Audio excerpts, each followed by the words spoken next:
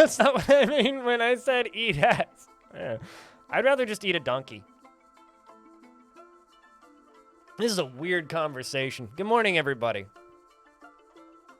And on that bullshit, it's time to say hi, YouTube. Uh-huh. We awake now? Let's go play some Dwarf Fort, shall we? Sizzletongs. Underground fort. You know, very pretty deep cavern fort. The whole kind of shtick of this fortress is still the same as previous stuff that we've done with this faction, the constructed orb. The end goal is to still take over the mountain home and get that back into our possession. Something that is worth noting, though, and this is unrelated to this fort, is either tomorrow or the day after, on the YouTube channel, there will be a video with me interviewing Putnam. So if you would like to hear Putnam talk about debugging Tarn's code and kind of what it's like, there's going to be a pretty big video that's probably going to be close to an hour long going out soon. The audio from that interview is already up on my Patreon for $1. If you throw $1 at me on Patreon, you could just go listen to it now. But it'll be up in video format in a couple of days. So with that announcement out of the way, let's take a look at who's alive in the fortress. Let's take a look at who is alive. The living dwarves currently are Oldswery, Rex, Cold-Blooded, Days of Doom, Flabort, Gloves, Grey Padinsky, Kimmy, M420, MacBody, Mock Midas, Thanos, non-copyright infringing, Wampa Stompin', and that is everybody who's currently alive. Is there anybody I should check in with, chat? Beerby throwing $1 at me. Thank you. Dreamer knows how to inflate his Dwarf account. I haven't turned on the channel points redemption yet, but it's channel point redemption or $15 direct tip is how we're doing this if you want a dwarf. But I'm checking the channel points redemption like right now. But you do in fact live Days of Doom. Let's see how some dwarves are doing. Days of Doom is doing an individual combat drill, still values eloquence, and is rather lonely. And grouchy after drinking the same old booze. You want alcohol variety. Angry after dwelling upon getting into an argument, but aside from that, generally enjoys watching performances and is satisfied upon improving swords. So you are enjoying your career as a soldier so far, which is pretty good, I would think. And there you go. Diamond Destruct, you finally got it. What kind of dwarf would you like?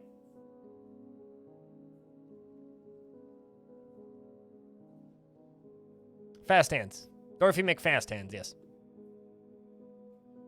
What are the options? I'll scroll down.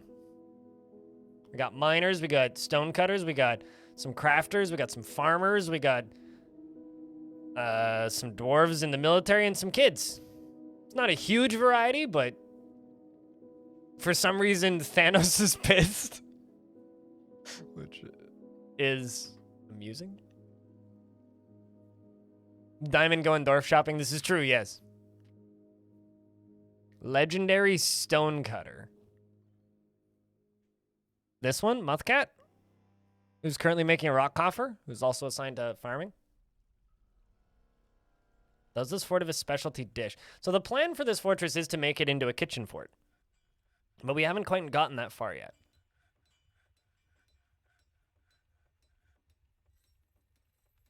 But this particular dwarf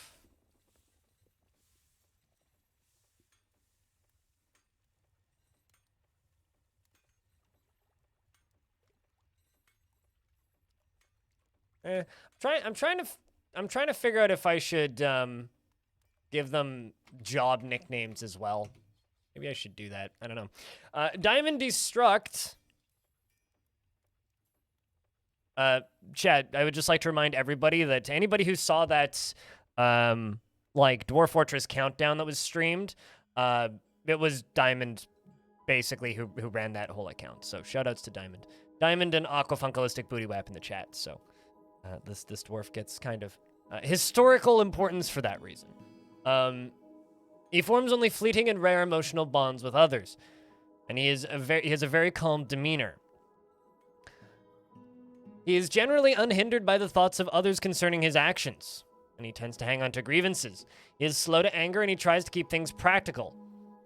And he works to square this natural tendency with his respective martial prowess. He tries to say nice things each time, and he generally acts with a narrow focus on the current activity. He is very humble, and he generally finds himself quite hopeful about the future. He has a sense of duty, and he needs alcohol to get through the working day and is getting used to tragedy. Dreams of raising a family and personally values nature and doesn't respect a society that has settled into harmony without debate and strife, and dreams of raising a family. He likes native gold, sterling silver, star ruby, and muskox hoof, and the elk tooth and six-sided prisms, and rings and angel sharks for their ability to conceal themselves, and the sound of the bewildering silkiness, and when possible prefers to consume glass-eye cranberry wine and absolutely hates bark scorpions. So for this fortress, it's kind of an undergroundy fortress. We have this little pyramid up here on the surface, and we're currently under siege by the humans. As for the fortress itself, we have a little farming zone up here, which needs to be improved. And then this area over here, which is kind of a mess. I'm trying to find an aquifer, and we finally found it. So that's going to be the main project today. Dr. Linden, thank you very much for the $1. I appreciate you. So there's that. And then as we scroll down, we can see where we would trade if we weren't under siege. And then down here is kind of the main entryway to the fort. This is going to be a little bit more epic once I've actually finished it. It's kind of a construction site right now. We do have the central tavern, which is gaudy as hell. I'm very happy with the tavern. It is, full of golden furniture, and then right beneath it, it's got a little booze hold. So quite happy with the tavern. And then over here is where we're going to be directing the aquifer, and the water is going to flow down this way and off the side of the map. And we are going to hopefully be able to power some stuff so that we can do some pumping shenanigans with this lava down here. How do you make an underground river off map? You tried directly north and water pressured up back into your fortress. So you need to smooth the wall. That's the important bit. You need to smooth the wall, and then you need to fortify the wall. So as you can see, like if I use the dig tool, it'll be obvious. This is the edge of the map. You can't actually dig the edge of the map, right? You cannot assign digging jobs on the edge of the map. So when you hit the edge of the map, you have to smooth it using this tool. And then you have to go into here and you have to carve a gap to allow your archers to fire through. That'll let it flow off the edge of the map. Otherwise, it will just fill up and do things. That lava level higher than usual? No, it's normal level.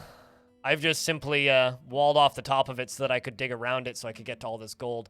Because there are invaders in the cavern. So something I'm actually going to do, and you guys can call me a pansy if I want.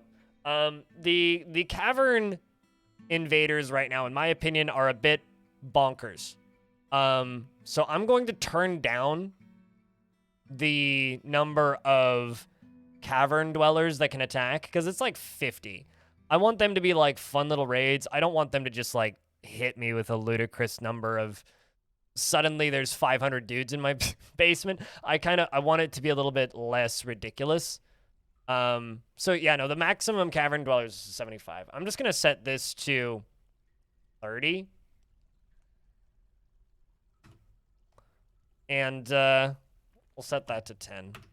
Like, it's significantly lower, but like they are the main source of like frame rate problems right now. And it's a lot of bodies, and I just don't want to deal with them.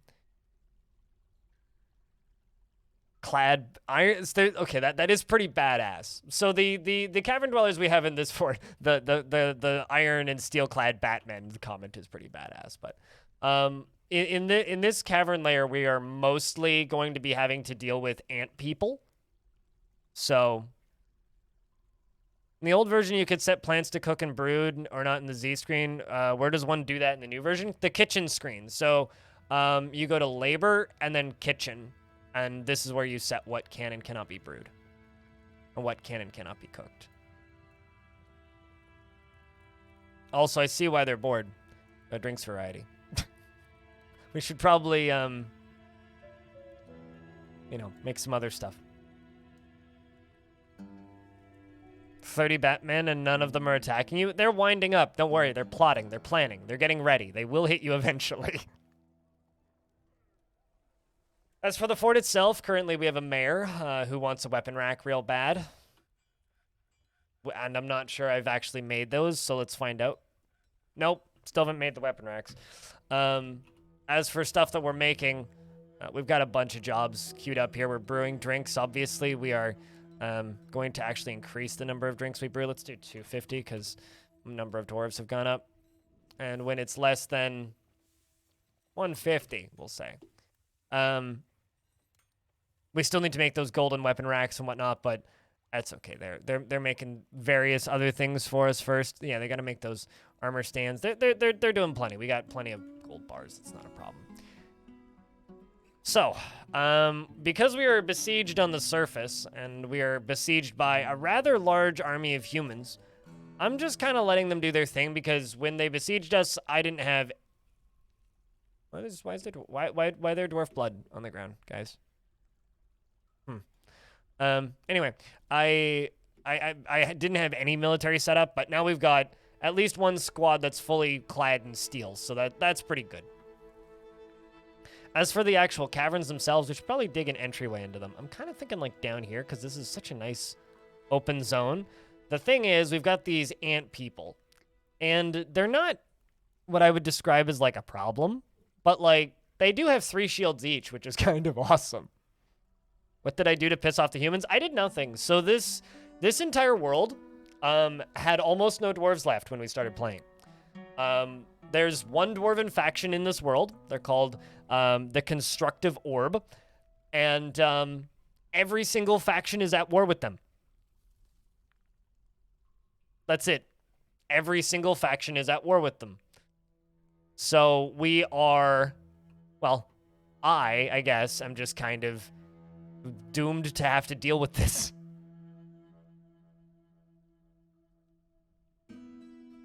A full steel squad could probably finish off those humans. Yeah, but I really don't want to. I don't want to put the dwarves under that kind of stress right now. One thing at a time, currently. What a luck of the roll. Yeah, pretty much. And when I find worlds like that where it's just like, hey, it's kind of like a doomed faction situation, that's kind of fun. Because what you can do is you can go and you can build all these, like, tiny little forts and, like, actually regrow a civ in Dwarf Fort and then build big successful forts like this one, Iron Shore, which has 200 people in it. You can go around and build big successful forts and watch your own forts get taken over. Like this particular fortress here, the Fortress of Boot Marks. If you go and you watch my last... Legends video on YouTube, which is just like a VOD kind of cut down of me reading Legends. We actually read about a bunch of assaults on boot marks, about how shortly after I retired the Fortress of Longshore, they immediately sent a bunch of soldiers to go take over boot marks, and actually did successfully. And then they got attacked by an army of literally 1,000 goblins, and then they all died. So, you know, it's good fun, kind of getting to play this endless struggle, even though in some cases it might actually be completely and utterly futile. Getting to build these tiny little forts and just being like, good luck, boys, and then just like leaving for the mountains and creating a site government of the Chunky Orb and going after the, trying to like reclaim my mountain home, which is this, Healer Axe. That's what I want. And you know, my last fort fell, actually. Tour Shadows, this one. Right here. What year did I start playing this world? 219, so it's the year 243. So about 20 years. Oh, you literally just settle? Like, literally just embark on a site, bit a boy, and then retire it. That's all you do. And that'll rebuild the civ.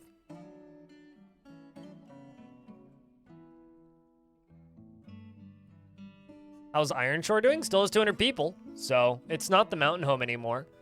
But, still has 200 people. He lost like 50 dwarves to a tavern brawl, a bit behind. That fort did fall, but it was a pretty glorious fall. Trying to figure out what direction we should do for caverns. How do you become the mountain home? Value. Increase your value. Actually, I kind of want the entryway to be over here. Yeah, I want the entryway to be over here. Especially because there's like one of those little black diamond clusters right there.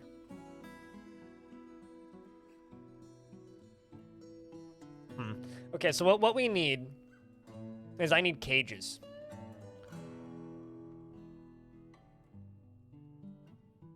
What's the mountain home now? I don't think this faction currently has one.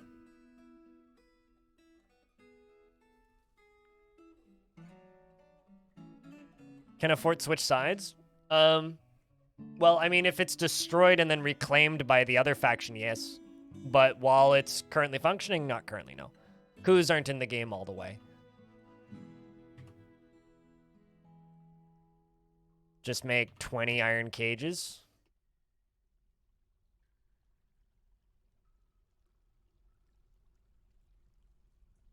Kind of like the idea of entering up here.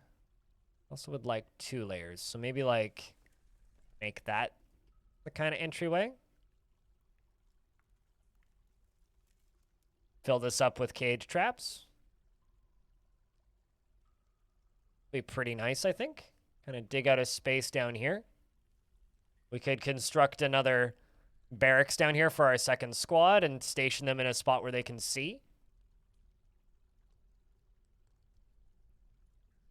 Yeah, that could work.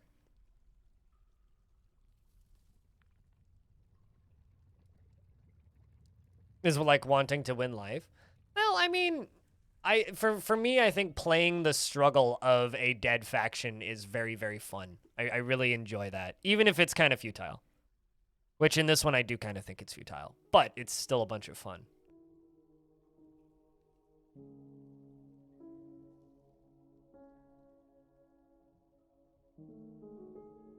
If it's too easy, it's not fun. I don't know if I agree with that. I've definitely had some pretty fun embarks that are very mundane. There's something kind of fun about just building a tavern on a road with like 10 dwarves. Because, you know, eventually it's going to get infected by a were creature or something.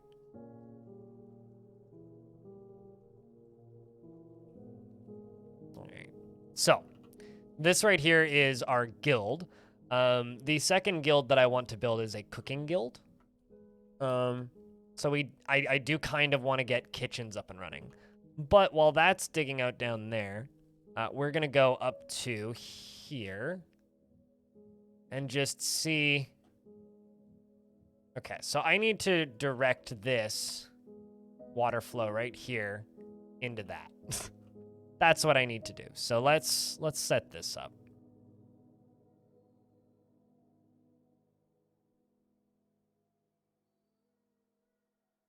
I need the water to flow into that. I need it to be a little bit wider. Let's double up the width. And we're going to start digging into this aquifer over here.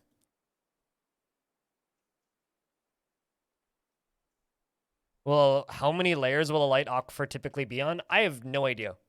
They've completely changed in this version. They used to be like 2 or 3 layers thick. Now they're like 1 to 60. And I've seen some pretty wild aquifers that are ludicrously thick. Does it keep track of its armies? Yes and no. It's like a general population thing and like general dice rolls of the dwarves that are there. And then whether or not they attack is based on the personalities of the monarch of your faction. Ludicrously thick is what they call you? Well, I'm happy for you. Afternoon, Cat and Walmart. How thing? Good day. Happy Saturday. I keep on like questioning what day of the week it is for some reason. Gorlak!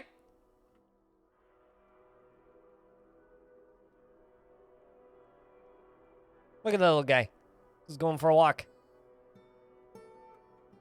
Hell yeah. Relations? What, for the Gorlak? Got no relationships. No groups. He is afraid after reliving experiencing trauma. Are Gorlaks hostile? They're not hostile to anybody. Gorlaks have some of the highest empathy in the game. They're super chill. They'll just like walk through your fort. Pandasaurus Rex, hello. Gloves has been taken by a Fey mood. Which one are you? That's the question. Loves the planter.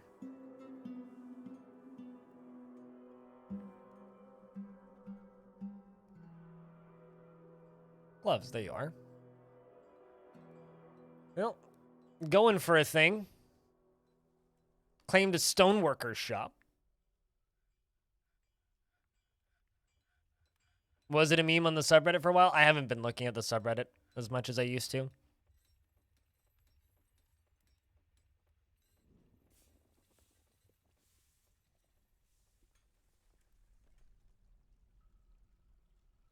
You've been having it run on repeat. I mean, it's obviously not enough Silk Dragon, but you'll get a lot of coke out of it. Or you'll get a lot of material out of that, rather. It's a lot of fuel.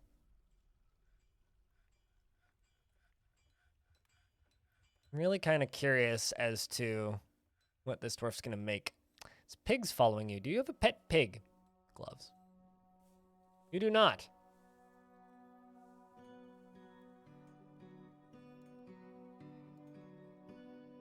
Is settling a Gorlak adventure in your fort? Damn right. I don't know what I'll do. Probably just travel from fort to fort. Try and learn some poetry. How many ticks happen in a single day? I don't actually know the answer to that. I'd need to go reference the wiki.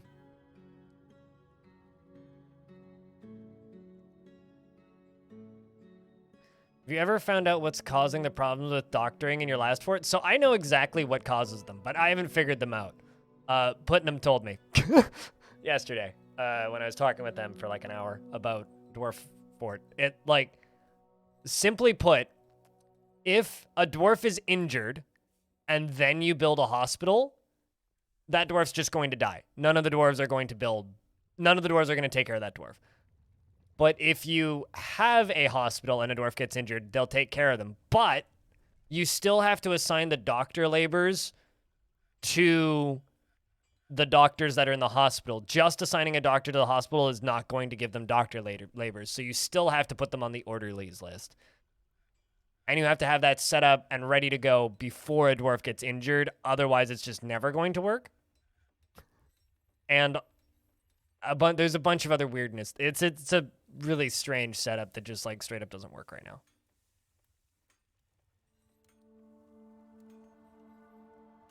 But there's a fix coming in the next patch, apparently. What do former player forts do in adventure mode? Did they just continue to carry out without the players left? Yeah, they continue to play. Like, the AI takes over. So the game just runs it in the background simulation the way it would any fort. You sitting? Okay, what do you need? Got, okay, three boulders. You must have some rock. Well, you've got that. Logs. Ooh, it's probably logs that you need. You have plenty of plant cloth. All right, so probably need logs. And I'm, like, mostly certain I'm out of logs. Yes, I am in fact out of logs. Well, that'll accelerate this project to get into the cavern, so let's just go do that.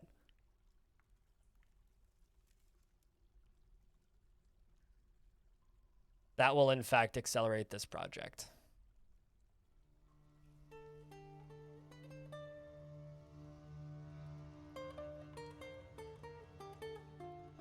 Once after getting injured, I mean, like, it'll make more sense when I put out the video with Putnam.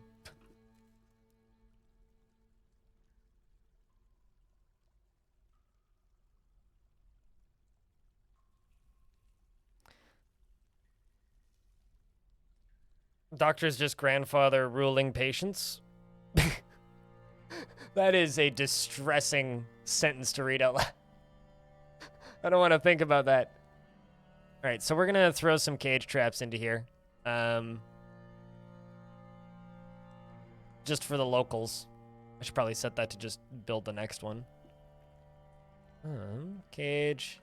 Keep building. Use nearest material.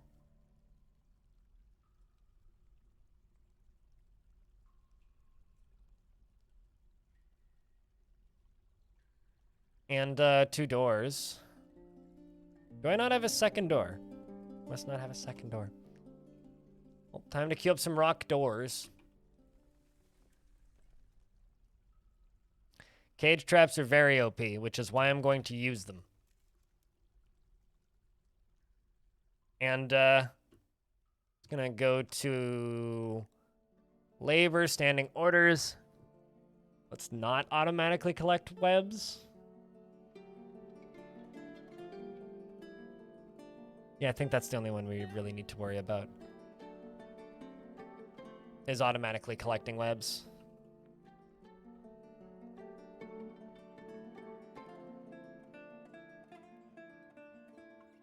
Because the second these doors open and this wall opens, we're gonna have a bunch of ant people coming in.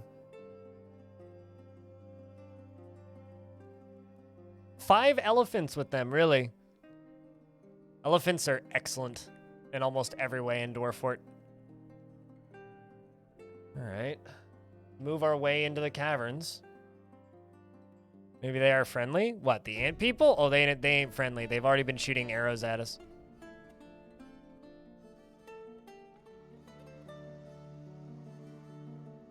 So this is worth mentioning, chat.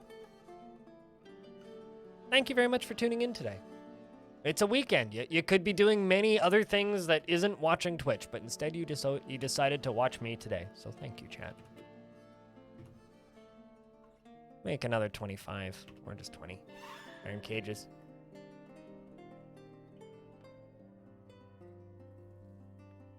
And hello, Mezu. How's things? Can you ask a question? What can you do with undead echidnas? Drop a boulder on them. Kill, like, crush the... Like, are you asking how to kill them? Or what can you do with them? Because there's really nothing you can do with them. You could probably, like, channel underneath one and drop it into a hole. Background noise on the second monitor. It's okay, I've always been that kind of stream.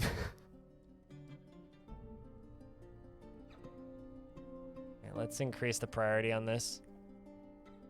I'm assuming all my miners are elsewhere on the map. No, they're just doing unrelated tasks.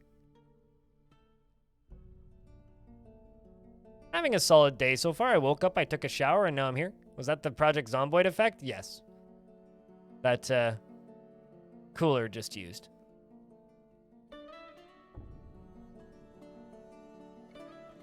What do I do with caged mobs? Depends on the mob.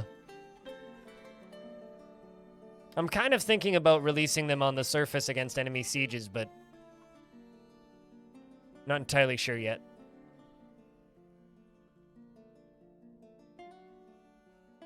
You're not watching Twitch, I'm waiting for laundry to be done. That's fair. All right, miners, get down here. We gotta go out here and we gotta cut down these trees. This is a nice little cavern, gotta be honest. Big fan of it. We're gonna have to move some of our farming down here too.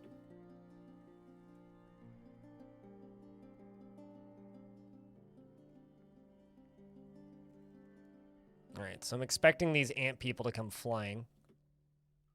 But I'm gonna queue up some trees to be hacked down. We can get that artifact done.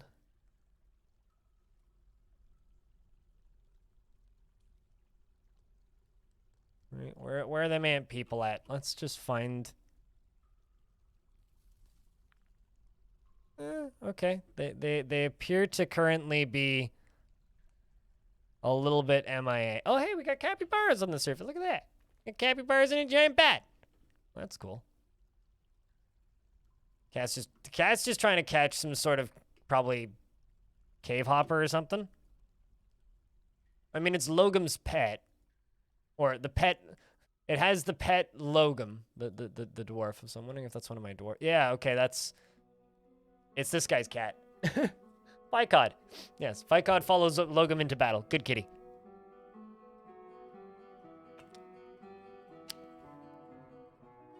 Cabbies are brutal? I'm sorry, what? Or what, capybaras? Cat is going to get crushed by the falling mushroom trees? Nah. I think the squad's more likely to get crushed by that. Okay, so maybe we're okay to cancel this order and let them go back inside. Thanks for checking out A gift sub, Guido. Cheers. Thank you very much. Now I just need to make sure that I have somebody set to woodcut. I have one dwarf set to woodcut. Okay, it's time to assign some other dwarves to woodcutting. Something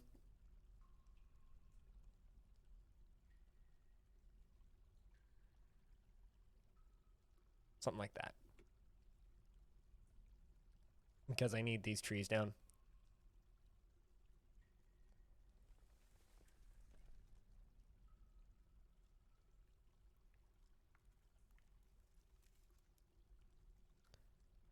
You lost a fort to capybaras? Really? How so? Just like agitated capybaras, or just like in general you lost a fort to capybaras?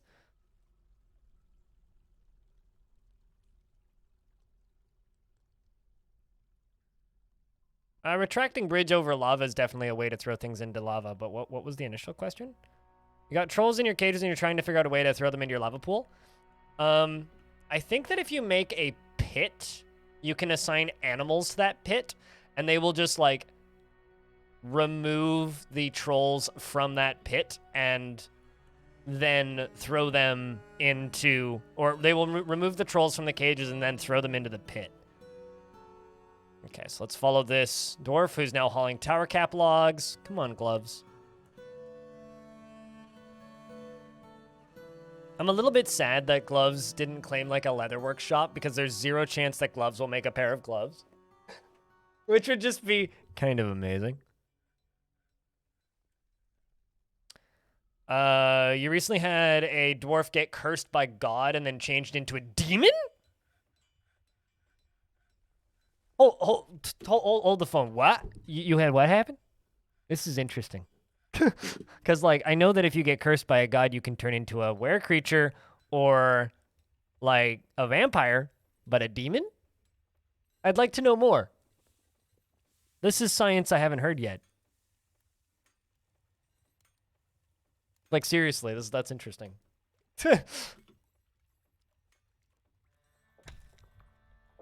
We discovered a downwards passage. Well, that's interesting. Do tell me the location of this downward passage. I love how the first thing that I see at this downward passage is a dead troll. Is it this?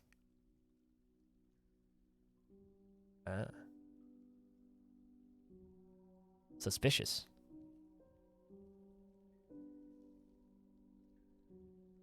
Just going to, play it safe, I think.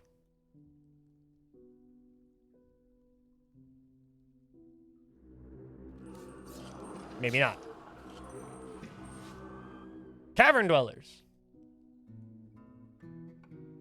All right, so we are being attacked by a bunch of ant people in the underground. Worker ant people, nothing too crazy.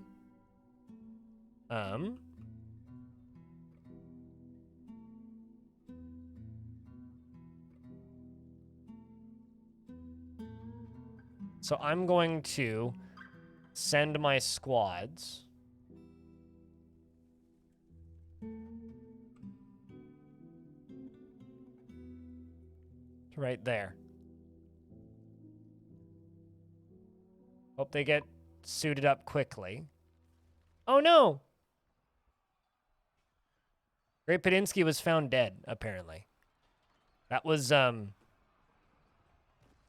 very quick. What happened to Padinsky?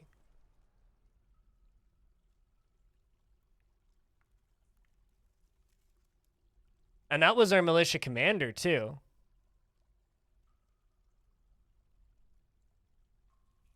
Seemed like, yeah, just got caught out. Looks like bad timing.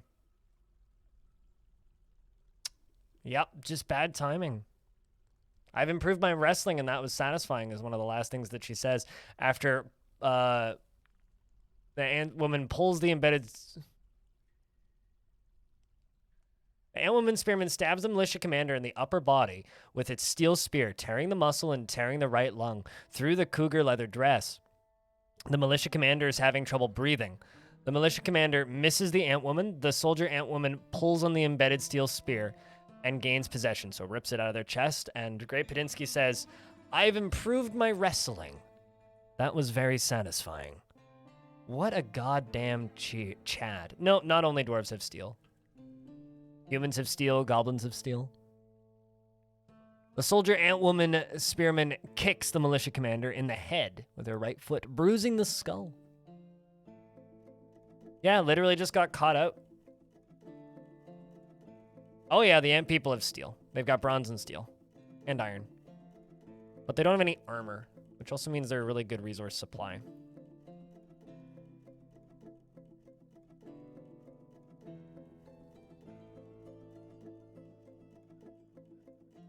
So the problem is I no longer have a leader for this squad. So I'm going to, I think, move...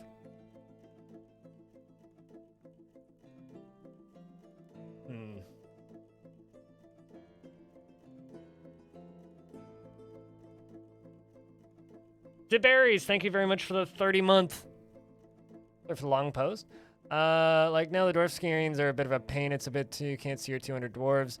It's also quite confusing when the game decides to have a dwarfish names in the justice system. Yeah, there's definitely places where, like, I think the names could be sorted better, but I think not being able to see all of your dwarves at the same time is kind of intentional, because some of the best moments in Dwarf Fortress are moments like this, where it's like, wait, why are you that far into the caverns, and how did that... Oh, fuck. Like, that is, at least for me, part of why I love Dwarf Fortress, because, like, you can't manage everybody, and that's by design. If you want to manage everybody, I recommend using Dwarf Therapist, but I think that that takes something away from the game.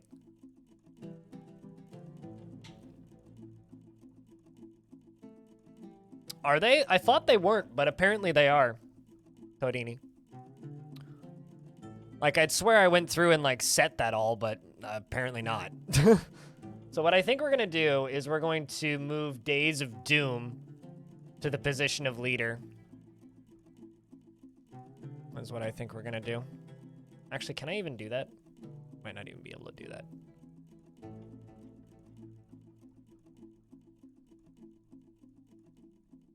Lieutenant Smokin'! Thank you very much for the second month. Welcome back. Just need like 2 more resubs and we got a hype train.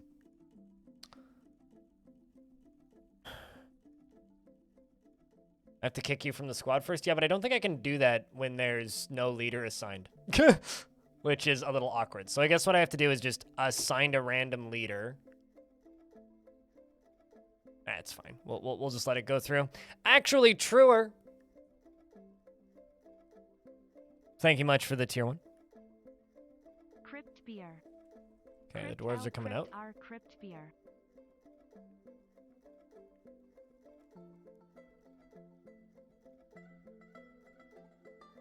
Dwarves are all running back inside. The military's coming out. Yeah, I'd swear that I had it all set up properly, but I guess not. One of them decided to run back inside. Okay, I'll wait until you idiots get back out or the ant people get here, whatever happens first. Hammer Dwarf was found dead. Okay, where are these ant people then?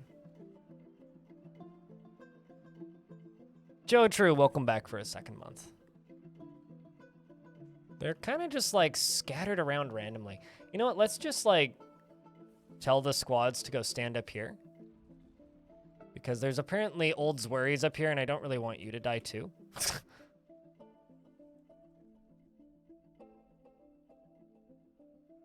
Seriously injured, though.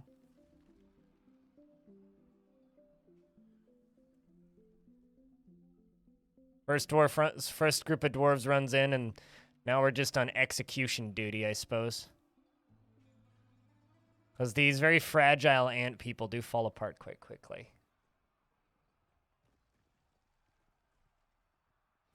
That's also like all of them.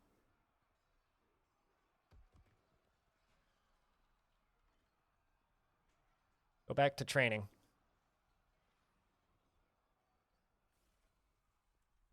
Well, that's a bit of a shame. Did you see a Baron Consort in the Invaders? I think so. Yeah, this person. I remember seeing them the other day. Remember the passionate confederacies, the doctrines of knighting, which is a religion, and the just sect, which is also a religion, and they are a baron consort of the Tan Council.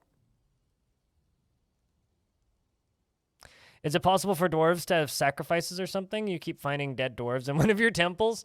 Not really, but that's pretty badass. It's probably unrelated. I would say it's probably unrelated to the temple. Okay, so they did attack us. They got pretty close, which is what the fight actually was. Although, it's a bunch of free shields. It's kind of a shame that we lost dwarves, but I think what we need to do is just, like, defend up this place a little bit. We did lose yet another dwarf, so let's find somebody who would work as a swords dwarf. Somebody with just some skill in fighting is usually a pretty good way to go. But, let's throw Kimmy into the military. You're already a proficient swords dwarf. Yeah, true. Is it like a temple to the goddess of death? But, like, I would assume that there's probably just somebody tantruming and, like, murdering people in there.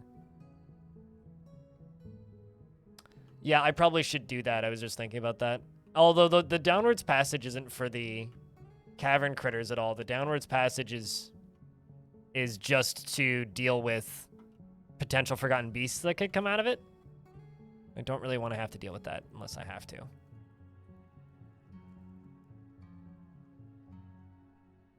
There's a bunch of miasma, like, right there from the dead troll, too.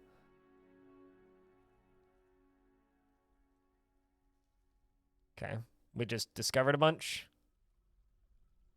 Although, I'm not actually going to wall off this layer. We're going to go a little further down, because look at all that native gold. What's this? Troglodyte blood? Yeah, we do want to wall this off. Snowman! Thank you very much for the raid, dude. How was your stream? How was dwarves? I'm going to lock that. Mods, can I get a shout out for the raiders? Please, and thank you. Hello, Budgie. How's things?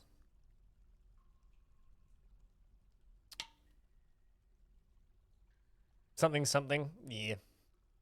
We're being sieged on the surface and dealing with ant people. It appears that some ant people have decided to not be friends with us, which I'm a bit ashamed about.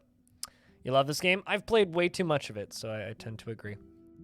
Built an ice tower monument and then did a last stand against hundreds of swallowmen. Sounds pretty rad, actually. But thank you much for the shout out. Go click on that heart if you want to see more dwarfy things. But yes, we are building a kind of cavern fort with a focus on lava and fun lava-related shenanigans. I'm attempting to acquire power from the surface and just build cool shit in lava. That's kind of the plan for this fort. And we just got an artifact, which is gloves. The Dwarven planter has created Sanrebrilbet. Thank you very much for the little hype train, by the way, chat. A Gabbro figurine of dwarves and offers it to the Chonky Orb. Well, we're going to have a peek at that. This is a Gabbro figurine of dwarves. All craftsmanship is of the highest quality. The item is a masterfully designed image of dwarves in Gabbro by Ingiz. The dwarves are traveling. The artwork relates to the foundation of Wallhoist by the bejeweled vessel of the constructed orb in the early spring of 240. That was probably one of the random forts I built.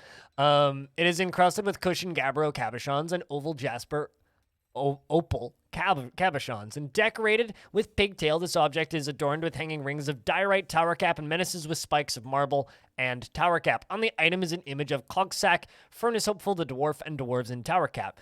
Cogsack, Furnace Hopeful, is surrounded by the dwarves. The artwork relates to the ascension of the dwarf Cogsack, Furnace Hopeful, to the position of King of the Constructive Orb in the year 144. On the item is an image of a dwarf in Dandrick Agate. Put that in your entryway. I was gonna start building, well, I mean, I say that about everything. I was going to start building a set of pedestals and, like, start making a artifact chamber, but I need to make pedestals first. It is a pretty low-end artifact. Yeah, it's not like... Not the fanciest, but you never get the fancy ones off the bat, right?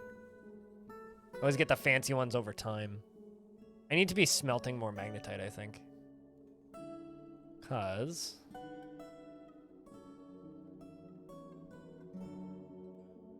Just see, how much magnetite do I have lying around?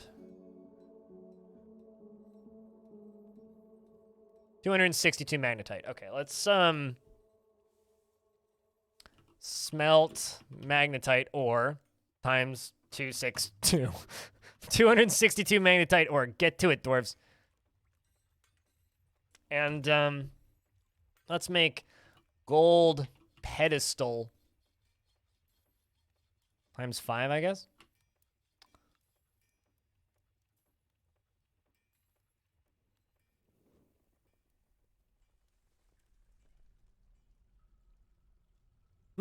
Yeah, I don't know. To me, all artifacts are valuable and unreplaceable and unique. And I don't think, like, just because an artifact is simple, in my opinion, doesn't necessarily lessen its importance to the dwarf or the dwarf's life. Life. So, you know, you can say what you want about artifacts, but I don't think that an artifact figurine is, like, less positive than, you know, a shield or a door. That's what the dwarf wanted to make. By gosh, that's what that dwarf gonna make. Dwarf put a lot of love into it. Yeah. All right. So now that we've begun this, let's kind of check the surface. Actually, let's because we're gonna have time before those humans leave. None of this has really started. Did I? No, I didn't. Okay, what's the priority on this? 4? Let's bump it up to 3, because I would like this to get done a little quicker. Okay, well, that part got done. Can they not get up there, maybe? Oy vey. Yeah, actually, I think they can't get up there. Let's just dig a little ramp up.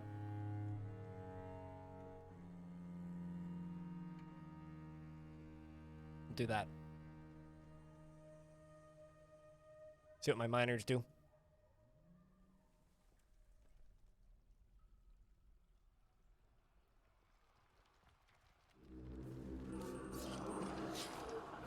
Big Sparn, what kind of dwarf would you like? It appears that we've got some more ant people down here. It's weird that my squad leader doesn't actually have a sprite. Seems like they're already injured.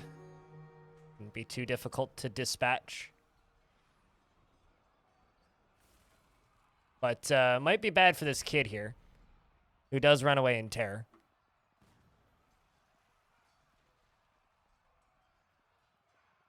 Very injured, this ant person. I'm gonna say mean things about Blind. I'm gonna make sure that he's Animal, how are you doing? in front of me to, I'll tell Any it to dwarf his not face. picky? Here, I'll throw you in the Blind, military. Smell. So you can be a main character for right now.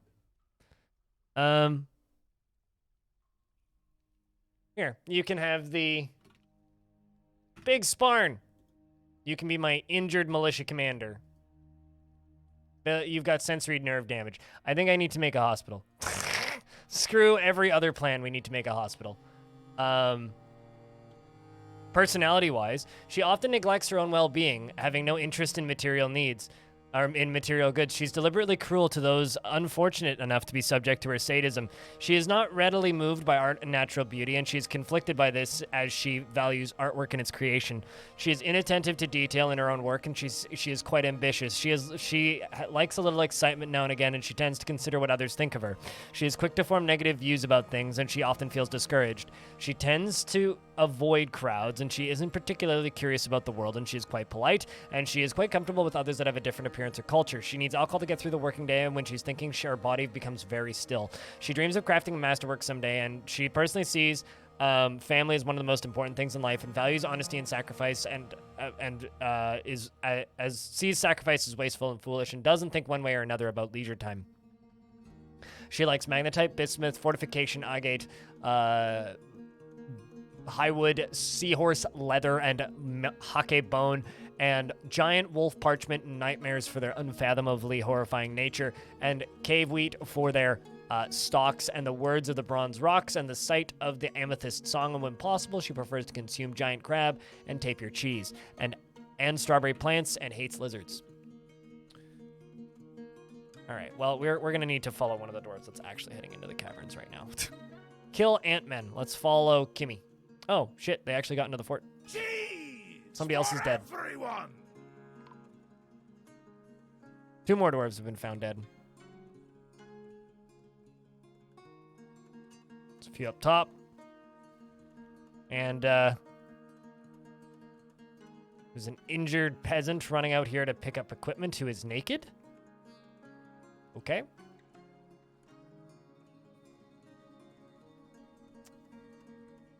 All right, so we need to just check. Actually, hold on a second. How many tables do I have? Okay, I got plenty of tables. These are going to be really, really nice traction benches. Traction bench. Let's make 5 of them.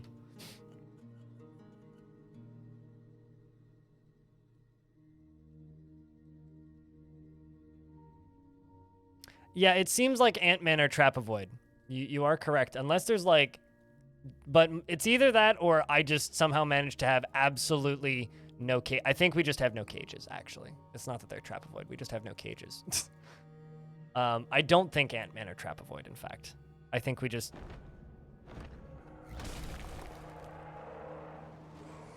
I would like to complain about this cavern.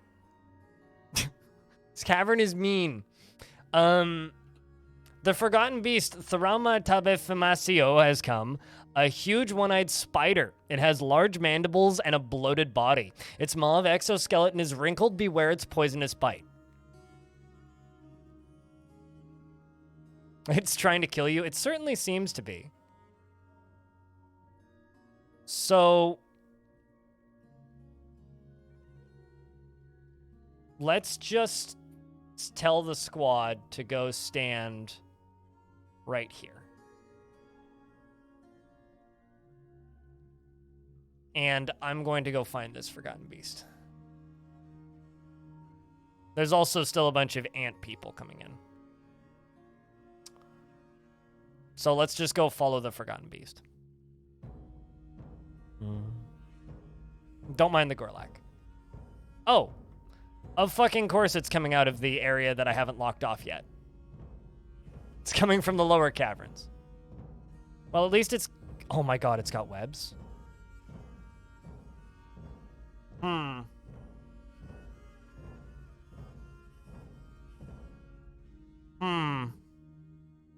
No. Cage...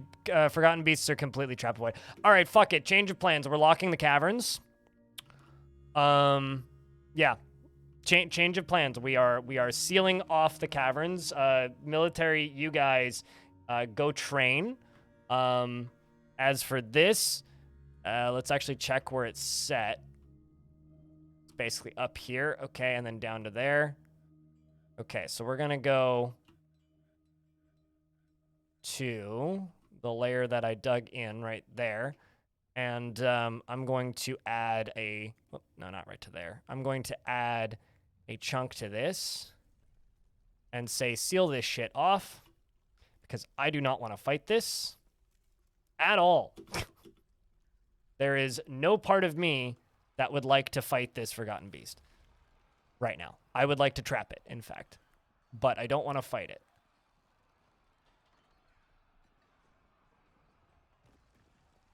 So you should turn around because I want you guys to go train.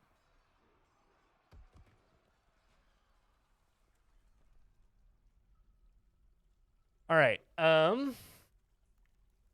just accidentally flooded your entire fortress. It happens to the best of us. Oh no, there's a dead cat. Phycon died!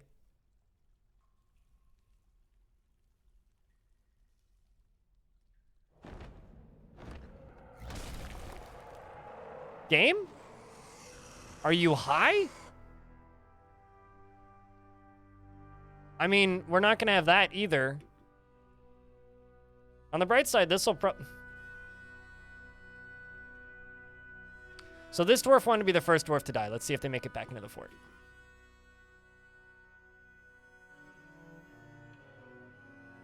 You know what? Screw it. Actually, I'm gonna just set the squads to off duty. Just get. Okay, never mind. I mean, you did want to be the first dwarf to die. So, literally, that was their request. Was they wanted to be a dwarf that died. It is injured.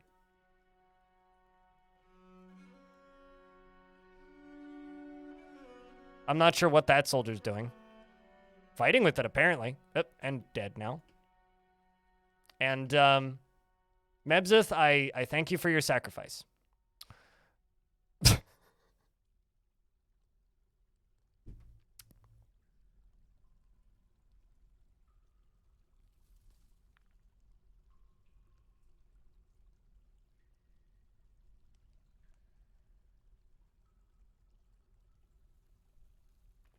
Well.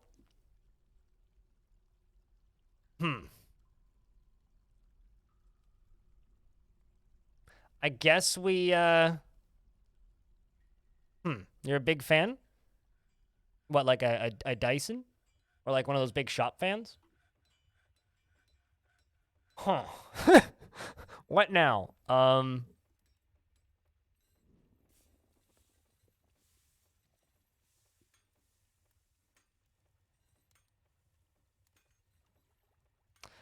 They should fight each other, yes. The two Forgotten Beasts. We'll watch this one run around for... Oh, they're fighting each other right now, in fact. My money is on this humanoid, but we'll see. I put my money where my mouth is, and I am correct. The humanoid got the win. The combat log is going to be a mess to read. It's just going to be Forgotten Beast punches Forgotten Beast, but let's see what the killing blow is like. Forgotten Beast bites the Forgotten Beast in the upper arm, fracturing it. The Forgotten Beast kicks the Forgotten Beast in the abdomen with his left foot, and it explodes into gore. So he kicked it to death, basically. He is seriously injured, though. You know, here's the thing. I could probably kill this one.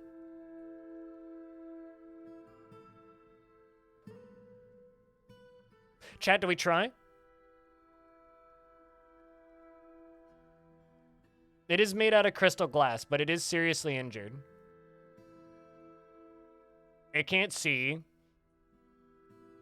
It needs a crutch. I think we can take this thing. I think we can take this thing. This is me being ballsy. I just didn't want to fight the webs. Like, most of my military died, so let's go repopulate the military. Or kill this thing. Did you just die?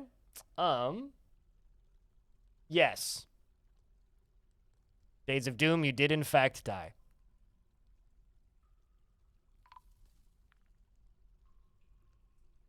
Waiting for this thing to book it over here, because it's going to come to us. We don't... Wait, where are you going? Why do they always do this? Dwarves, you're going to be the death of me. Oh, I see. Okay, so you didn't go too far. Here it come. So this is up to you, Sharir, and Onal to be heroes. And we're going to just set out the kill order on the thing.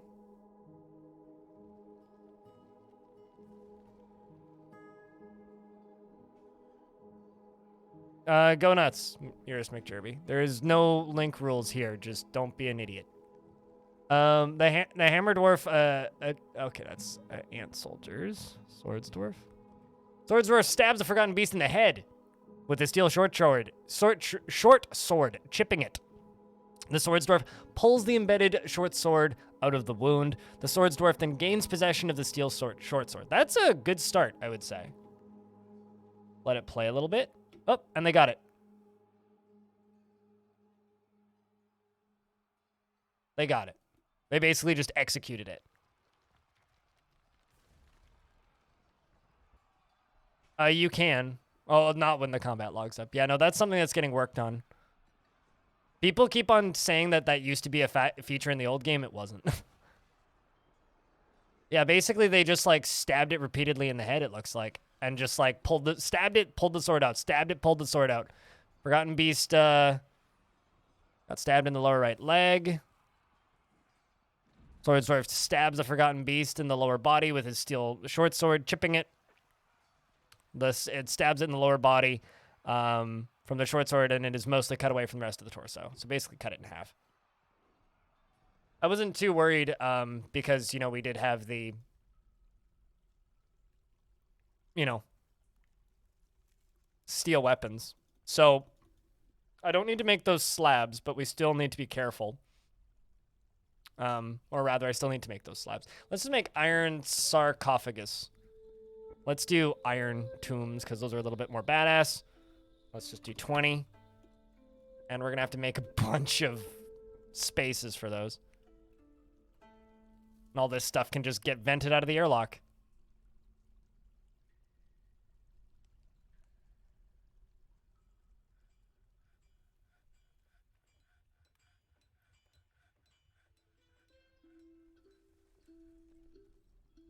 Also, hello, Nutwick. Nothing.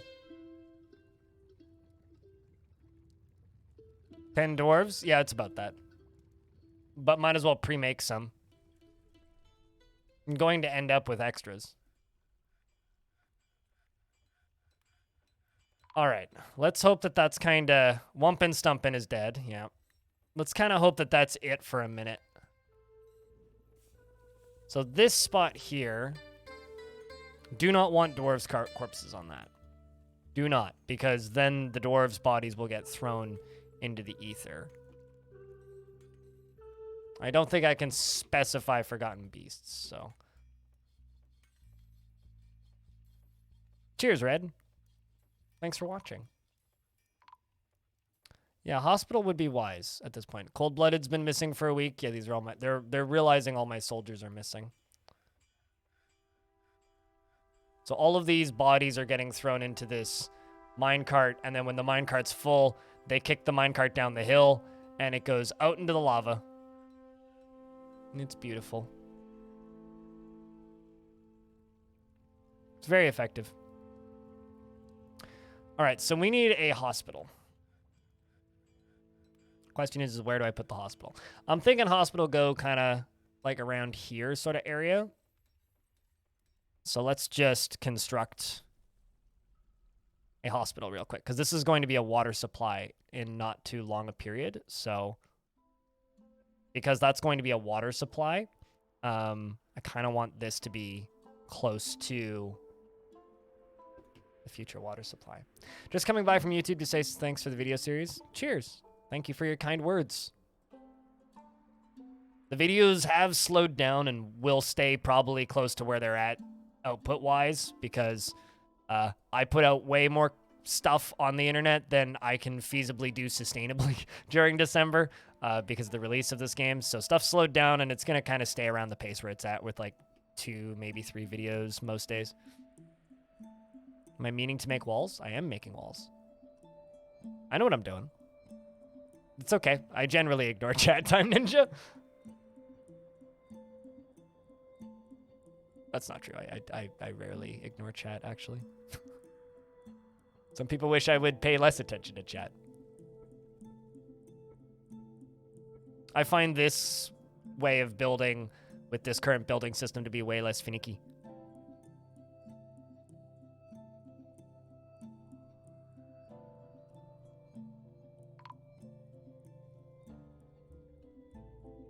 We keep finding them dead. Wait, hold on. How did we find Cold-Blooded dead? Oh, I see. Missing for a week, and then we found him dead. Okay. Kimmy M420's been found dead. Good lord.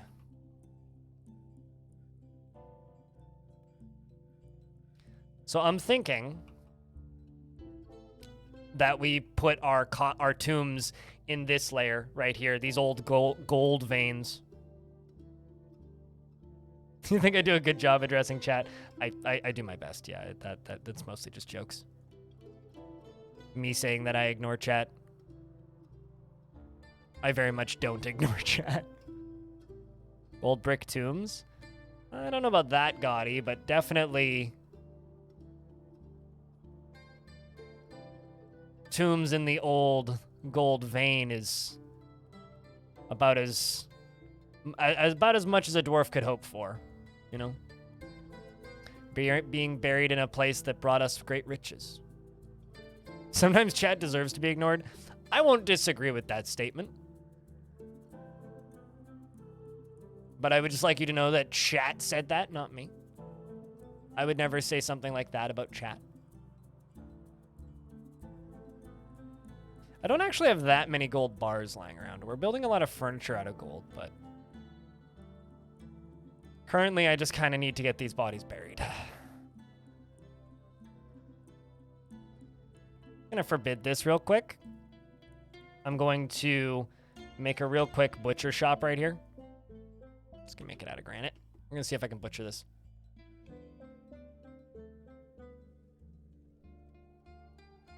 Tuning in, what happened? 2 forgotten beasts and a couple dozen ant people. Lazy man. Also, what's up, Bert Clues? I was lurking in your stream the other night. By other night, I mean yesterday.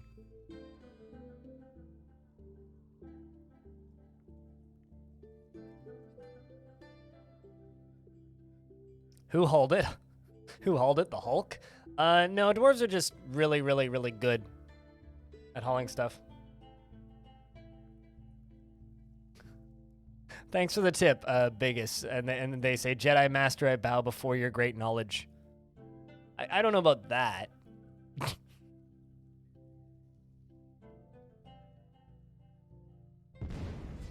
There it goes. Okay, so yeah, no, it doesn't look like they can butcher it. Dwarf Fortress Jedi Master, I bow to your great knowledge, smiley face. Yeah, they got nothing to butcher, so they can't butcher that body, so we'll just chuck it then. We'll just chuck it. That scared you? It's the Roller Coaster Tycoon, like, crash sound. Literally.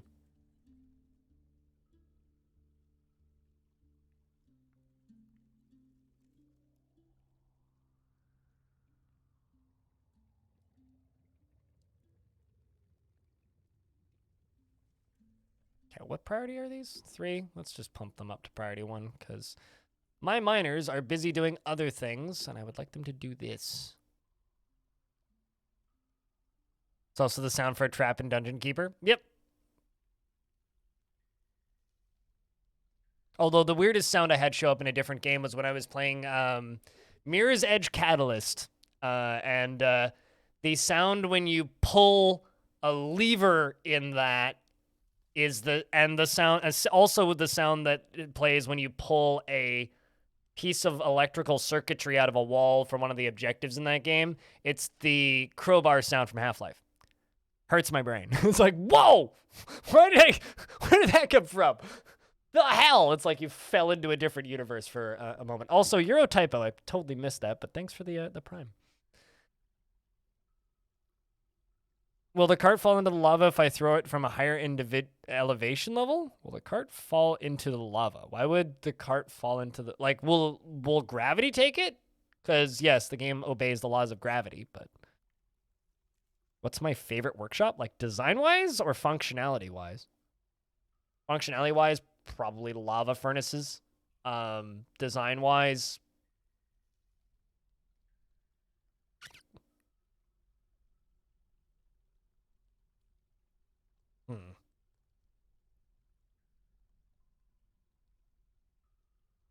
I need to look at them all in a row. Probably the still. Yeah, the still's up there. The still's definitely up there. Yeah, I agree with that, Cilantro.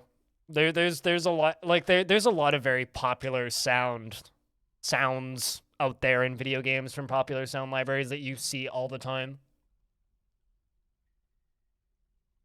There's even a few sounds in Dwarf Fortress that are like, people are like, yo, that's in Final Fantasy. It's like, oh, cool. Neat.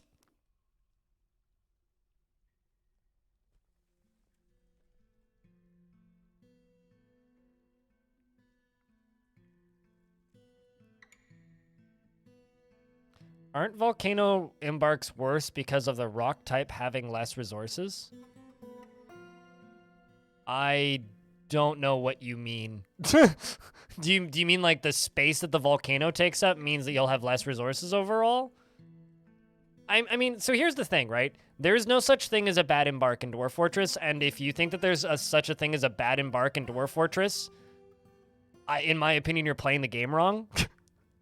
Dwarf Fortress is it's a sandbox about making the most about what you have, and you can get literally anything via importing it or simply knowing how to acquire more of it. So there is no such thing as a bad embark as far as I'm concerned. Dwarves are just too busy doing other things. No, I know what you're talking about, but calling it worse, I think, is misguided. Different, sure. Worse? It's a really weird take. I mean, if you're embarking without a goose, you're not even playing Dwarf Fort as far as I'm concerned.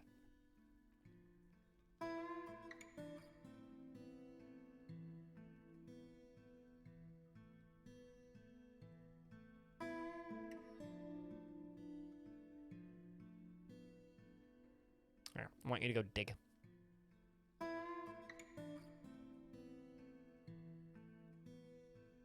Rough gems, sure. Can you ever win in this game? There is no credits in Dwarf Fortress outside of the main menu. Dwarf Fortress isn't a game about getting credits. It's a sandbox. It's the original make your own fun game.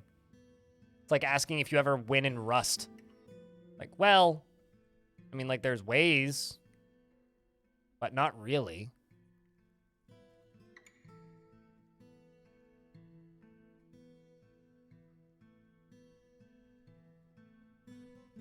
I win in Rust. What? Running around naked is not a victory. Is not a victory sequence, okay? It might be in real life, but in video games, it's not.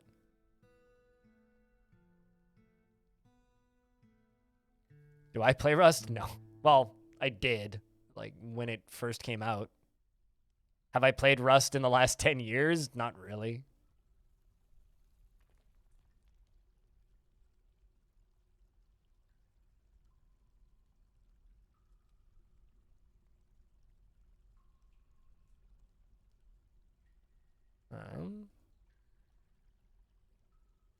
Can get some of these doors pre-assigned. Am I rusty? You could say that. I don't know if I would say that, but you could say that.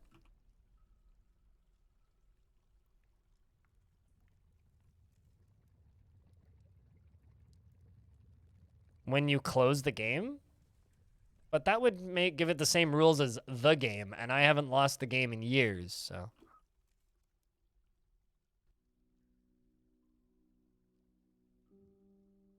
Never trust the naked. This is true.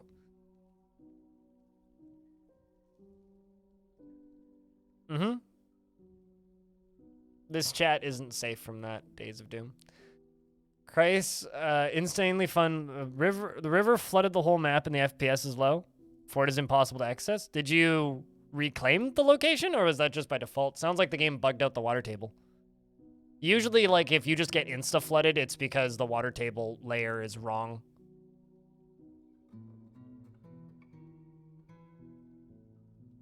So on initial embark, yeah. Sounds like your water table was screwed. That sucks.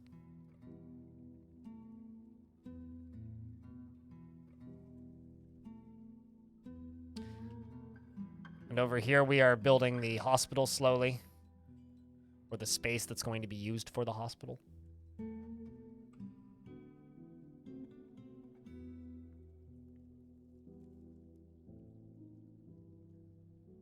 I think I'm smoothing underneath where walls are going to go in one spot, but that's okay. My population just tanked, so now suddenly the number of jobs I have are not quite enough to manage this fort. Oh shit, the baddies left. Shoutouts to the humans leaving. Can open the front gates now. I'm really kind of bummed I didn't get to catch that spider, though. I really wanted to catch that spider.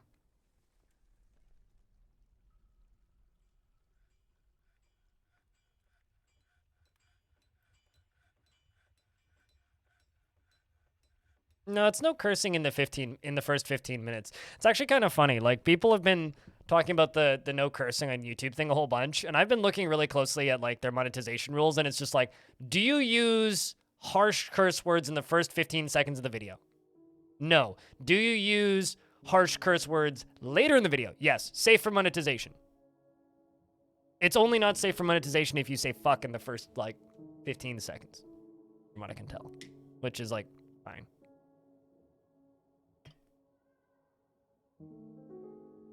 Yeah, it does make sense.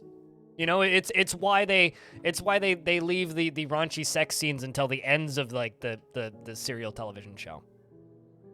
My game's all seized. There we go. It's back.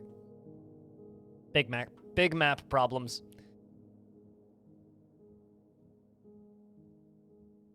Yeah, totally. Which is like, okay, I mean, and it makes sense why they're doing that, because in the start of February, there will be ads in the Shorts feed. I have no idea what that's going to look like, but Shorts are going to start having ads on them in some way. I would assume it's going to be like one of those dating apps where you're swiping and then like an ad shows up, except it'll be formatted like a short, except you can't skip it.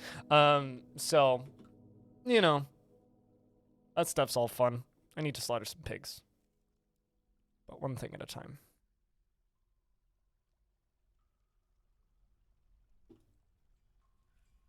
It's the only way to really do it. Yeah, that's what it seems like.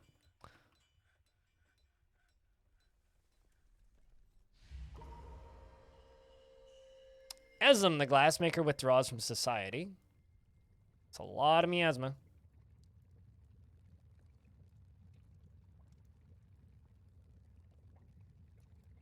Gosh, that's a lot of... While carrying a kid.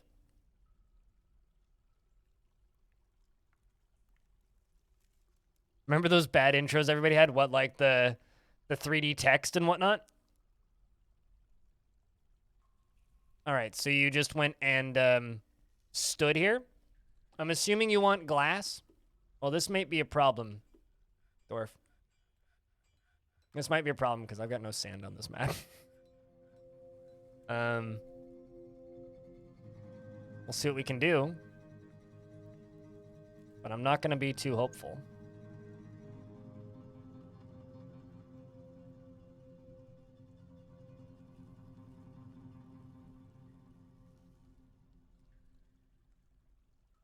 Those used to be a minute long. Yeah, I do miss those like 2-minute long like movie maker intros that were just horrifically bad by all counts. I don't know. I haven't tried it.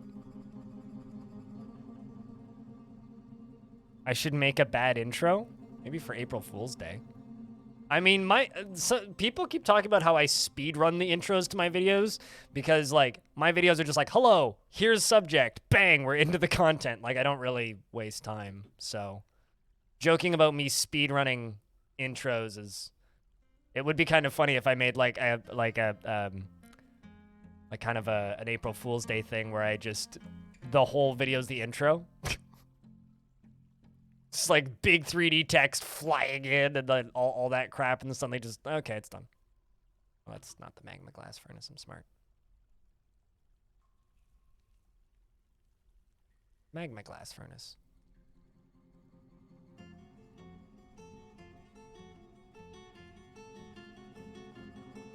"15-second subject." Yeah, it's just like a short, basically. Oops, all intros. Yeah, pretty much. Someone's probably done that bit before.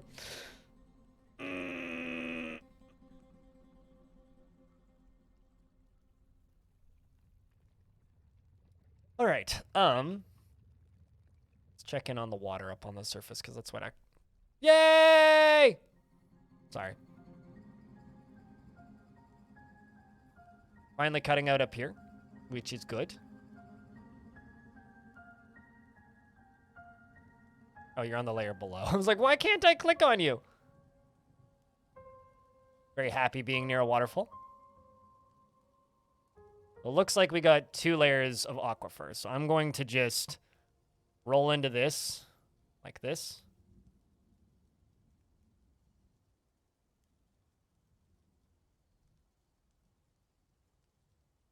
And this will just have the water flowing in from this upper layer and the lower layer. Some new victims of a ride. Hey! We're not victims. They like living here.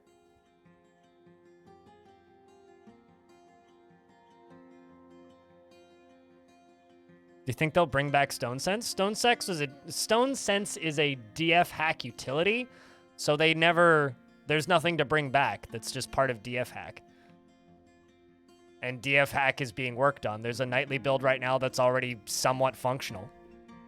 I did, in fact, Freudian slip that, yes. Accurate observation.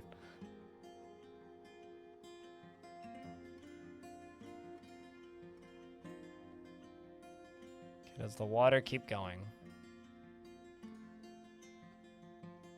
Stone Sense, is a DF hack utility. So there's nothing for Bay 12 or Dwarf Fortress to bring back. We just need to wait for DF hack to get updated, which it will eventually. You heard me, chat. Chat, do I have to make Horny Jail again? Is that where I have to send you guys? Quit watching so many VTubers. It's polluting your brains. Gosh darn it. My Christian stream. Cool. Congrats, you have emotes, Sniper. It's never going to impress me. In this Christian Minecraft stream? My day's pretty good. I still don't like Pepe's, so, you know. That's how my day's been. It was great, and now it's just good because I saw Pepe's. Day gets a little worse every time I see Pepe's.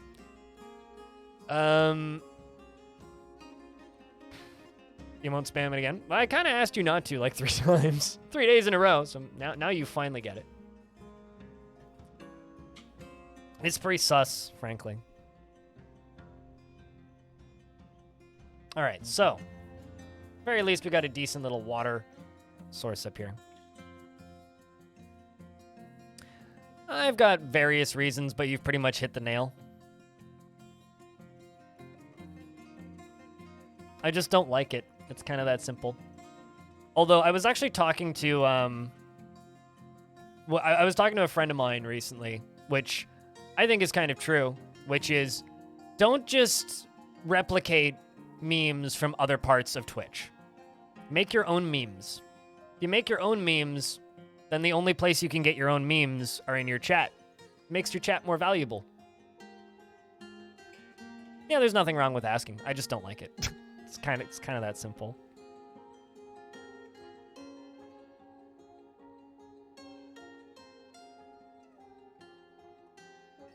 Yeah, that or stick to weird old dead memes like Sh55, which is the era of memes that I enjoy.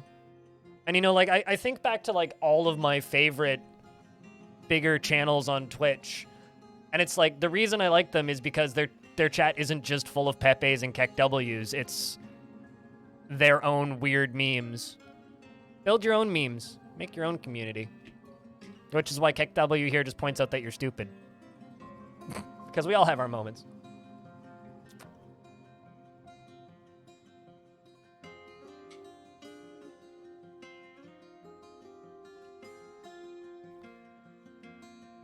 It peeves you off when someone says I don't like it, and then some random says, but why? I mean, it's a fair question. It's asking for elaboration, which is a fair question. Doesn't really peeve me off.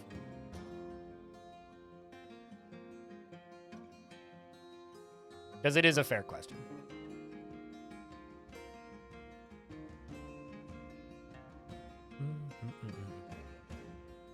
You fell for that earlier. It's funny though. It's a good bit. The way I see the I'm stupid Keck W variant is, for me it's it's an idiot filter. If it makes the person really mad, they don't have a good sense of humor and we're not going to get along very well. If they think it's hilarious, we'll get along just fine. I might just disable Cavern Dwellers again because this is happening again and it's getting ridiculous quickly. 1 year. 1 year, Space Pirate. It's good to see you, dude. Like, I haven't had time to clean up the bodies from the last one.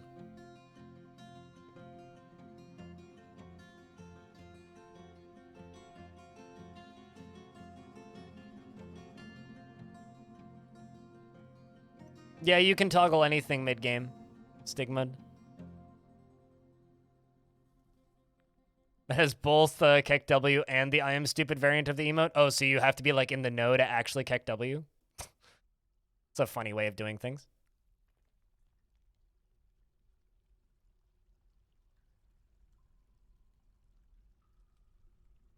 Well, these guys are climbing. See, like, I'm about to lose. Yeah, I might just disable these dudes. Like, they're a bit of fun, but I like Forgotten Beasts. I'm not a... Ow, that looked pretty brutal. Big fan of Forgotten Beasts. I'm not a huge fan of the Cavern Dwellers currently.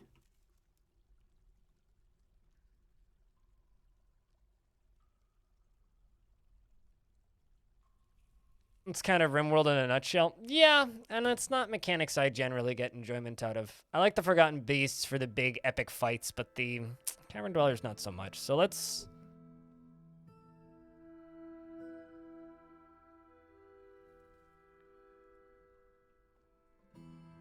just set this to 5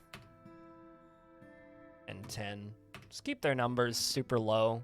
I'm okay with them like ambushing and killing people in the caverns, but I don't want it to be ridiculous. Not strike ant person exoskeletons. I mean, I'm okay with a little bit of both, but like, come on. I'm trying to fuck around with lava here. And, you know, I think we're locking off the caverns, chat. For now, anyway. The Forgotten Beast, Lethemimi, has come, a great three-eyed python. It has thin wings of stretched skin, and it undulates rhythmically. Its black scales are close set, beware its webs. Let's, cancel this order. Enable the burrow, and lock the door. Let's do that.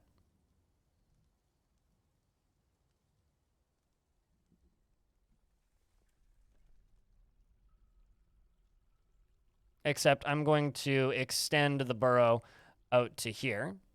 And we're going to actually try and get things fixed. Doggy, you're dead, unfortunately. Oh, shit, right. Need to add the new migrants to this thing. Can you turn around, please?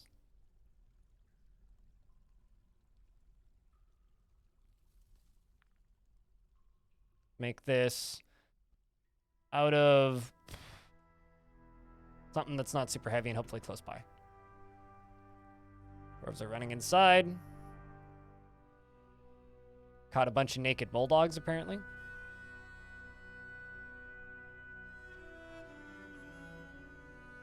Holy criddle. Actually quite close. Actually, it might just be able to fly in. Oh, wait. Is it stuck on the door? It's stuck on the door. It's trying to topple this door. Which means I could probably catch it. This won't be pretty looking. But it'll give me a free Forgotten Beast. If it stays there. Let's just wait for this to get built. That's one.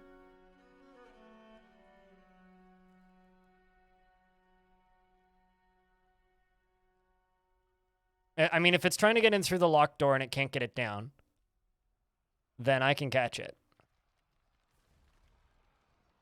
But it needs to not move. Something's fighting. Puppy was found dead. Well. Just gonna have to do this really quickly.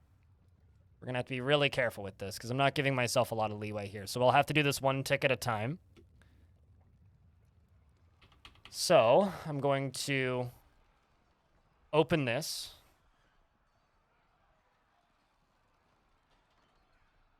Hasn't moved. And lock the door. Lock the door. Got him. Anyway, let's lock the other side. Buddy, you're mine now. Easy fucking peasy.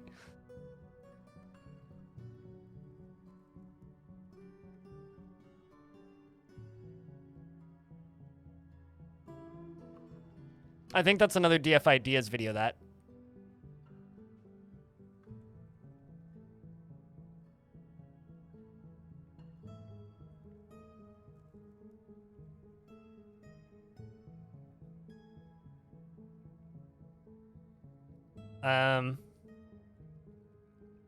It'll only take like 3 sacrifices. Yeah. Cool Pokemon, thank you.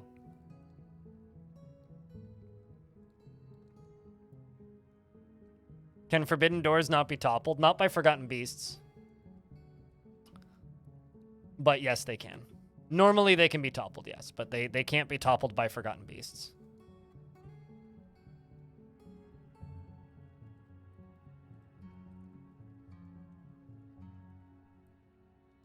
All right. Although apparently somebody's been missing for a week. All right.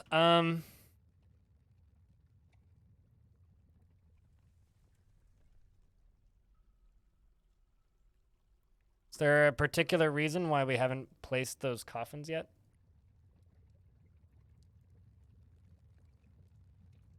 There's just too many constructions going on, I think.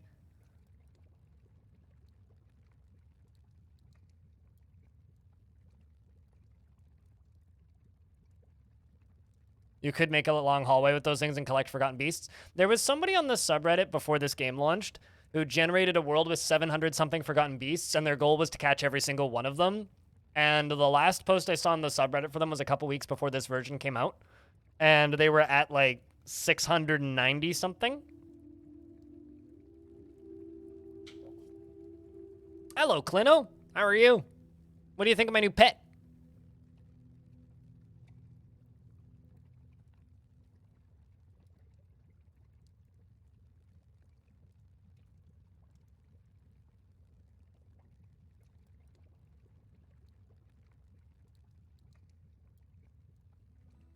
I don't think they ever did. They not on locked doors. They would just get they'll walk through other doors, but locked doors they just get stuck on. Asmog Black. What kind of dwarf would you like? Yeah, it's a web spitting noodle. Literally, it's a web spitting danger noodle. I mean, it's a great 3-eyed python. It's a giant flying web spitting danger noodle. Grumpy male with beard. I only have one grumpy. Okay, never mind. I have 2 grumpy dwarf. I was about to say, I only have 1 grumpy dwarf in the fort. Turns out there's a second one, who's grumpy because they're locked in the caverns. That's the plan. Asmog Black. Name him Noodle. I could give his profession Noodle.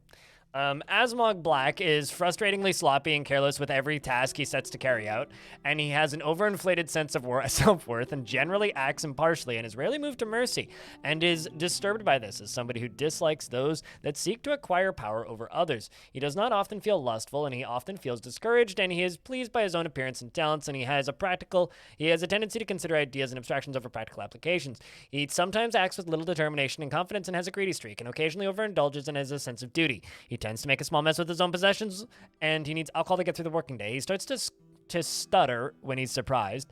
That's very funny to me. And when he's bored, he constantly rolls his eyes and shakes his finger up and down when he's excited.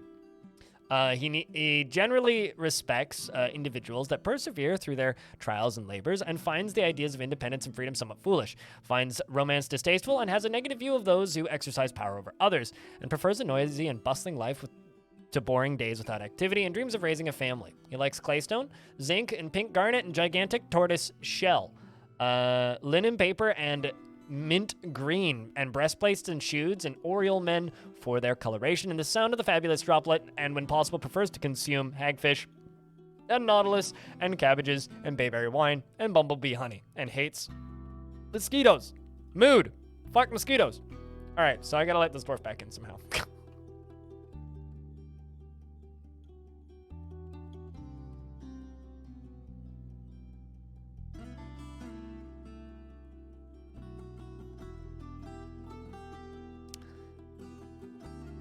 All right.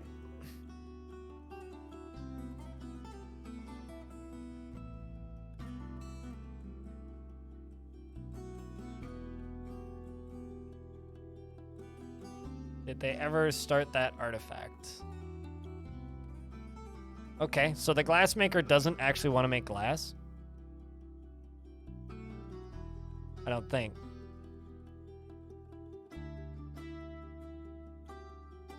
Unless you're gonna go claim it now.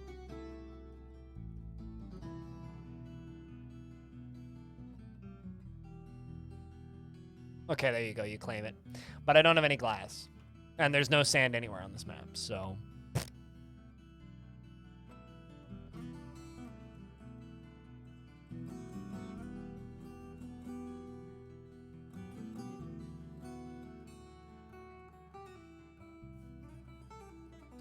Red Cat's been found dead.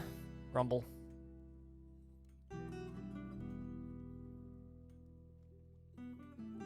You need to have at least a duke or a baron to get wagons.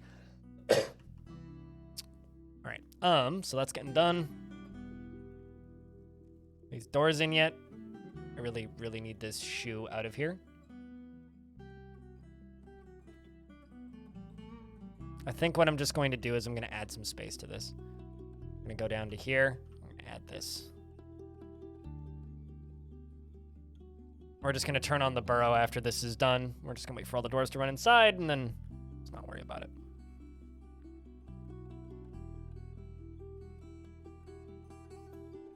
There's some sand above the dwarf that was grumpy. What, out in the caverns? Possibly. But I'm done with these caverns for right now. And yes, I will let that dwarf die. And I fully intend to, in fact. Because these caverns have thrown how many forgotten beasts at me today already? 4? Dude. Your water supply is on the surface. It's a really good way to just, like, die. You know that, right?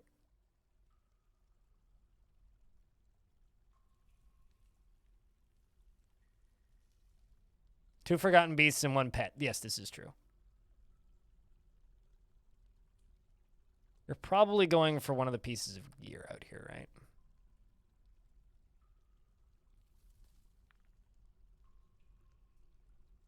Where are you going?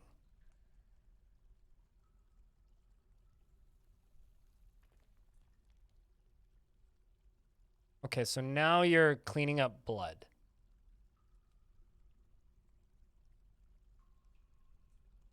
Oh, I see why. Dude is on a mission? I mean, I too would want to clean up that blood, but get inside, dwarf. We got bigger problems. Clean up on aisle 13. I would not want to see how these caverns would be categorized into aisles, because there would be a lot of... It's like aisle 14.3561, because it's like the number of little random corners and shit.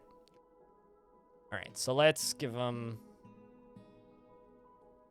not much time.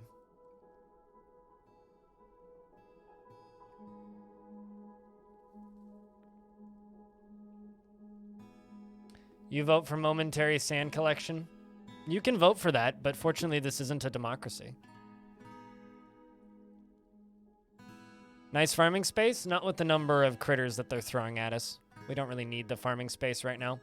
I need to rebuild my army, and yeah, that kind of spree of critters was a really quick way to lose a lot of my soldiers, and I'm not really a huge fan of that. And I need to rebuild it, so can't really do anything out there until I actually have soldiers again. All right, so priority number 1 right now is make sure, does everybody have housing? No. Okay, so let's build another housing block then. These bedrooms are not assigned. We can assign these ones. We need housing and a hospital. Those are the 2 things that we need. We need to finish that hospital that we started over here, and we need housing. Problem is I don't have enough beds. So I guess what I'm going to do is I'm going to do bed, oh. Bed.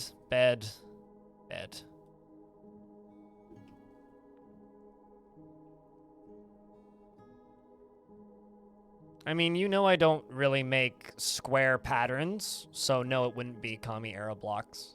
Mine are far too artsy and varying in size to be a Kami block. Made out of way too many colors with far too nice furniture that aren't perfectly uniform because I don't do that. That's boring.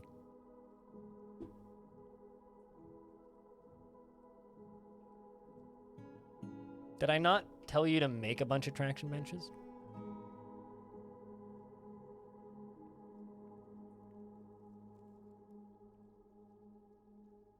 And apparently we're just like straight up out of gold, which is like wrong.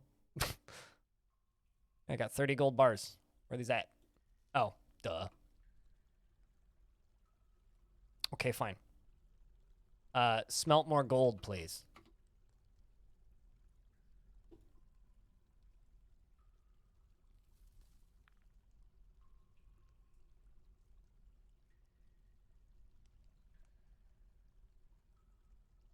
Can be beautiful too? Sure, but I'm not building Kami era blocks. You're welcome to, but I'm not going to. So when you say that particular set of wording, my response is going to be no, because no, that's not what I'm building. So let's go look and see. Is there actually sand out here? Because no, I'm not seeing any sand. Yeah, just dirt. Moss, dirt, moss, underlichen, blood.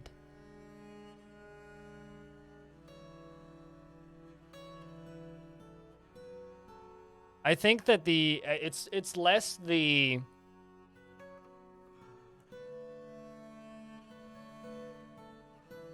yeah, I don't know where you saw sand, but I'm not seeing any.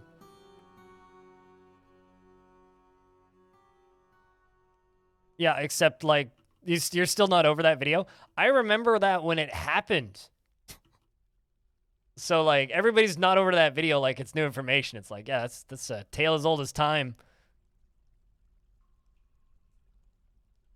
Like, yeah, that was just Dwarf Fortress development. Yeah, I don't see any sand. This is a nice farming area right here. This is a nice farming area. I like this spot. It'd be a pain in the ass to remove it, but or to block it off. Just literally type in Dwarf Fortress communism and you'll find it. If you're looking for that video from original. All right, well, let's make another set of houses up here on the surface.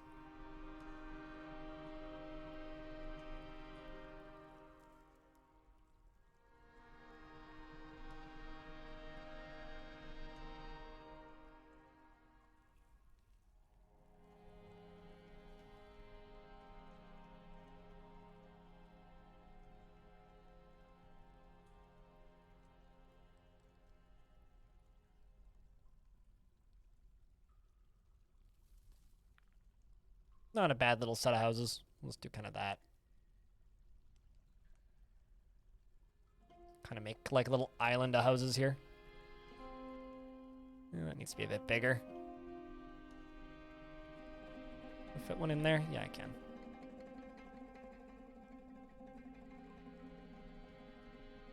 That'll be fine.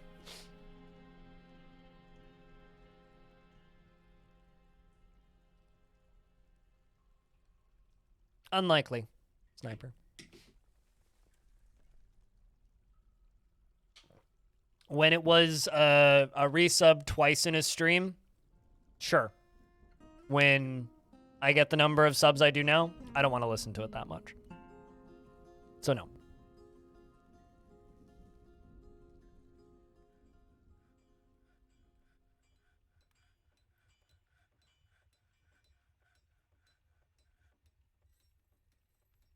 I'm trying to like get caught up on chat. Dwarf Fortress is pretty good at teaching class consciousness when you get obnoxious nobles. I don't believe, I don't honestly feel that the nobles are anywhere near as obnoxious as people make them sound. They're quite reasonable, actually. Ask for like 4 items 3 times a season. And the only time they really get obnoxious is when they ask for things like gem encrusted items. Nobles are fine. They're fine. I quite enjoy having nobles, actually. Oh yeah, no, real life nobles are way worse. Way worse.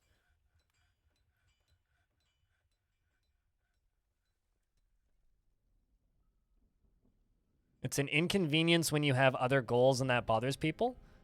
But this is Dwarf Fortress. The dwarves' needs and desires and goals outweigh the players' goals, if you will.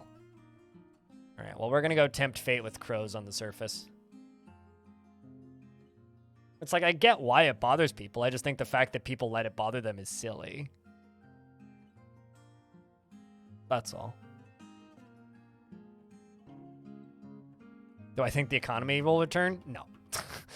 Highly unlikely. Probably more simulated economy in the background, but will it return in the game proper? No. I would be surprised if it did. All right, hospital. All right, let's check on those traction benches. Actually, do I even have a... Actually, I think I know the problem. I don't think I ever rebuilt my mechanics shop.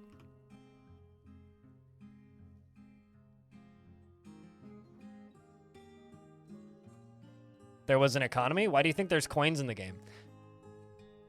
There was a fully simulated economy in Dwarf Fortress at some point, but it was too accurate a simulation of capitalism, and thus the result was you would have a couple of extraordinarily rich dwarves and then a bunch of dwarves that were unemployed forever.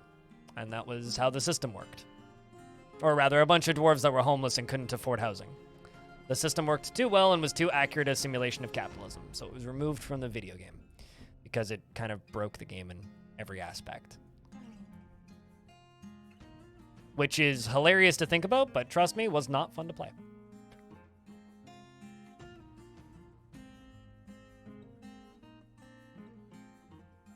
So rather than fixing capitalism, they simply removed it.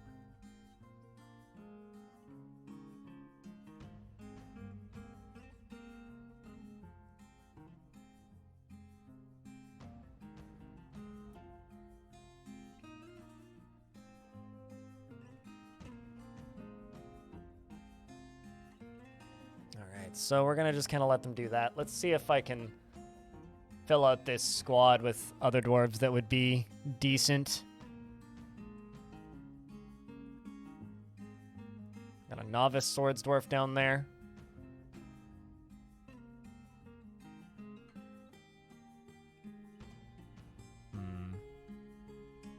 Skilled swords dwarf, that clother.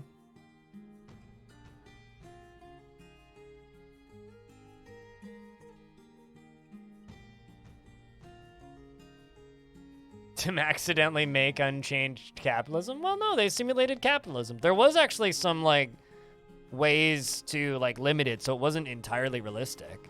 But after a couple years in a fortress, you just have 2 really, really wealthy dwarves.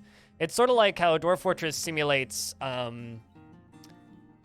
what's it called? Like electoral cycles, and popular dwarves get elected mayor. Well, the thing is, you notice how, like, at one dwarf will get elected mayor and then it'll just be that dwarf forever? Kind of the same thing with the capitalism simulation. Where it's just a bit too accurate. One person gets popular and then they're just that forever.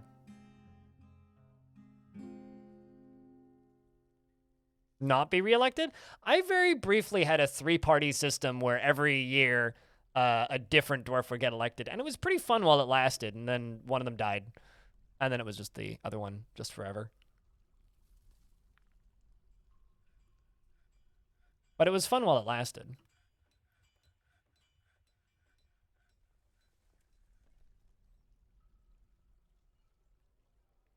Chief Medical Dwarf. I do have a talented diagnoser.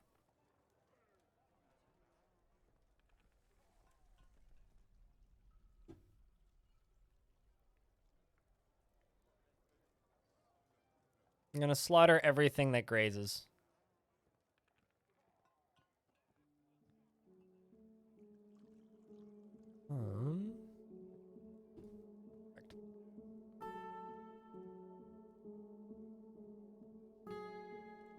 It doesn't sound that fun having an in-fort economy. You didn't want to play with it any, but it's enough to deal with already without having to worry about poverty. Yeah, no, like imagine like a dwarf is pissed because they don't have alcohol because they can't afford it, and there's no way that you, the player, can affect that. It's like, not exactly something I want to have to deal with in my Dwarf Fortress, but you know.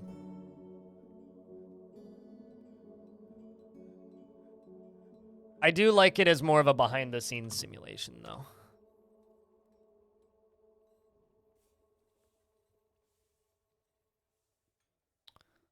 All right, what's going on up here? Well, this thing's starting to flow a little bit. Shadow Relvin, thank you very much for the Prime subscription. Did I ever play EVE Online? Very briefly, and then my mom didn't let me use her credit card to up for a second month, so I only played for 30 days. I mined a bunch of asteroids and got my ship blown up twice. It was okay. Elon posting, thanks for gifting a sub to Sniper.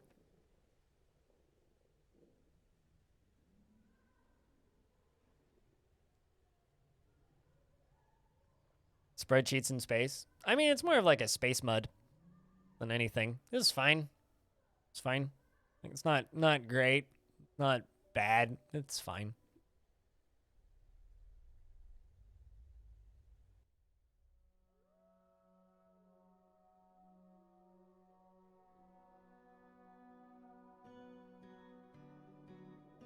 But it wasn't really like a game that grabbed me for an extended period.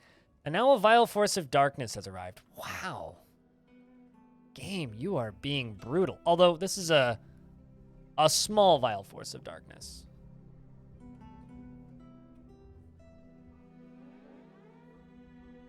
All right, dwarves. Where's my... Here it is. Station you guys right here. It's just going to be a bunch of snatchers if I had to guess.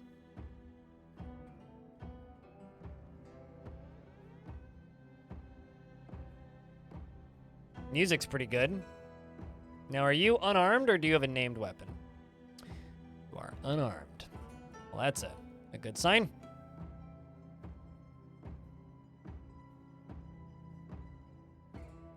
Just trying to let them group up here.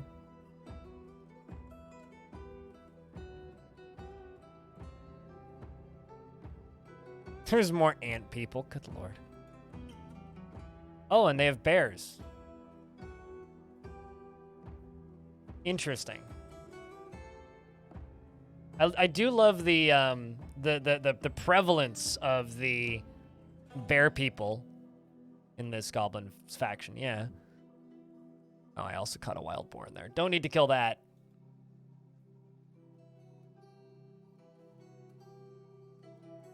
We're gonna follow this swords dwarf. The dwarves charge into battle. Pretty long walk. Snatchers protect the children. We are colliding. There we go. Dwarves are running into battle. This should be over pretty quick, I think. Swordsdwarf Logum strikes the black bear woman in the left lower arm with his steel shield, fracturing the bone. Shoutouts to our shield warriors, shield bashing. The Marksdwarf strikes the black bear woman in the left hand with his bronze shield, bruising the muscle through the large polar bear leather left glove. The Marksdwarf strikes the black bear woman in the upper left leg with his bronze shield, and he says, "Death, it's all around us. I feel very uneasy." This will be over quick, I think.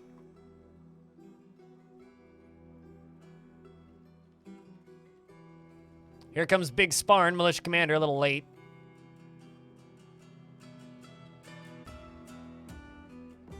And I want to say there's more, probably?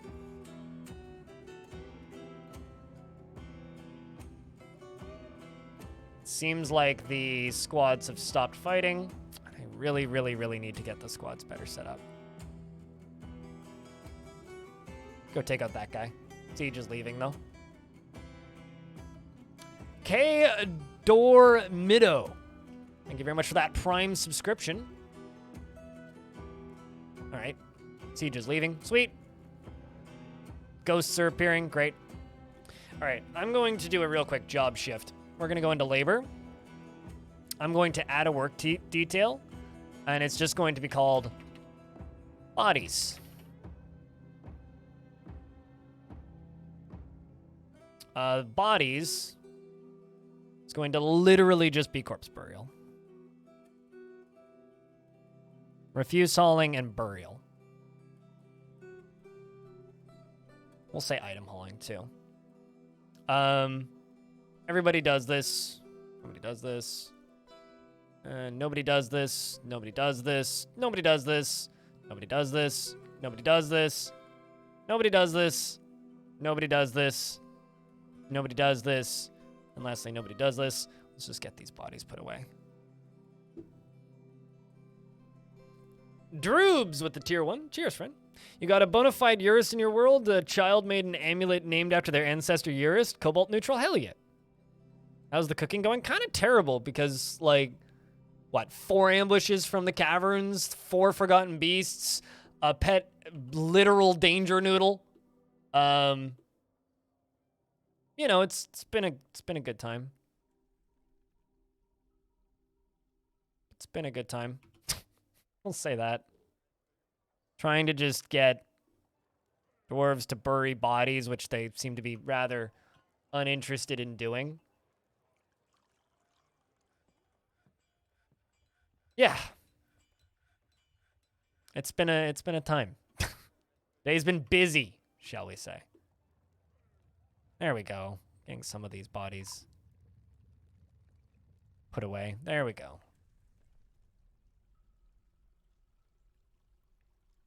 Danger Noodle looks thirsty. What, are you going to give it water yourself? Because you're welcome to give it water yourself if you would like. All right.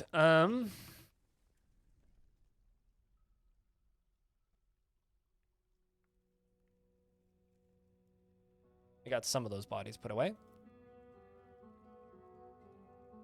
I think I'm going to turn on hauling, engraving, stone cutting, plant gathering, mining, that. Well, I mean, only selected do this. Nobody does this. Everybody does this. Okay. Let's go back to normal gig work. Mayor's conducting meetings. Many meetings. I'm curious, have they started working on those traction benches yet? No, not yet. Are they canceling? Oh, also. Smell.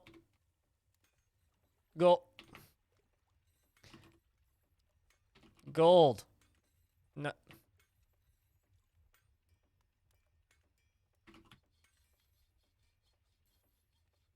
Why is gold ore not searchable? Do I literally need to type native?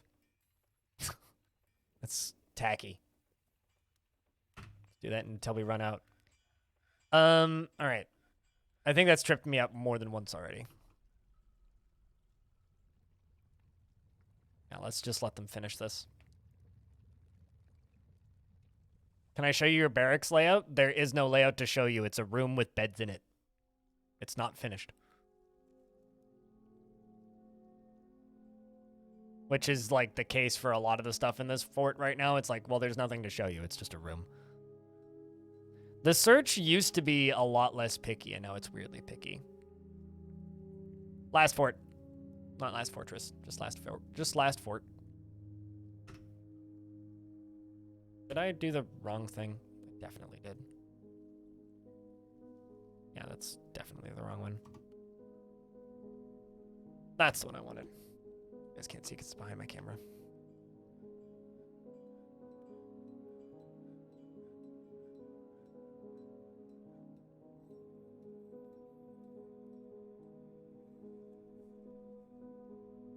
Yep. No, it's less convenient than it used to be, that's for sure. Hey, sideways. Picky searches can be good till they're not. That's not a bad way of putting it. They can be good until they are not.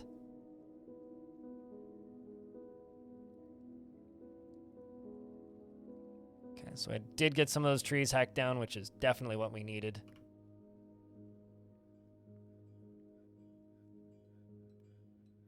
All this stuff's getting thrown into the thingy and put away. All right, I've been streaming for 3 hours, which is usually around the time that I need to use the restroom. So I will be back in, I don't know, a minute. Use the toilet while they fill these. That glassmaker went nuts, which makes sense. I will be back in a sec. Bye, break.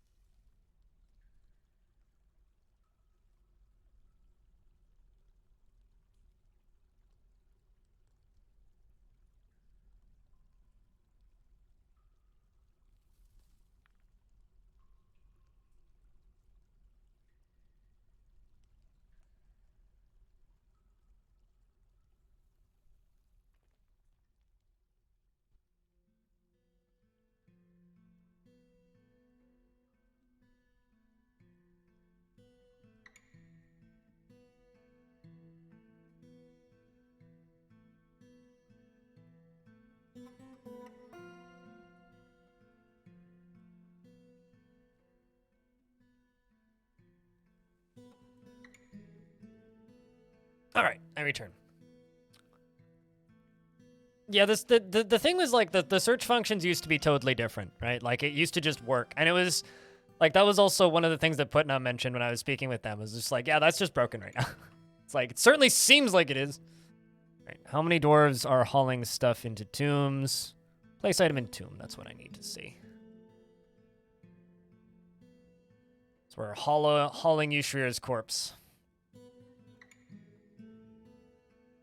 This fortress got pretty vile all of a sudden, which is sad because I was enjoying just building, but.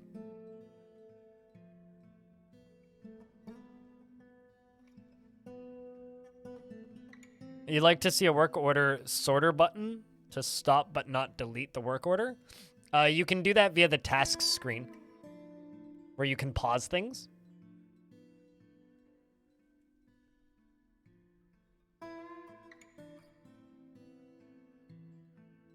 I thought that Clino, isn't that like the isn't there something like that on the Kitfox Discord? I'd swear that there is.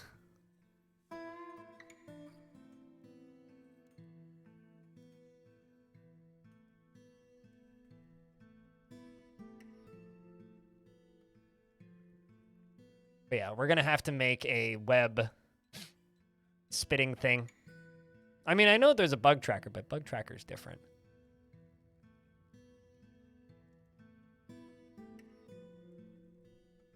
But I don't know. Maybe Kitfox needs a suggestions form. Let's toss a couple more coffins into here once they are built. We've made some traction benches. Sweet. So I can start doing the actual hospital. So let's get some chests over here. I kind of don't like that placement. Let's do 3 chests. And then we're going to do traction benches. These are going to be super nice traction benches because they're made of gold. That last one got canceled. Yes. But I still have 2, so that's something. And we can do some tables over there for surgeries. And I really need to just pasture the dogs somewhere because I'm starting to get annoyed with them just like booking it everywhere. That or just like, let's just be a bad person. Dog meat's back on the menu, dwarves. Until I can actually do something with these dogs reliably. And right now I can't, really. So, puppy meat. Some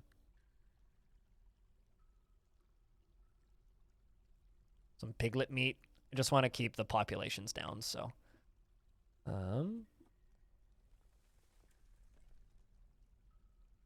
Stray bull, stray rabbit. Stray rabbit. Can eat those 2 horses that I have, apparently. That dog. That dog. And that dog. How many years in this fort? I don't know, actually. 4, maybe? Not very many. 3? Probably 3. 3 or 4. It's pretty short. It's been pretty quick so far.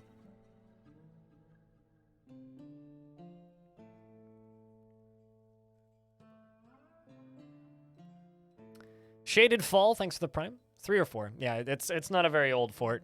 I can't remember exactly what year we started. I'll be honest, I didn't look.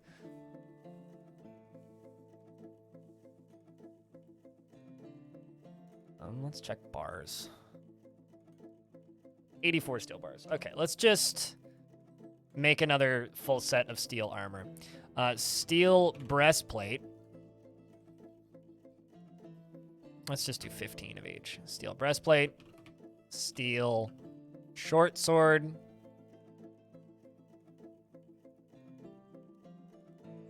Can't wait until some of this stuff gets done. Steel...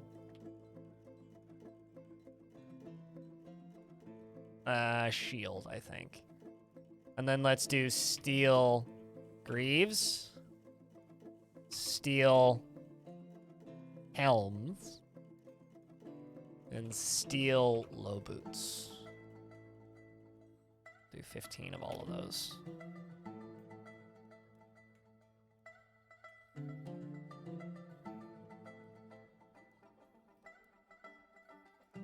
All right. And then the other thing I need to do is I need to prioritize the smelting of gold, which currently I'm not at all of these. So at some of these, I'm going to pump gold up to the top. The exception of that one that's making steel bars, you prioritize that, please. Don't prioritize the gold. Most of these need to be making magnetite anyway, but... Okay. How do you make steel? You need a flux stone, and you need an ample supply of flux stone, and you need charcoal. And then, so you initially make you make iron bars, and then using charcoal you make using charcoal you make pig iron bars, and then using flux stone and pig iron you make steel.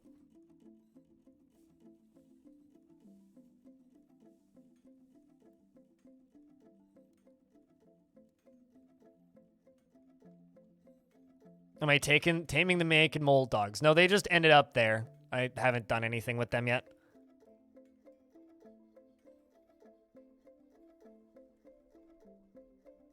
They literally just, like, they live there now.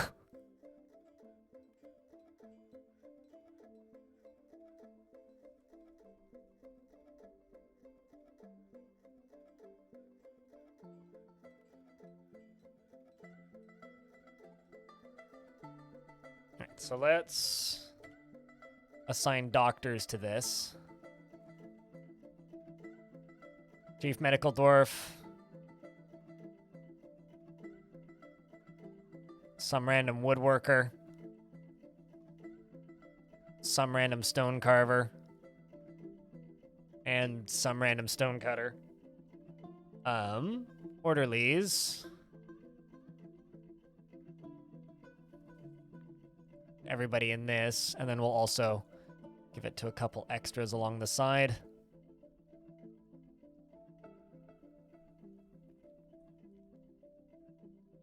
So hospital should mostly function. Civ learns a few facts about training animal under your control. Will they develop knowledge under your control? Yeah, and if they, once you acquire full knowledge, you can then embark with that critter. Or generally you can. So, like, if you develop a full knowledge of jaguar taming, shall we say, then when you embark, you can have jaguars and have tame jaguars. But that takes a very, very, very, very, very long time. So water is flowing, which is good. I just need it to flow better, which we're not quite at yet.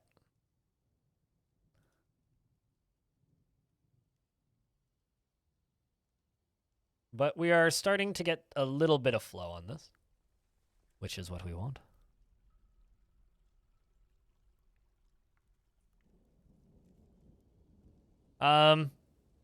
Nothing really develops over time, no, outside of World Gen. Unless you mean like founding new sites, which, yes, they do.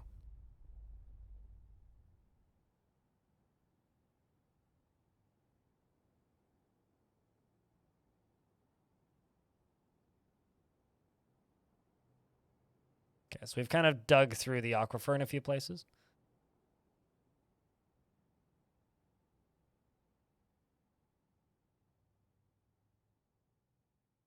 It's actually getting rather treacherous,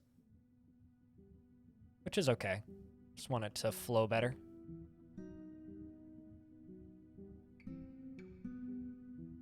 Making sure it's not too deep. Yeah, it's fine. These dwarves are probably ecstatic about this job here, because they get to constantly be near a waterfall. But once we get this water down and we actually get power out of it, which is the whole point of this, is to get power flowing down into here. Once we get power, then we can have some mist generators. We can actually have happy dwarves. Need it a little bit deeper.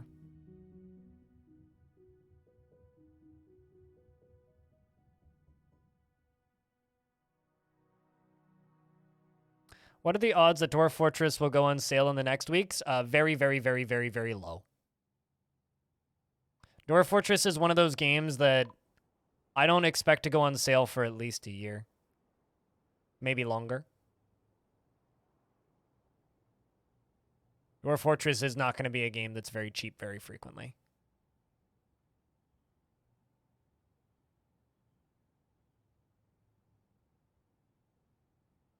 Yeah, that too. It just came out. Also, it's free. Just go get it on the website. Obviously, it doesn't have graphics in the free version, but it is technically a free game. You could just go play it. It's also a game that you'll get a lot of hours out of.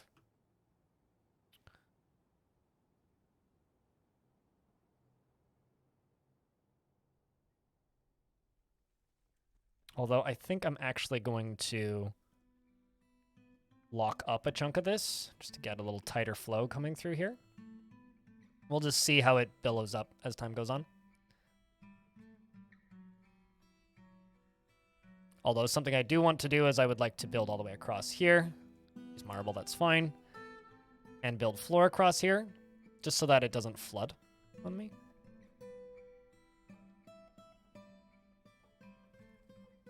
You lost your fortress to a Savannah Titan that had webs? Ouch.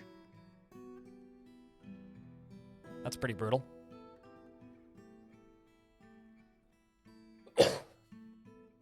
Kind of got a weird dry cough today. Blame the weed.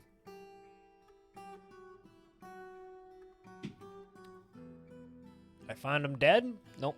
It's just stuff getting slaughtered. Probably dwarves stuck out in the caverns, if I had to guess. Yay, some more migrants have arrived.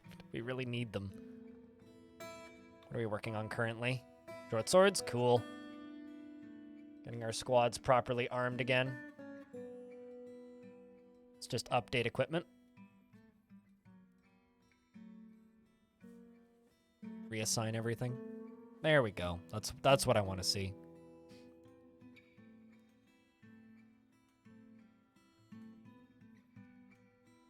So Dwarf Fortress is a sandbox game with no required mechanics, Shaded Fall. Is there a particular reason to use anything in Dwarf Fortress is actually the question. Is there a reason to use minecarts for anything? No, you don't need to use minecarts for anything. Do you want to use minecarts? Okay, use minecarts.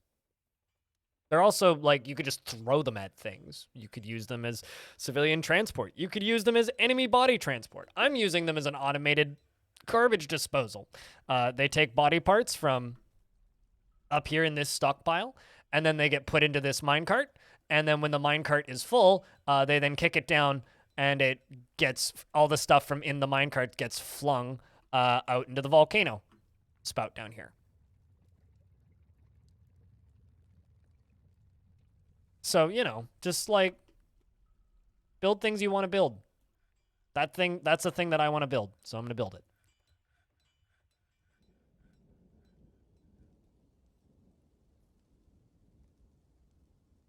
And I'm just going to put that goat up here so that I don't see that person's pet goat starve to death. Otherwise, that's going to happen. I can't remember the exact year. I think it was the year 140 or 240, not 140. I think it was the year 240, but I could be wrong.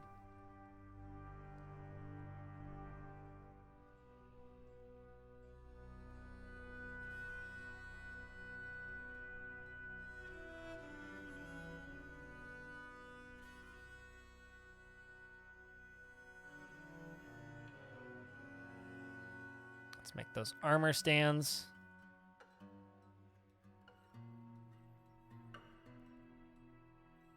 Let's see, does that satisfy them? Yay, finally. They're now slightly happier, which is what I would like. See if I can get beds in here. Don't really have beds. Do I not have a Oh, maybe I don't have a carpenter's workshop currently. That would do it. I'm gonna put a carpenter's workshop down here, because that's where the wood stockpiles are.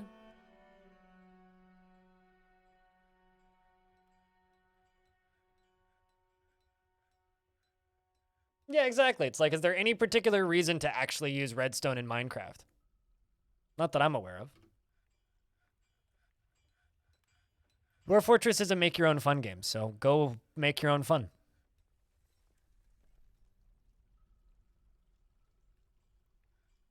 I make my own fun by building big, cool forts that I like looking at. I recommend you do what you like. And if that's using a lot of minecarts, then use minecarts. If that's not using minecarts, then don't use minecarts. All right, let's see if I can get some power hooked up to this.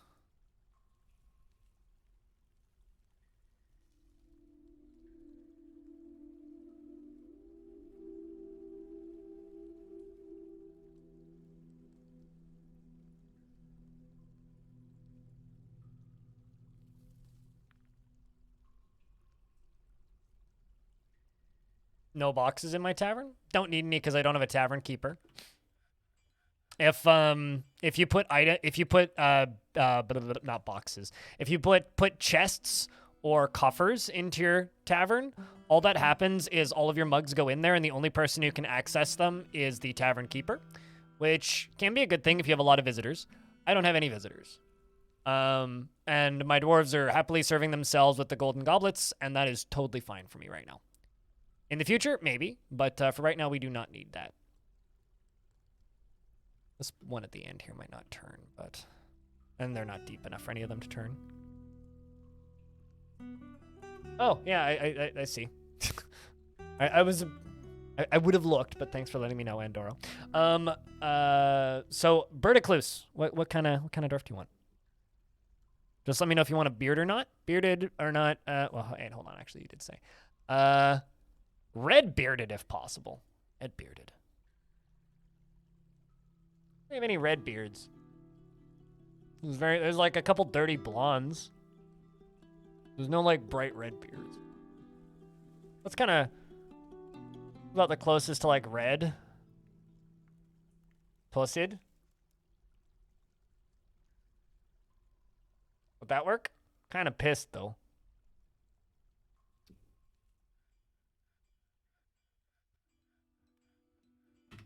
Bert Clues. Bert for short. 60 years old. He has a lover who is Melville. Big sparn. And he's hauling a plump helmet right now. Maybe to eat it. Or put it away. We found Ezim dead finally, which is good. He's very quick to anger and can get caught up in internal deliberations when action is necessary, a strengthening after seeing the elf Bosa Weatherhaven's dead body in 242. He has a low sense of self-esteem and he accepts favors without developing a sense of obligation, preferring to act as the current situation demands. He is trusting and he isn't particularly ambitious, and he doesn't mind a little tumult and discord in day-to-day living. He prefers to present himself modestly, and he is curious and eager to learn, and he is quick to form negative views about things. He tends to share his own experiences and thoughts with others. Somebody managed to get a Redum dwarf. And he does not easily fall in love and rarely develops positive feelings. He enjoys the company of others and needs alcohol to get through the working day. When he's bored, he scratches his nose and licks his lips when he's nervous. He dreams of creating a great work of art, and he personally sees family as one of the most important things in life, and finds those that deny their impulses somewhat stiff, sees war as a useful means to an end, and does not see the attainment of knowledge as important. He likes Pericles, Billin, Morion, Crystal Glass Giant, Penguin Leather, and Amber, and common snapping turtles. I guess amber is the color of his energy. The color vermilion and catapult parts, and alpacas for their jutting teeth, armadillos for their thick, bony armor and plates, and the sound of the bewildering silkiness, and the sight of the mellow meadow, and when possible prefers to consume Sol and cassava beer, and absolutely hates jumping spiders. It's, I mean, it's off to a good start, but I wouldn't say that I'm happy with the way this fort looks right now. Like, kind of at all. Kind of not happy with the way this fort looks, but I'm a little bit disappointed that my gold traction benches don't look gold. I'll admit. It's like they have the sprite up there, but not in-game. A little disappointing.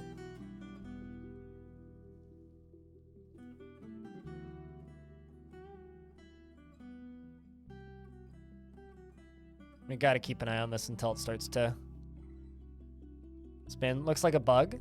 Or just something that they didn't have time to put in. Like just an unfinished feature. It's more likely that.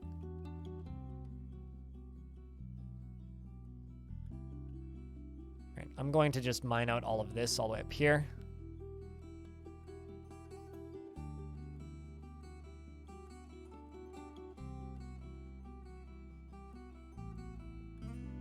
Literally unplayable? Yes, literally unplayable.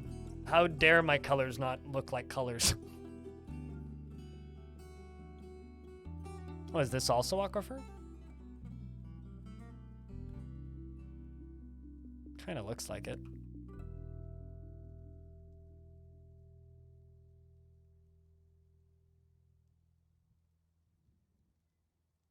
That don't currently match the colors. The one that really the two that really genuinely bother me are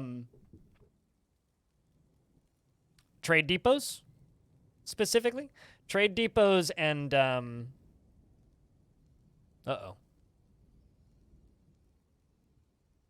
This is some actually really dangerous stuff I'm making my dwarves do right here.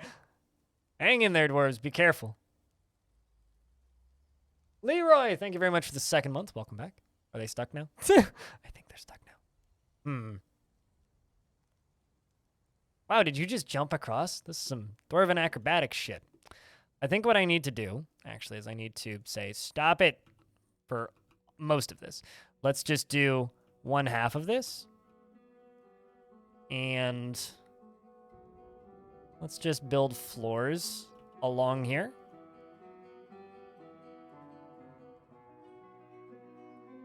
out of this dolomite.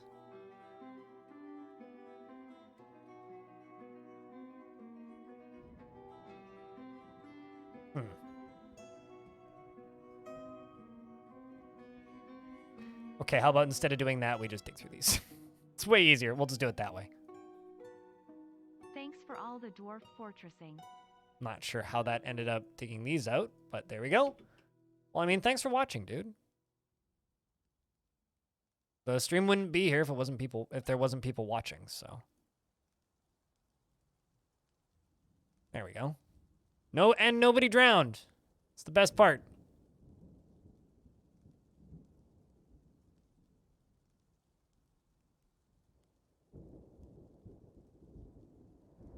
There's going to be a gush of water all of a sudden when this is let through.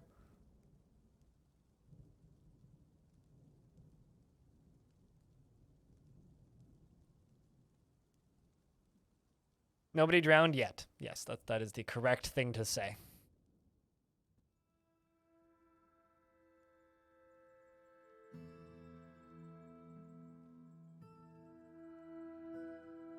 I'm kind of tempting fate with this whole thing, though.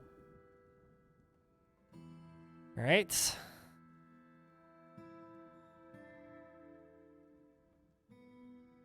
And there we go. Bit more water flow. Should be fine. Chat's very much a hive mind. Come on. It's part of why chat's entertaining.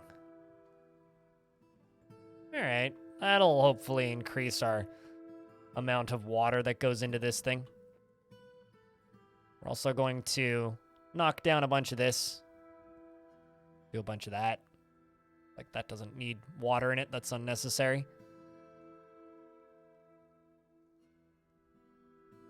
Down at the bottom here, you know, it's flowing. Doing its thing. But I need a bit more flow going through there. So, a lot of things I should be working on. Speedy! With the 67th month at tier 3 that whole time. What's up, you crazy bastard? You've seen conflicting info on Reddit. Does anyone know Putnam's pronouns? They, them is what I've been using. I'm pretty sure that's what it's just they, them. But could always just ask.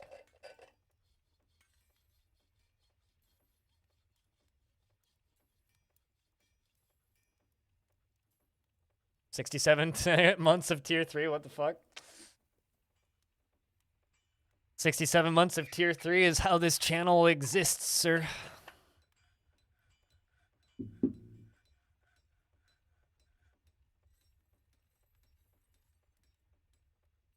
As far as I'm concerned on the internet, it's they, them until informed otherwise for just about anybody. I have no idea what y'all are. Y'all could be a bunch of cats as far as I know. There's just olms everywhere in this fortress. Look at them all.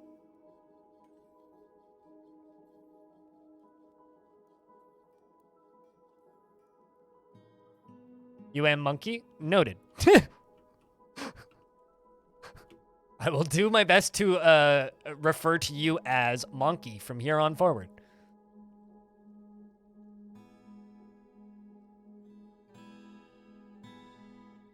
Your bots? That they, them until informed otherwise. What the...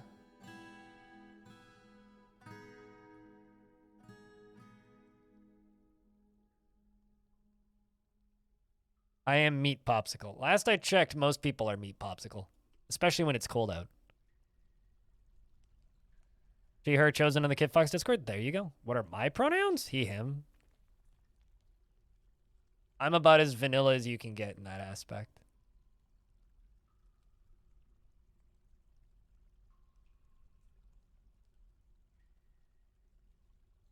Some people are meat poopsicles. Yeah, most politicians. I don't like that joke. The Joker joke. I'm mad that I smirked at that. Makes me feel insensitive.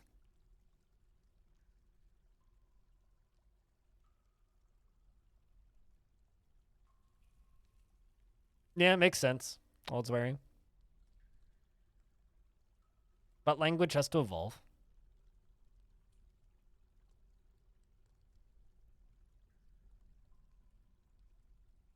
Now we wait. Vile force of Days of Doom. If you actually want me to keep track of your pronouns, though, I do see the pronoun plugin. Well, that's just up to people who want to be addressed correctly. As far as I'm concerned, you guys are just the collective known as chat. And I refer to you as chat. You did get your new computer finally? Hell yeah! They seek a parley. Do I lock the door again?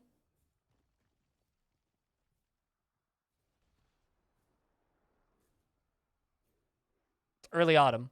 No trading. They want the Infinity Gauntlet? Of course they do.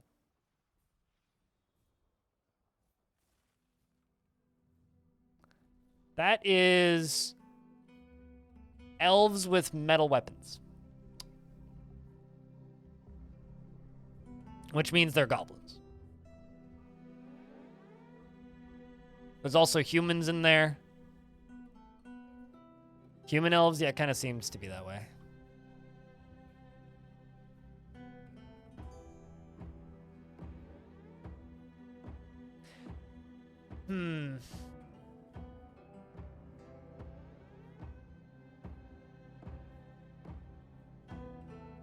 I can't fight them. That's going to take us a while still to get power.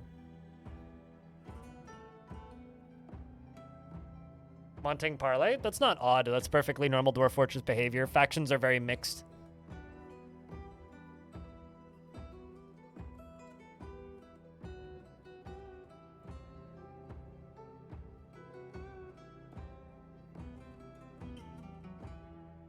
Have I, like, tried to steal them back yet? No, Asmog. I need more population before I can start sending out raids. With the frequency that we've been attacked at.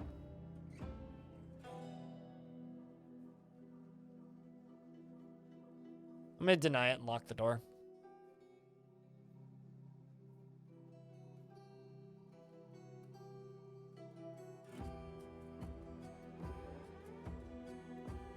Fortunately, we do have this superpower called Lock the Door. Unfortunately, the goat will have to die. Sorry, Bumwreck.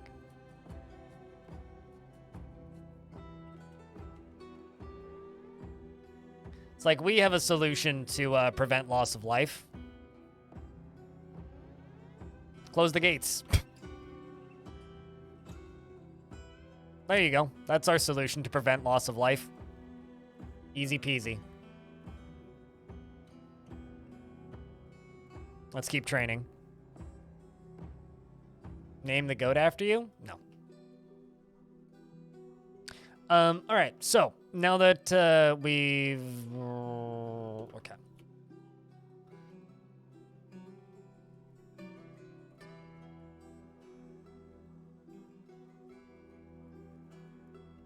Sorry, you can't redeem for a full dwarf?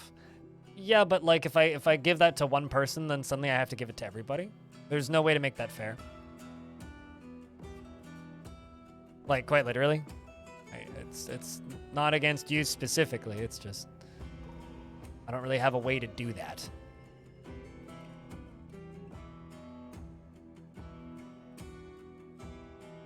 Got a weaver who's just standing here, possessed by unknown forces. What's your...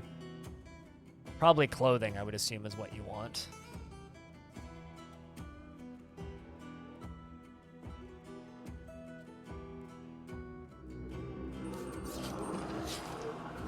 An ambush. Curse all friends of nature.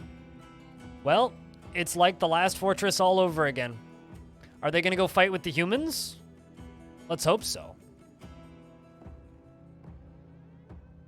Oh, it's definitely a war. We're just along for the ride. And they killed the goat. Horrible monsters. Okay, let's claim the clother shop.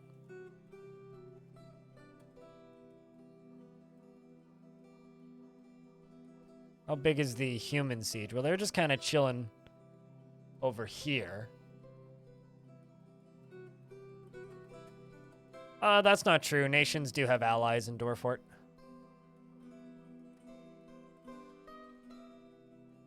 I actually don't know if the elves are at war with the humans here, but it's a good thing we didn't try to fight that. Send in the noodle? It's such a waste of the noodle, though. And then I'd have to recatch it. No, I want to keep the noodle for silk harvesting purposes. I mean, come on. It's clumsy and it's got low stamina. The thing's got no chance. Although I did say that I would rename it to Noodle. So, there you go. It's Noodle. Or maybe even better. Let's give it a proper name.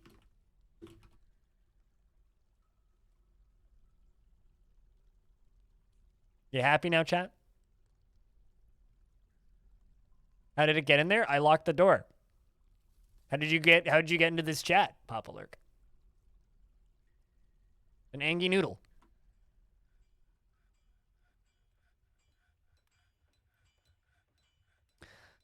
All right, well.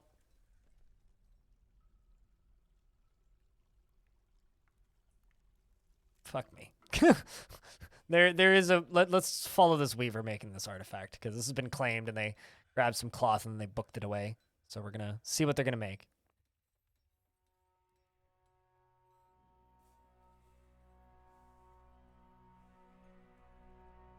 No, it's older than history. Not necessarily older than time.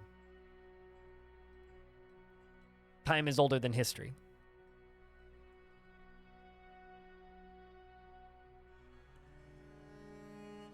Also, chat, I just wanted to say happy payday from a Twitch streamer.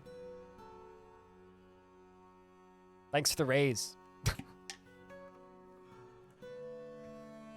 Oh, sweet. We've got everything we need. Rough jasper opals and 2 pigtail cloth. You had a 1,200-year-old dragon? Really? Wow. Just like anime. Did it transform into your wife?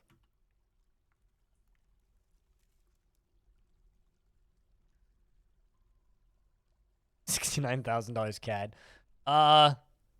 Like a sixth of that.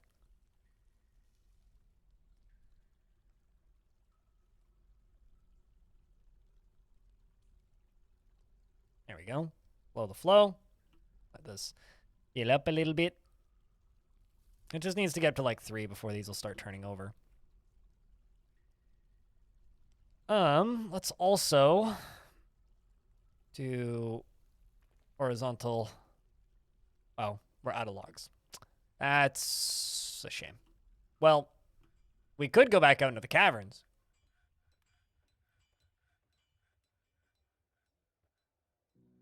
Been watching you while you've been cooking. You just made lasagna? Ooh, sure, please. So I'm kind of thinking,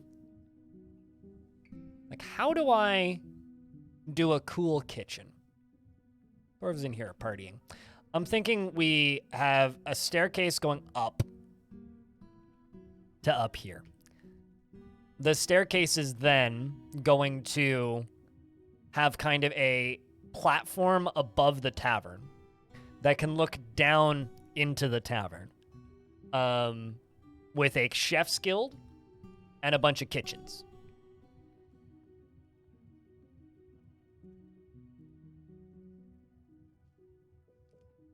I mean, you can absolutely use drawbridges to block water.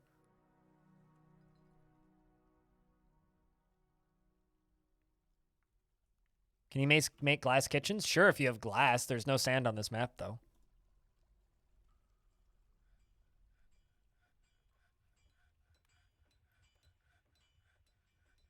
Does that mean I'm winning with the algorithm? Impeccable Penguin? I think that's what that means.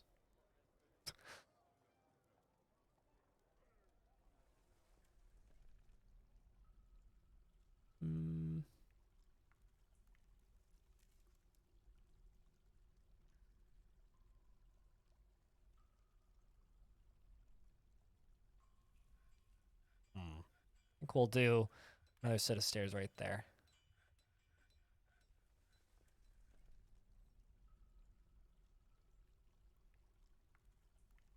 Got like 3 videos from me. Well, I mean, I do upload kind of like a ludicrous amount. It's just definitely got something to do with it. Can they do that from underneath? I don't think they can.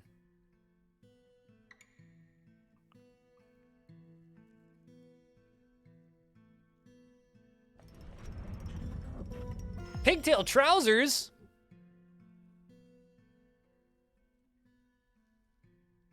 You're not even subbed? You're not subbed to my YouTube channel, you traitor. You found me through the YouTube algorithm? I mean, I did get like close to 3 million views in December, so.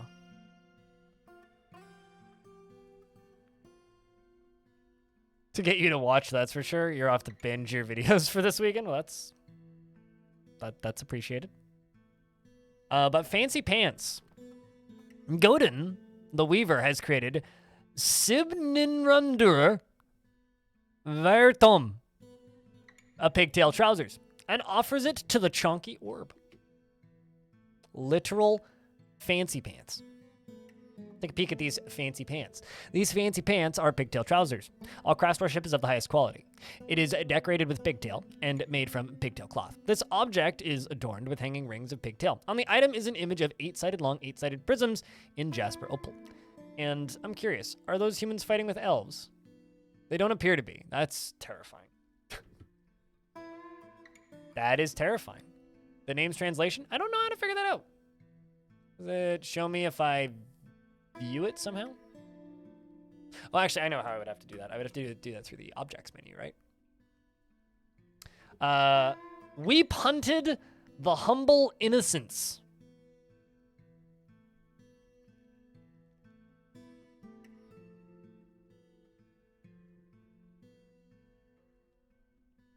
There you go.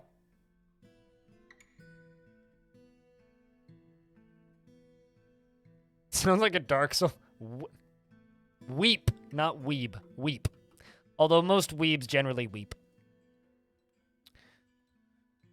All right, let's go up to here. 6 more bedrooms created. Perm.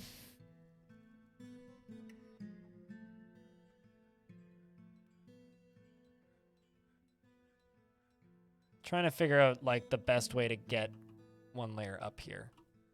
Like, I guess I could just dig over to it, but I don't really want to do it that way. Guess I will just go over to this corner and we will dig over.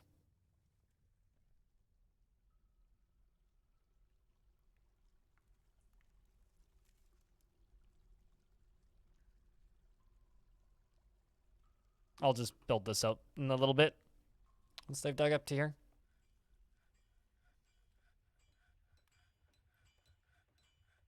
With that bugger, the Forgotten Beast, we're going to use him as a silk farm. But I want to get my kitchens set up first.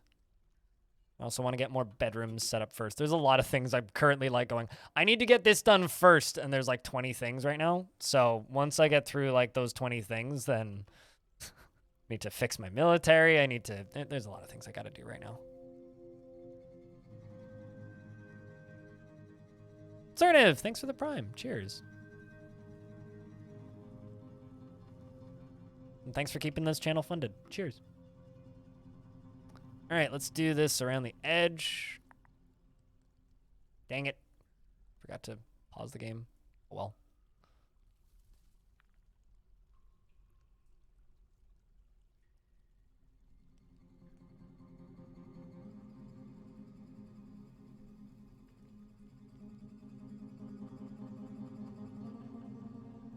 Let's do something like that. Something like that. Something like that. Cut that one further back. I'll be fine. Another set of bedrooms. Go! Can you make Forgotten Beast milk? No, Forgotten Beasts are not milkable. Because they're not tameable, so there'd be no way to milk one. Even if for some reason it did produce milk. They're also all asexual and like are all one-of-a-kind critters, so there's no reason for them to have young, which would make it very odd if you could milk one.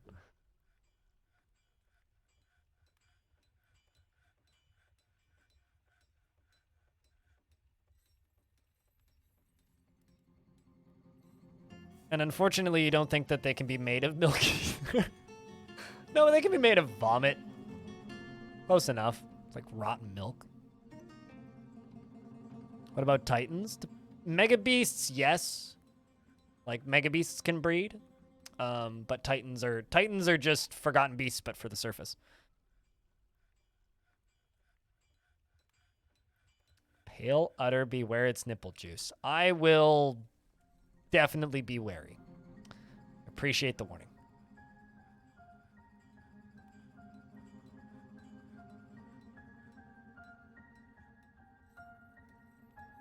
It can be made of milk opal. Yeah, but that's a gem. That's a color of opal.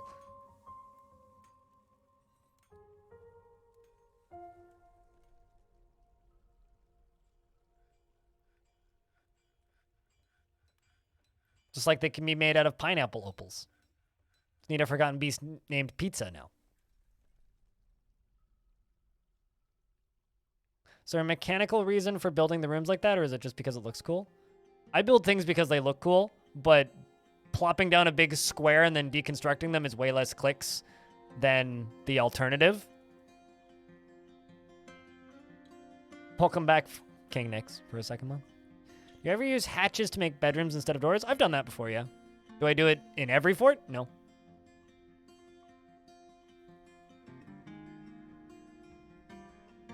Also a dwarf request coming in from Claiborne.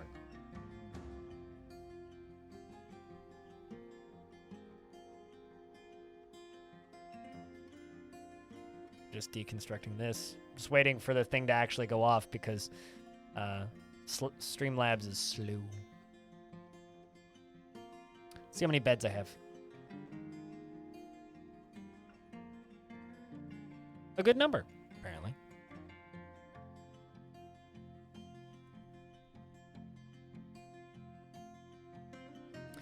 So charcoal needs logs and all that. Look at all these invaders.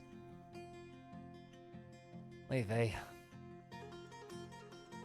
But long story short, Claiborne wants the best bearded dwarven warrior you have.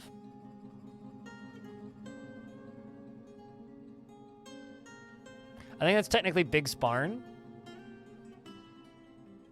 Unless you want me to make a new squad with you, which I'm kind of tempted to do. This one's pissed.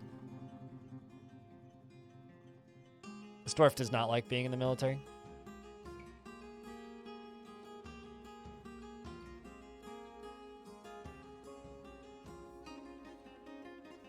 The thing is, they're all just kind of learning right now. It's tricky. New squad or no, up to you. We'll go with this one.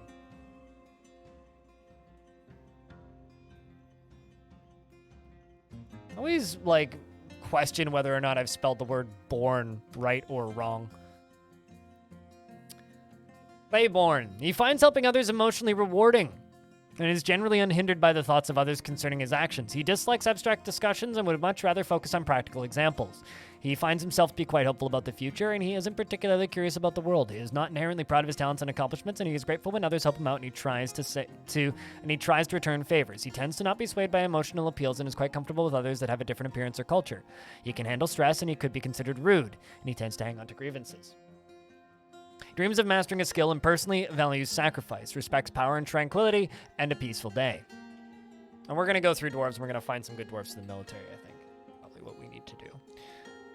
He likes fine pewter and honey yellow beryl, and pecan wood, and rings and crutches, and night trolls for their macabre ways. And the sound of the amethyst rhythm, and when possible, prefers to consume barley wine and buckwheat flour. Something that we need is these armor stands in here. 3, 4, 5, 6, 7, 8, 9, 10. And we need weapon racks.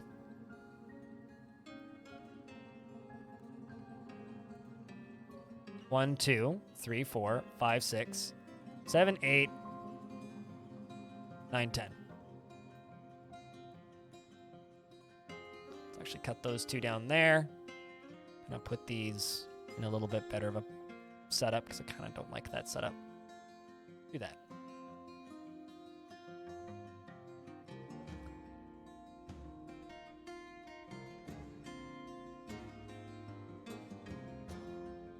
They don't need it, but if you want them to store their stuff in the barracks, then yes, they do need it.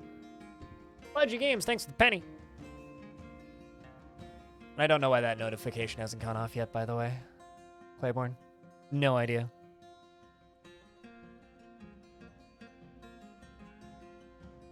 Weapon racks don't seem to. Armor stands do, which is, by the way, a first in my time playing Dwarf Fort, where they've actually, like, sort of worked.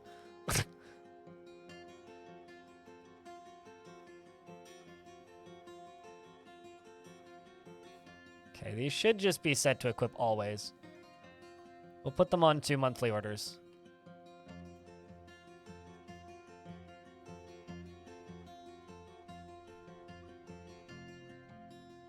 You wonder what changed? Old bug got fixed, probably. Let's update their uniform. Actually, let's just reassign their uniforms, which seems to work better than updating. All right, so they're now all going to go grab their new gear.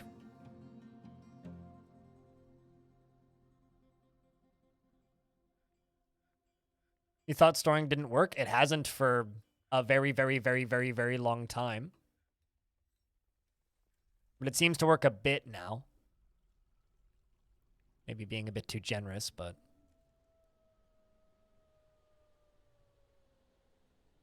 certainly works better than it did in the past. How's that?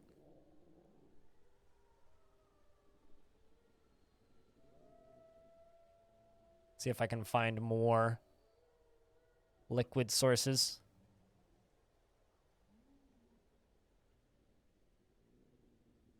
Because this is unfortunately not quite effective enough currently. Although I could just, like, thin the whole thing down, actually. That might actually not be too bad of an idea. Let's just go across here. There's water at this location. I know, game.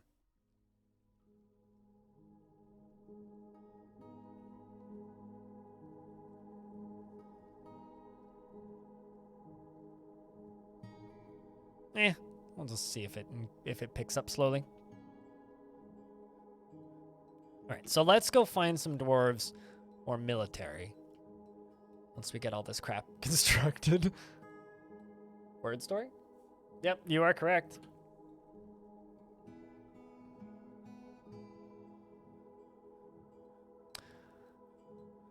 Ad's about to hit too, so it's not a bad time. Worms are snakes that live in the boonies under lava. Omatophobia is like bulbous cat coughing and vile. Bearmen want a cake parlay now. All caught up. How does harnessing the power of the aquifer flow work? People digging weird channels and stuff? The more open rock surfaces in aquifer, the more drippy. And the more drippy, the more you can harness it.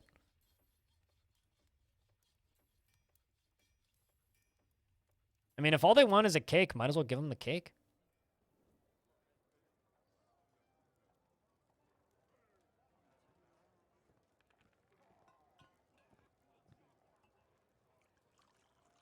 This dwarf wants to practice a martial art. How do you dream about your life? You want to master a skill. All right. You're being added to the military. So now I just need to find the dwarf name. Exclamation point. Anyways. All right. So now that you're in there, I can rename you to whatever you were before. I don't know how you guys sort dwarves into the military, but that's how I've been doing it, and it's been working. Thing doesn't feel anything when they see dead bodies, which is good. Personality. You dream of mastering a skill.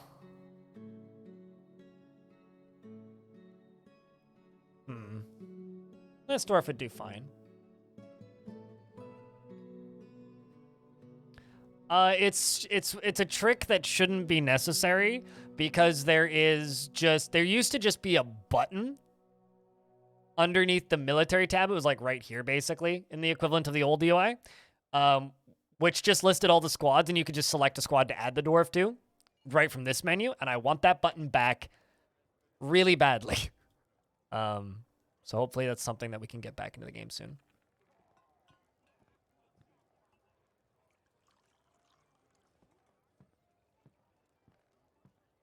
Yeah, you kind of want to, T-Plane, because also, is your name a T-Pain joke? Anyway, you kind of want to, because if you don't, well, oh, right, yeah, this is still a temple. I completely forgot. Because if you don't, you will end up with really stressed dwarves that don't want to be in the middle. It's party time.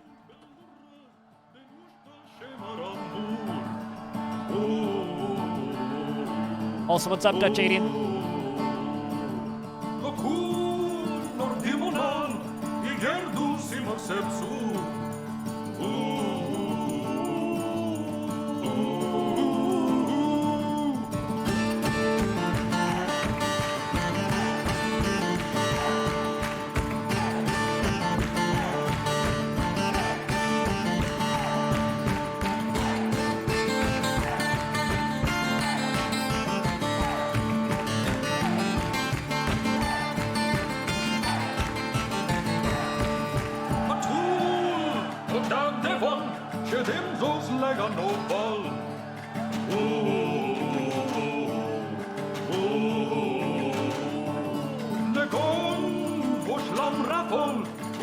Oh, I'm glad I got the T-Pain joke.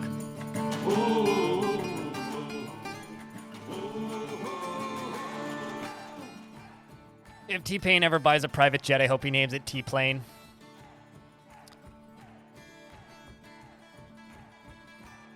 I don't think you can connect doors to vertical bars.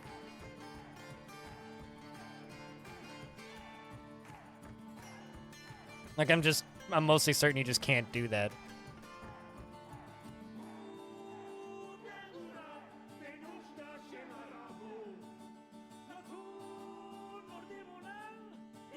God is taught. Thank you very much for the Prime sub. I would just make 2 pillars, and then next to the pillars... Yeah, I would just make 2 pillars, bars on either side, door in the middle with bars on either side of the pillars. So I would just do, like... pillar, pillar, and then just bars there and there if you want a door on them. That's how I would do it.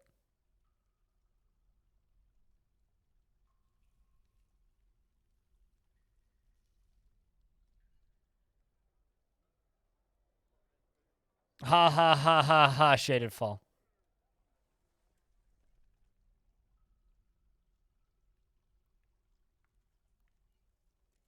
Are you good now? Have you been freed from this terrible line of jokes? How do you get your items from your quantum rock? I have no idea how you've built that quantum stockpile, so odds are pretty good. I mean, if you did it by dumping, you have to unforbid each one in it specifically. If you did it correctly, using a minecart, then it's just in a stockpile and they can just access it.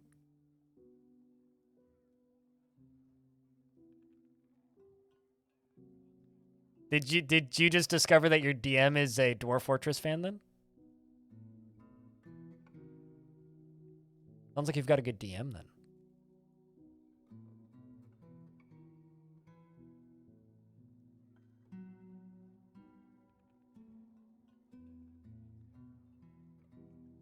Crafting a masterwork someday.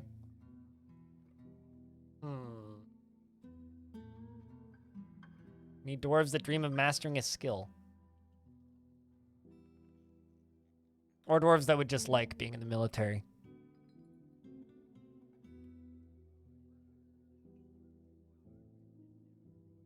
I thought that you would stop if somebody laughed. Did it fall? Yeah, that too. You could just use the unforbid tool. If you did it by dumping. Like Panda said.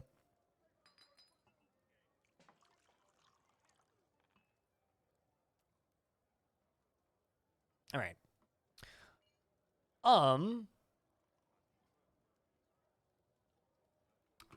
I fill out this squad. No, I didn't. I need one more dwarf. One more. He believes the idea of war is utterly repellent and would have peace at all costs. You would do just fine. Incredibly calm. Somewhat scatterbrained.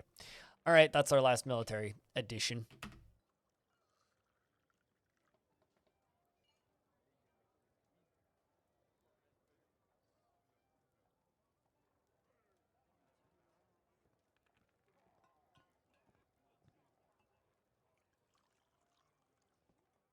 You're not sure if this was 100 and 200 years in progression? What, my worlds, Papa Lurk? But yeah, it says the year up there, and we started... Oh god, what? I think we've been in this world for about 30 years now, I think. Yeah, it was just... it's hard to keep track of all the conversations. Way to show off artifacts without risking them being stolen? I mean, put them behind bars on artifacts behind locked doors.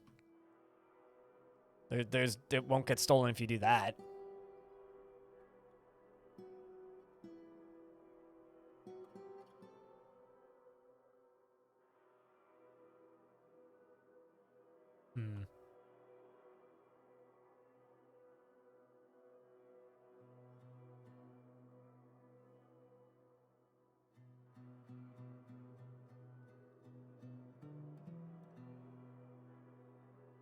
Let's just start doing this one piece at a time.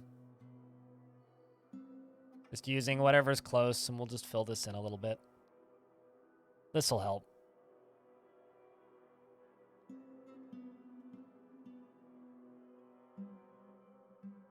Although it will actually be kind of hard to build these. I could also go hunting for more Aquifer. This is the only stuff I've really been able to find so far. And it seems to stop, as you can kind of see where it ends up here. I guess I could send them back in to go channel up a little bit more, but we may be hitting diminishing returns at this point.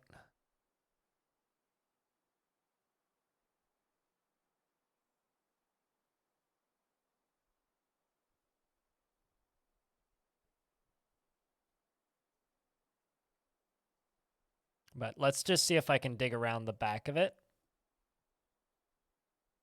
And see if there's any more Aquifer space back here.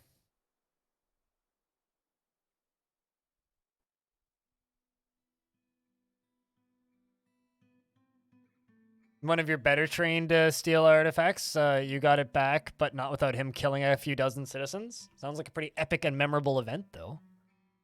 Yeah, it's like I realize that bits like that can be kind of frustrating, but I really enjoy those kinds of events. Eat cereal. What kind of dwarf would you like? Just let me know if you would like a beard or not. And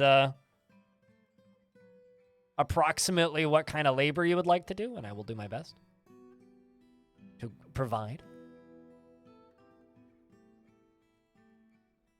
Someone had to, Papa Lurk. Is 80k followers... So for me, it's like, it doesn't matter how many followers a channel has. What matters is how many viewers they're getting. Why do you ask? That's such an oddly specific question, Clino. To give you an idea, if you have more than... Like, I would describe 80k followers as big. But, like, if you have more than 50 viewers, you're in, like, the top 1% of Twitch, right? Actually, I think it's, like, 25 viewers to be in the top 1% of Twitch. But why do you ask, Clino? An idea for mod for DF, but you're not smart enough to program it? Well, I mean, you could natter on about it in the ideas or in the modding section of one of the Discords and see if somebody decides to go make it for you.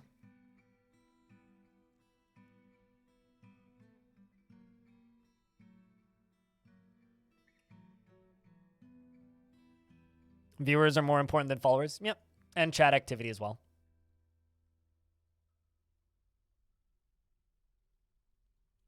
I think Clino's like talking about like previous conversations that we've had in the past, though.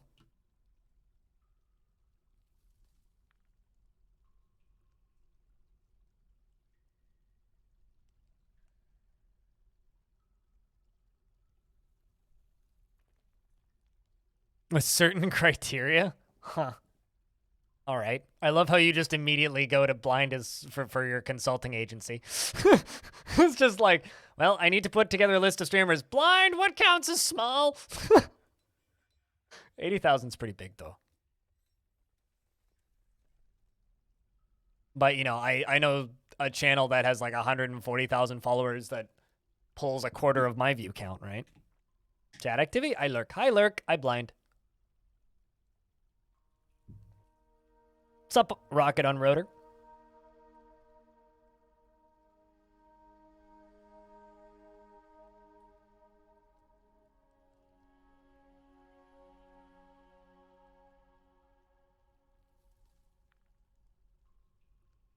You spam?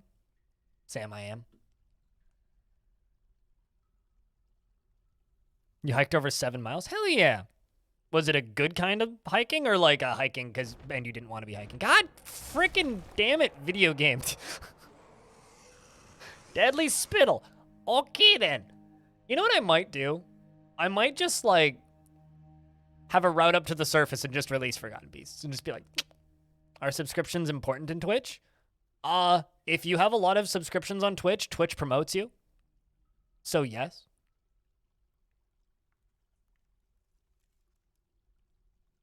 Not the noodle. No. No. Noodle is staying in Noodle's place. Noodle's not going to move. Don't worry. Let's throw a dozen Forgotten Beasts at him. What's even better is we're in the age of heroes, which means there's like almost nothing alive left on the surface, but there's clearly still billions of Forgotten Beasts. So for reference, this one is a gigantic skinless skink. It has 4 long spiral horns and it undulates rhythmically. Also, we do have access to 2 cavern layers here. And I was totally going to block off one of them, and clearly that didn't work. Clearly we didn't get that done in time. That's skinky. I love skinks. Skinks are adorable. What's Noodle's gimmick? Web spitting. So Angry Noodle is a giant 3-eyed python. It has wings of stretched skin and it undulates rhythmically. Its black scales are small and close set. Beware its webs. Honestly, skinless anything is kind of horrifying. It kind of doesn't matter what it is. If it doesn't have skin, it's horrifying.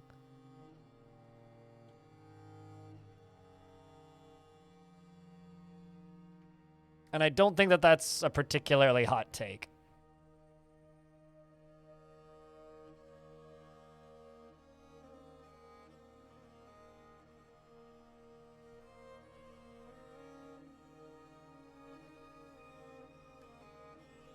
I think I'm just going to do this. We're just going to go along the bottom of this because I'm not getting enough water out of this, and that's fine. But I need to increase the flow here. Actually, you know what? Instead of doing it this way,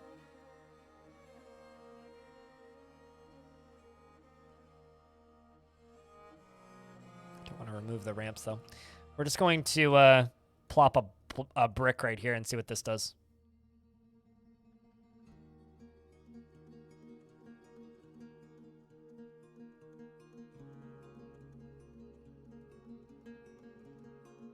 It's not enough pressure, no.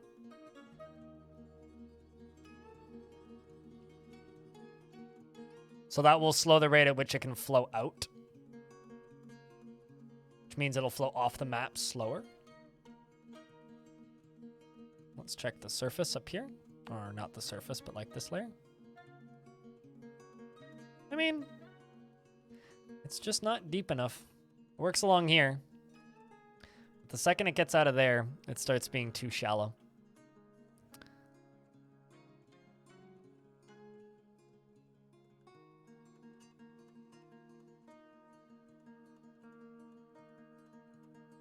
How high can magma splash up? I don't know exact numbers. It depends on what you drop in it. So yeah, it's actually, yeah, that's very much it. It depends on the weight of the thing that you drop in. Like, if we're magma pistoning, you can fire lava from the magma sea to the surface easily. Seems to be stacking up a little bit. You know, let's just use that. We'll just leave that as is.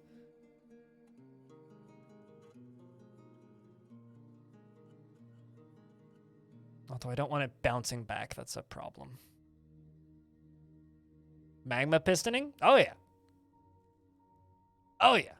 Sometimes I realize I throw out just like random Dwarf Fortress terms that most people probably don't know.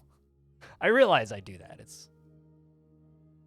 Yeah, magma pistoning is when you wait for, or is when you basically just drop like a pin of a material straight down into lava and it teleports the lava from underneath it to the top. It's old school strat.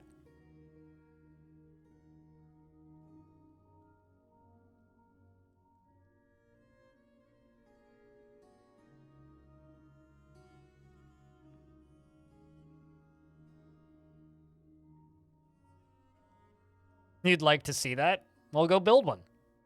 Just go look up. I'm pretty sure magma pistons have a page on the wiki.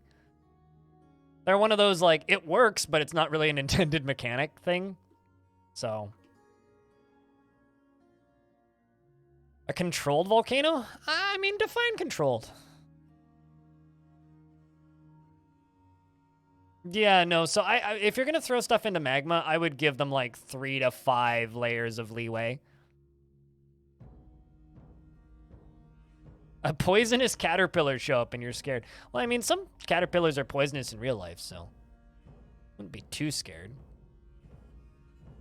I'm mostly terrified by all of the forgotten beasts and the multiple sieges on the surface. Game is being mean to me today. Maybe it's because I turned the game up to hard. Which admittedly does feel a lot more like older versions of the game. But maybe I shouldn't have done that.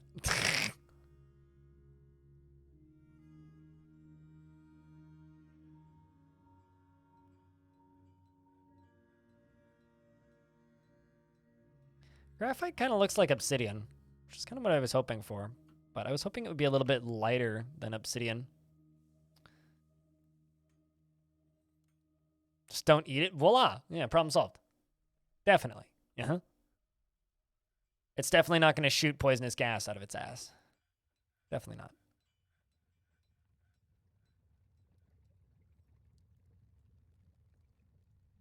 And sometimes it burns people dropping heavy items. Yeah, so don't let them drop heavy items. Or simply raise it 4 Z levels up.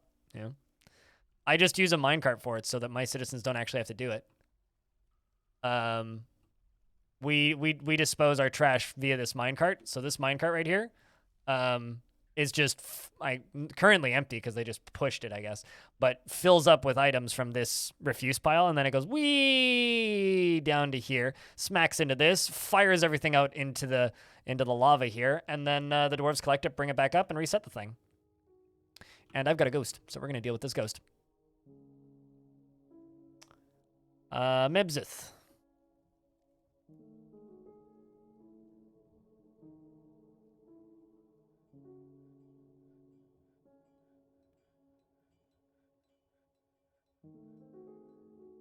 You just lost to fort due to a huge freakish goblin siege, like 40 plus gobos. They just scaled your walls. I have a question. What'd you make your walls out of? And one of your pikemen soloed 4 of your heavily drafted swordsmen. That's actually not that big of a siege. Oh. Well.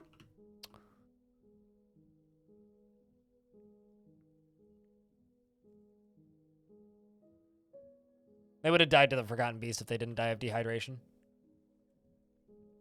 That's a shame.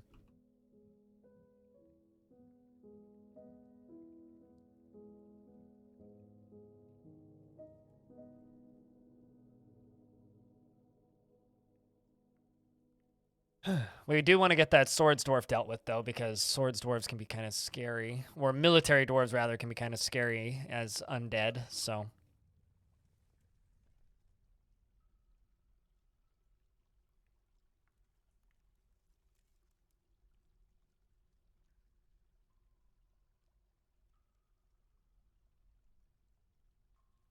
overhang out of the future. Okay, gotcha. Yeah, no, 1 or 2 tile-high walls, not very effective against good climbers. Like, kind of at all, really. I was watching a friend of mine stream, Bellinair, and he had this big old hole that he dug into the ground. And he was just like, okay, quick, burrow everybody underground, burrow everybody. Okay, we're safe. And then the goblins just started climbing down the sides of the hole because it was just dirt, right? It was just dirt and stone, like unsmoothed and everything. And they just like climbed down the sides of the hole, and it was an absolute like death squad because they all had crossbows and they're just like phew, phew, phew, phew, phew, just like sniping all the dwarves down at the bottom of the hole. Pretty epic to watch, but kind of catastrophic to the actual fort.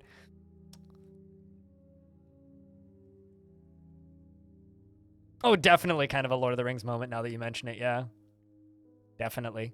Pretty badass if I say so myself, but like also, yeah. Definitely fun, shall we say.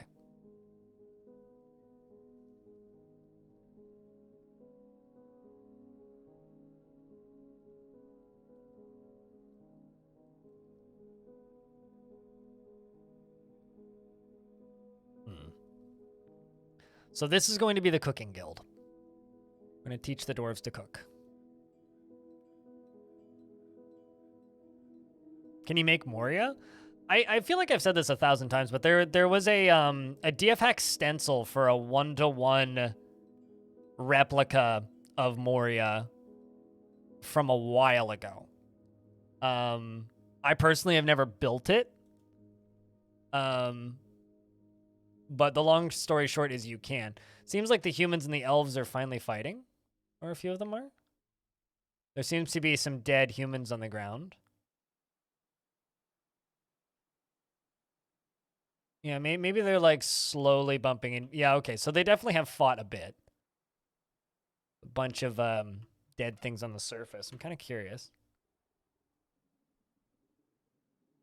Yeah, it's mostly just, okay, so the human siege is still here. They're just like basically slowly moving forward and poking each other at this point.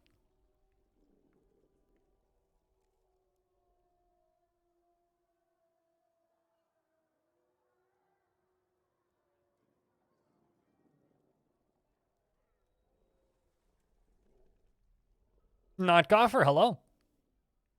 How is things?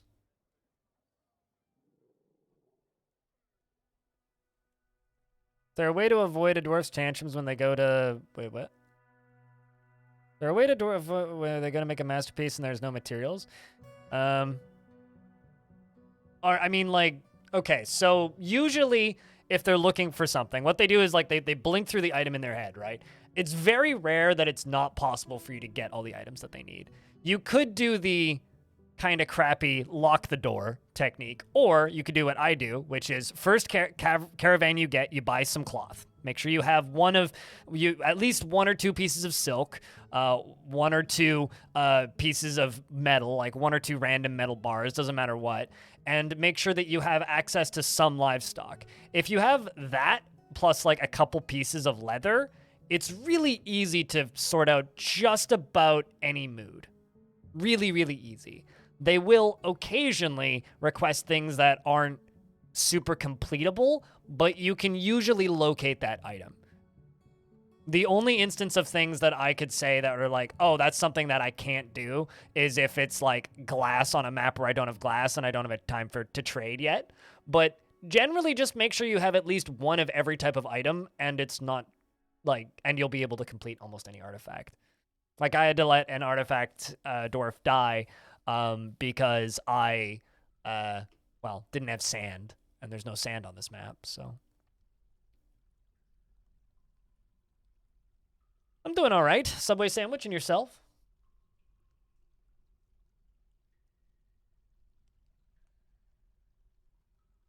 In your sand deposit, they can still gather sand through the fungus, so it doesn't matter. At least they've always been able to, in my experience. Doesn't matter if there's fungus there.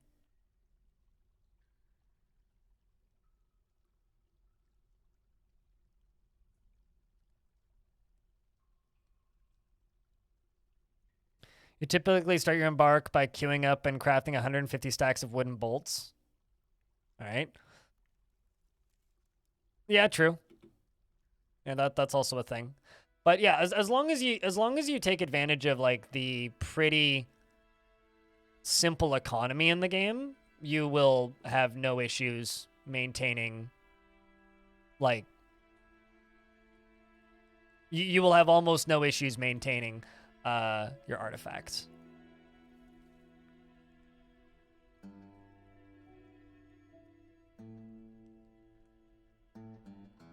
All right, it's filling up slowly. None of them have started turning yet, though. I don't think this is really a viable option. This has just kind of stopped the flow.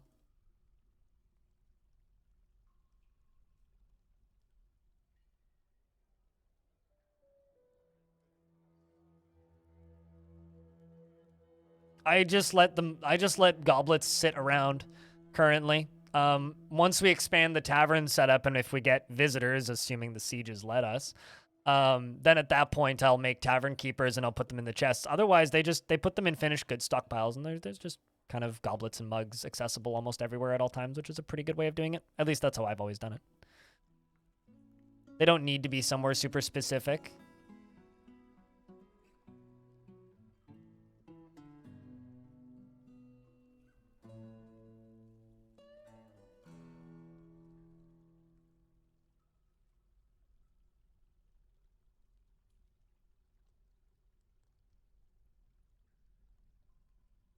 So this thing on the outside is going to be the cooking guild. This thing on the inside is going to be the kitchens. This is going to be how we're going to do this. Now, nobody get crushed by falling boulders, okay? Just look up, dwarves. Please, nobody get crushed by falling boulders. Don't just... Please move, recruit. Thank you. All right. It's fine.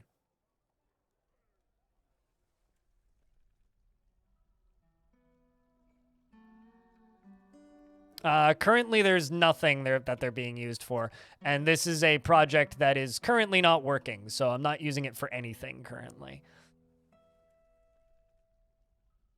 You don't see a source of power because there is no power to them currently.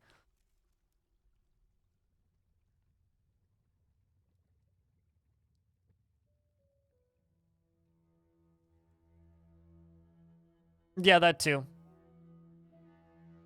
I generally just make sure that they leave the goblets in the tavern, and that's fine. Like, there's, you know, stuff like right here, and then this kid goes and grabs it and goes and drinks. Perfect.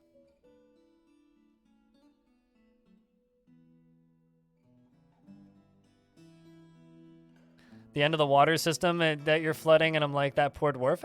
Nah, dwarves need to shower. Fine.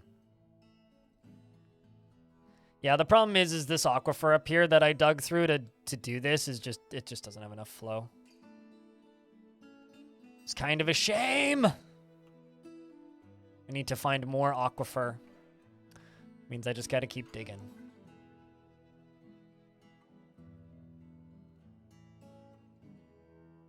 Gotta keep prospecting.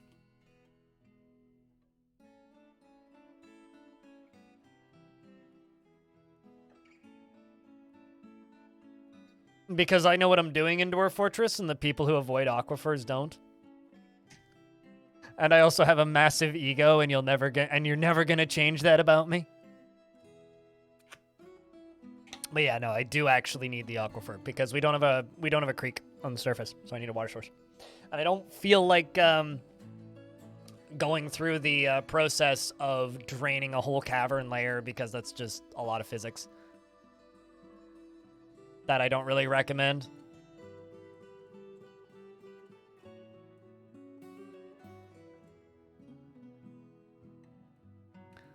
And a new world has just become the capital. Perfect time to retire it. Now, that is very much a good time to retire a fortress, is right when you become the capital. Go start a new fort. Similar scale, similar insanity, similar ideas. Same faction, even better. Keep building.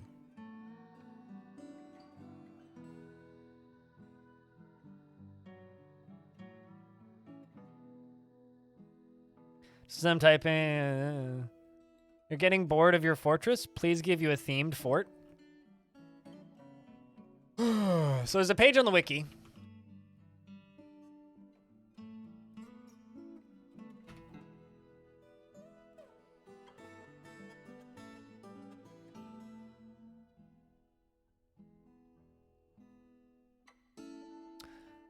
Called Playstyle Challenge. There you go. That's the one I'm looking for. Have fun. These are all player-designed challenges that you can do. Or not challenges, but I guess themes. And air quotes, win conditions.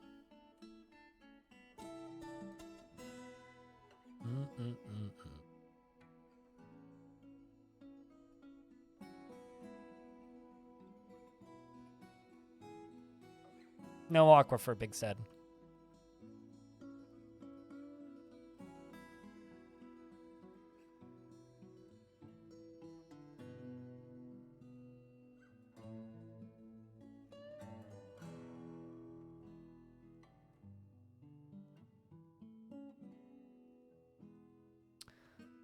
Will underground trees grow with no roof or no? What do you mean by with no roof? I don't understand the question. You mean like, will they grow above ground? No.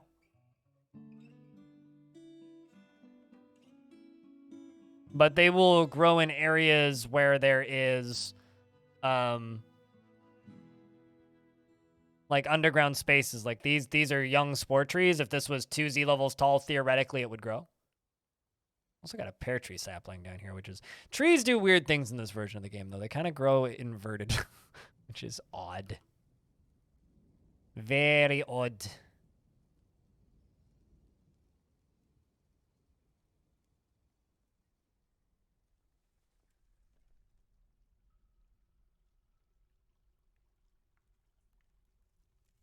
All right, so let's just pretty this center bit up a bit more. Bring in some rock salt. Go around the edges with rock salt, maybe.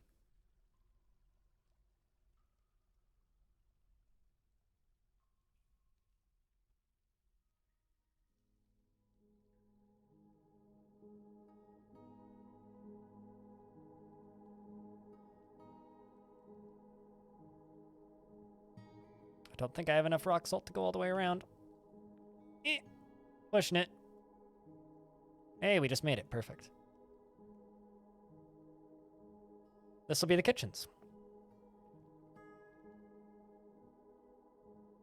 Hippie bonus, mod and cannibals. Mm-hmm.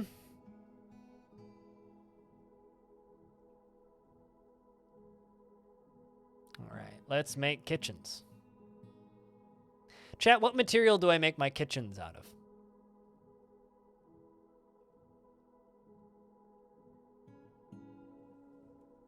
What do you think? I'm running out of rock salt. But, like, we've got, like, gold, we got steel, we got silt. I mean, this is a kitchens. Granite, dolomite.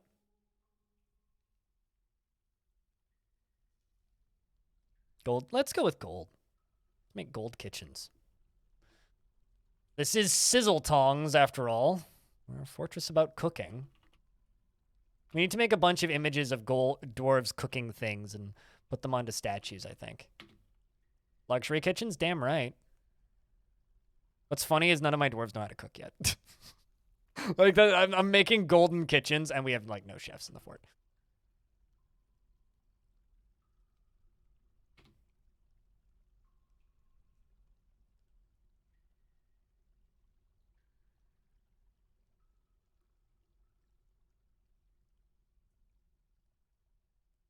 Where is the dog sauce? You mean the lamb sauce?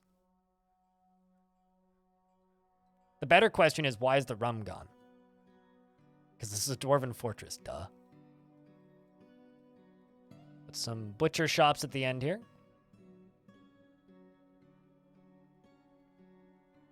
They can get to refuse pretty quickly. It's right there.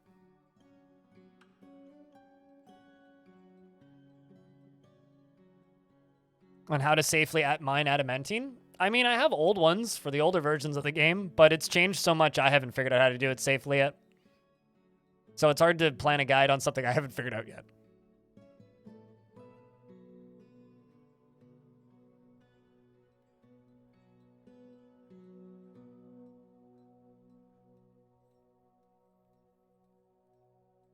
Why is the rum gone?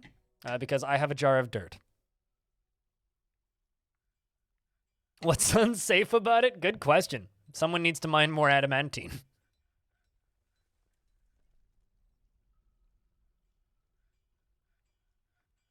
Of the learning process? Oh, totally. But every single time I've gotten close to that situation or found a good spire, my forts have to, like, suddenly stop being forts due to the game deciding to not let my forts be forts anymore, which is getting a little annoying, I will be honest. Would really just like to, you know, finish a fortress that I'm happy with, but the game's been kind of refusing to let me do that.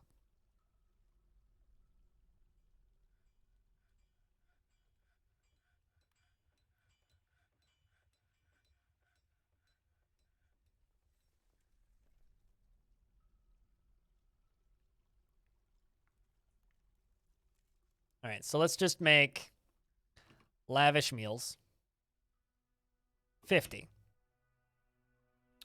If number of unrotten prepared meals is less than 25.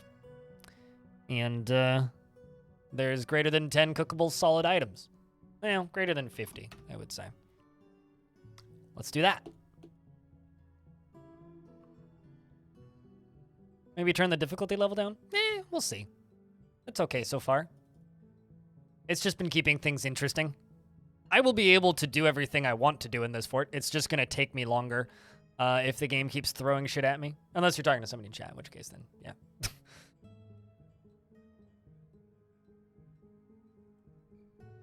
Soloed a giant cave spider with his fists? Somebody got real lucky in the dodging stats.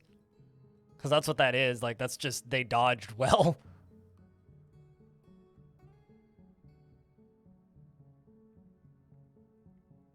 No, it wasn't meant for me? Okay, gotcha.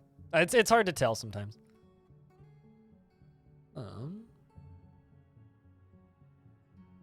Thinking we do a good chunk down here. Because I don't know about you guys, but like this difficulty has been a good level of entertainment. I just need to like figure out exact settings that I enjoy.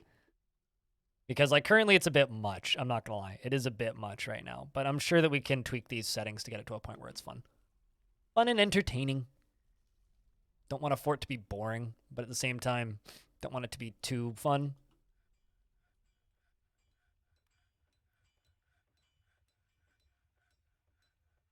Do you guys think this needs railings? Kind of thinking gold bars around the edges.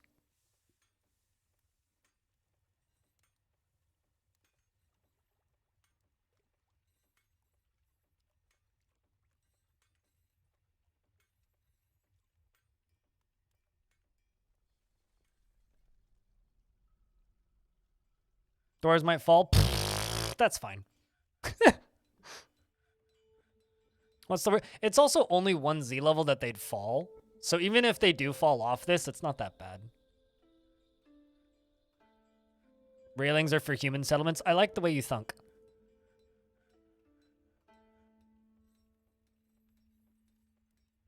I'm gonna use these shale boulders for this flooring here because I quite like the color of shale floor, and I think that the dark shale to kind of contrast the gold would be quite nice.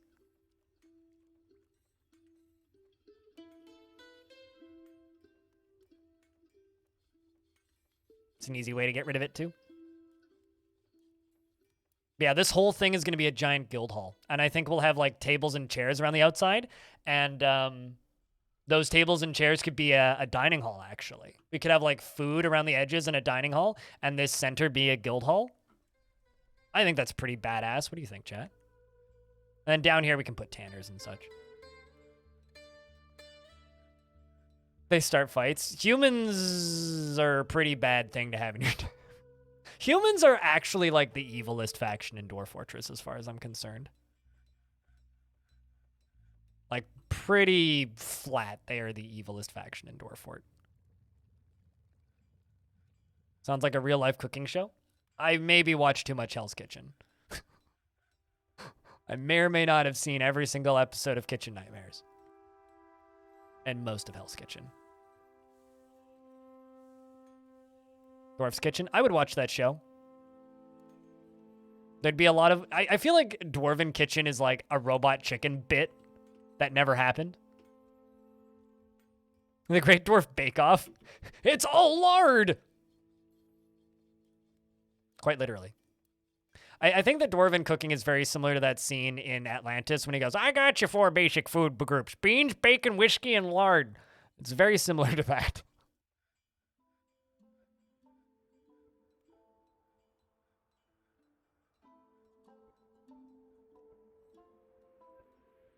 Golden Chef's Guild headed by oh man, it'd be Dorfin Ramsey, not Gordon Ramsay. Just had a D&D session where the DM played the Forgotten Beauty. Yeah, I saw you fly by in chat.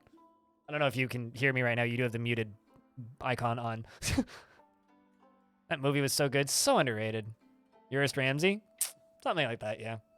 All right, so I'm just gonna make this whole thing into a chef's guild, and we're just gonna make it public. Well, public to my fort. Like not public overall, just public for my dwarves, obviously.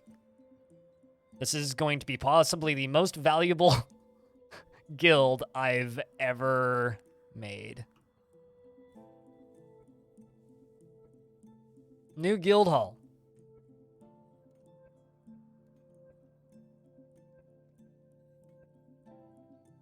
I do kind of wish we could search for this. There we go. Cook's Guild.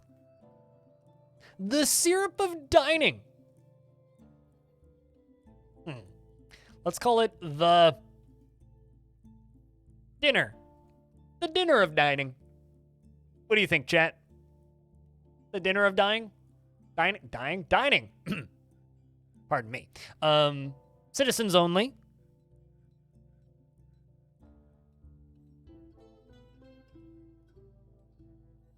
The golden dinner of dining? I don't think Whoop. We just had a baby girl born in the fort. Well, that's a beautiful day.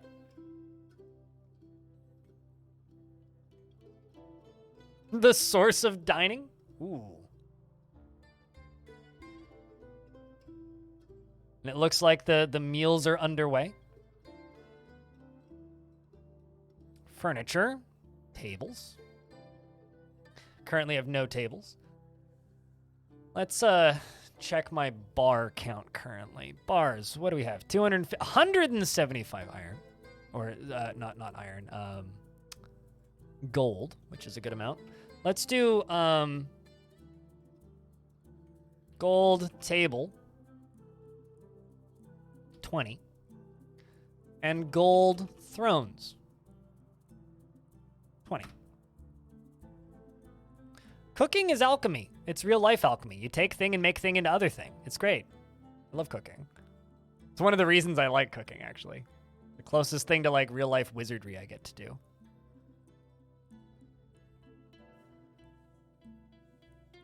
Let's just use the task screen. There's so many of them. Terrace Otis. Terrace Otis. Chat, can I get a warm welcome for the Raiders? And mods, could I please get a shout out?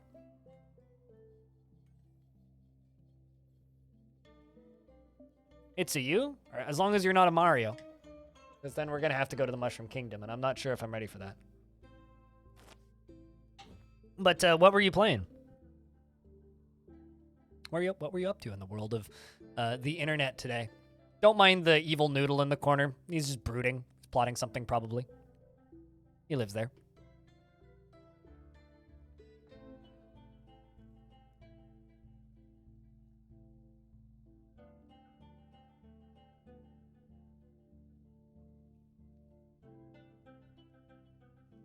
We are building a, basically a public display of cooking sport. You know what I suddenly want to do? Krug Smash had that one episode where they had like a cooking competition.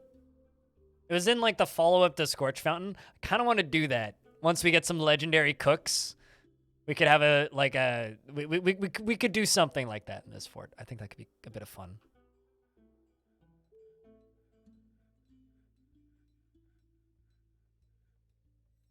You've been enjoying my YouTube vids? Well, thank you.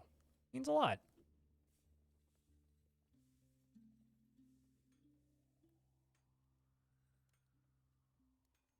Well, I only have 14 shales, so.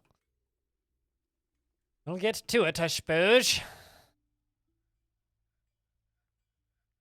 Cooking Anime Dwarf Edition. I've never seen a single episode of a single cooking anime ever in my entire life, but I know that they exist, and I know that people like them. I just remember people's clothing's flying off from the clips that I've seen. So it looked like regular anime. God damn it! Why can't I find more Aquifer?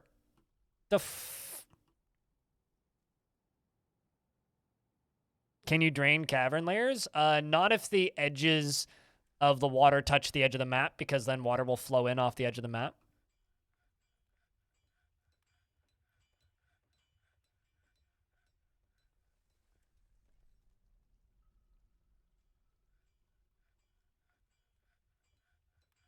What's going well, Padinsky, but not for your dwarf. Your dwarf mysteriously died to a bunch of ant people. So I'm sorry. But things are going pretty good though. How's things, Padinsky?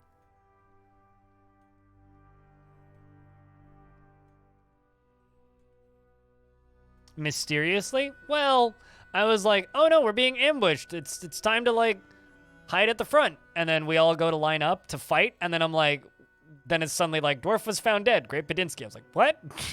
How did you get out there? So, yes, mysteriously.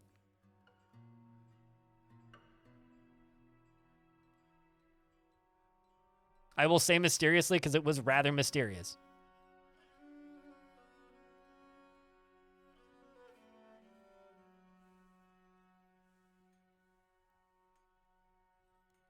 Gotta say, gold bars look rad.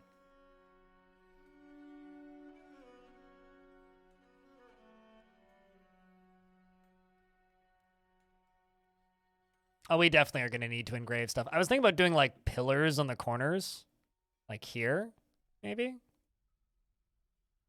Be like marble pillars.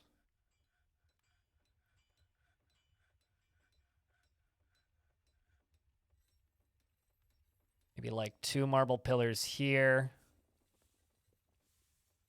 And 2 marble pillars there. It's gonna look pretty rad. Do I have enough marble? I have like 90% of this cavern is made of marble. So, yes, I do in fact have enough marble. Literally have thousands of marble blocks. Stockpiles? Where am I going to put some stock? There's going to be food stockpiles up at the top here. Although chunks of this cooking guild are actually going to be cut out. I'm going to go into the corner here, and I'm going to cut this corner bit here. And this corner bit. Because this is going to be dining hall. So you're going to walk up and through the guild, and then into a dining hall around the edge. I just need those tables. Which I'm not sure they've started yet. Oh, they have. Which means I can make it.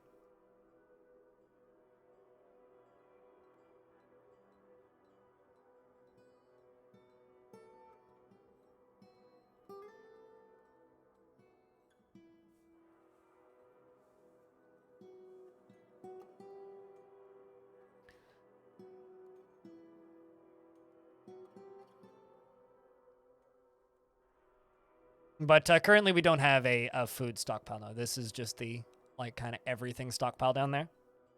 I do, however, need to queue up some rock pots. Just do 250. Good number. But what I'm going to do is I'm going to make this into a dining hall. On either side. Set to multi, yes. That would be the problem.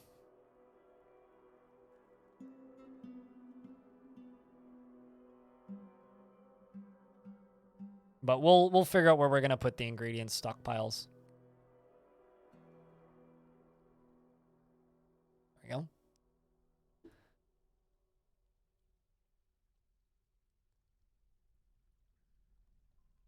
And you'd have infinite golden furniture. I mean, there's already plenty of ways to dupe metal in the game, so. Did I make those into flooring and not into pillars? I'm smart. Made all of these into floor and not pillars.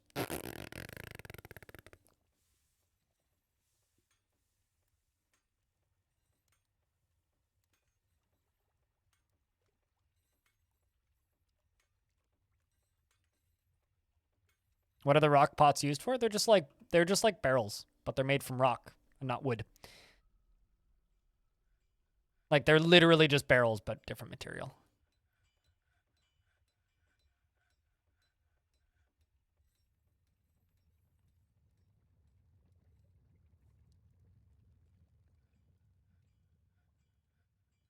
But yeah, I'm quite happy with how this tavern looks. And how this dining hall looks. How this kitchen looks. This is pretty good. This is pretty good. But I think for ingredients, we can just do this.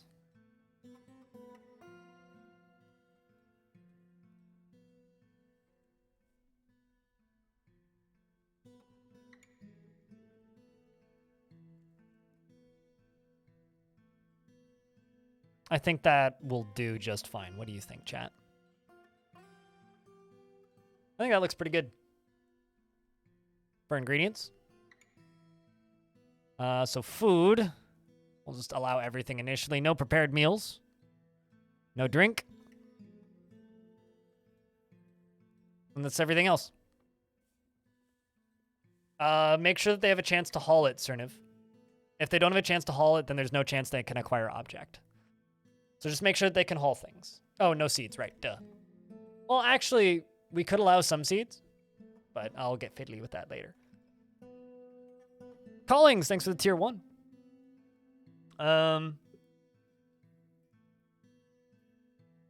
They can't be used for some specific barrel from, like, heavier and hauling, but in the grand scheme, you won't notice much. Yeah, I mean, I do notice a bunch of difference in that all of my wood is going to charcoal and beds.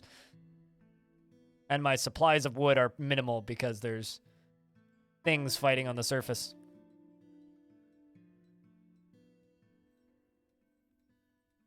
Quick to despair. Wow. What a life.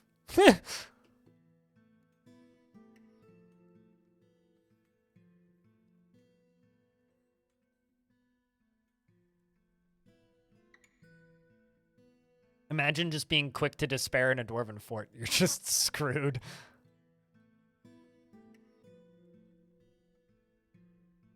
Sounds like you. Well, at least we found your spirit animal, Walmart.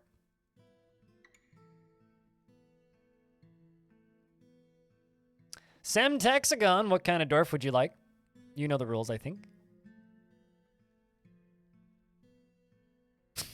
I love it whenever a dwarf gets redeemed and half of chat's just like, fuck!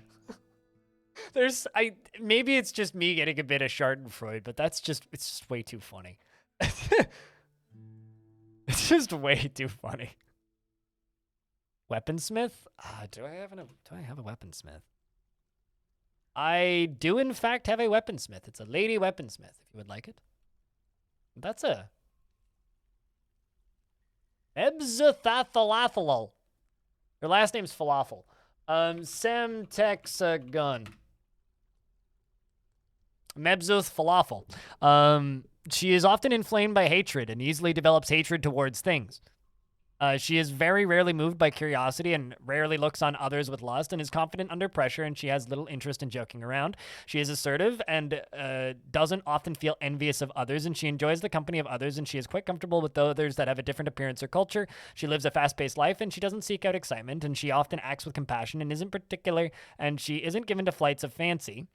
And she has a tendency to consider ideas and abstractions over practical applications. She needs alcohol to get through the working day and doesn't really care about anything anymore. Dreams of creating a great work of art. She personally finds friendship burdensome and doesn't really see the point in working hard. She likes basalt, brass, green, tourmaline, crystal, glass, quivers, ducks for their quacks, and the giant leopard. What? A miner has been found dead? Fuck. Hold up. And she absolutely hates mussels. Where? Oh, okay. Just the one that went nuts. Well, that's a shame. 600 people wanting to press the button. I'd say it's probably closer to like 50.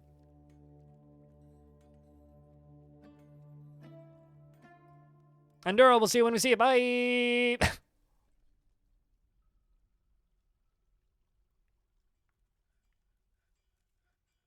How'd they die? This one went nuts. After failing an artifact, I think. I remember seeing the melancholic call.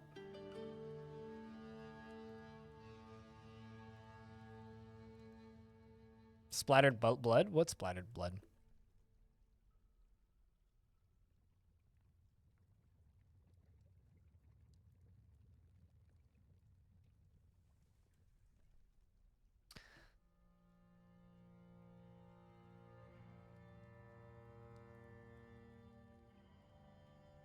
All right, let's check my military. See how their equipment's doing. Assign uniform. Let's try reassigning everything. I'm going to make sure that I have enough. I appear to be missing a few sets of hand armor, like 2 gauntlets.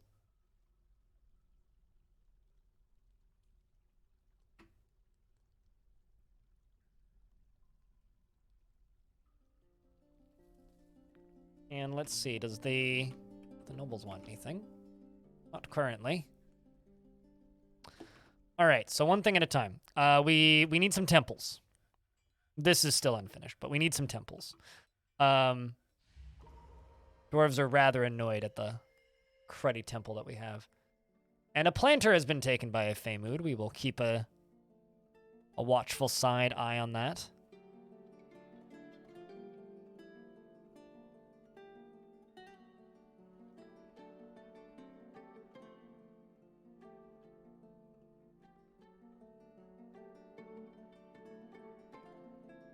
And then we can put a row of prepared meals on either side of this.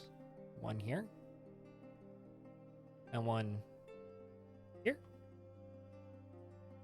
And this will just be for prepared meals.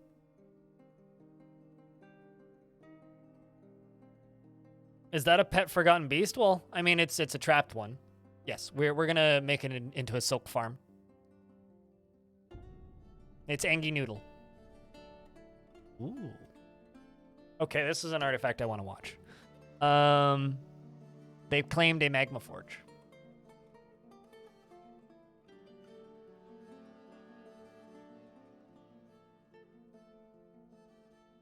Did I ever name the dwarf that you redeemed? I don't think I did eat cereal. I remember asking you about it, and I remember seeing the line go by. Did you ask for planters? Do you want this planter?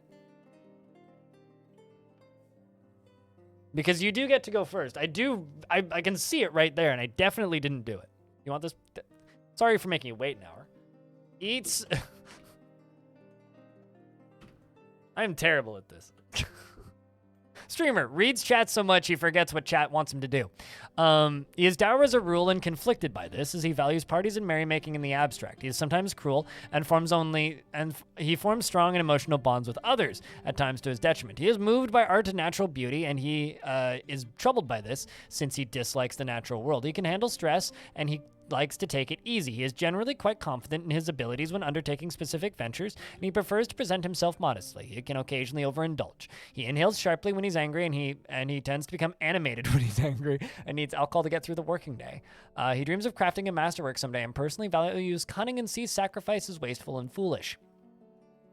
He likes basalt, zinc, bloodstone, and crystal glass, and giant opossum leather, and narwhal bone, and the color light blue, and horses for their strength, and when possible prefers to consume giant red panda, and soft wheat beer, and bumblebee royal jelly, and soft wheat flour, and he hates hamsters. And he is requesting stuff. Hold up. He's got two pieces of leather and gold bars. What do you need? Tanned hides, sure. Bones, okay. You probably need bones. Rough gems and cut gems. And silk. We have silk. We should have silk. I haven't looked. Okay, so I'm going to slaughter a piggy.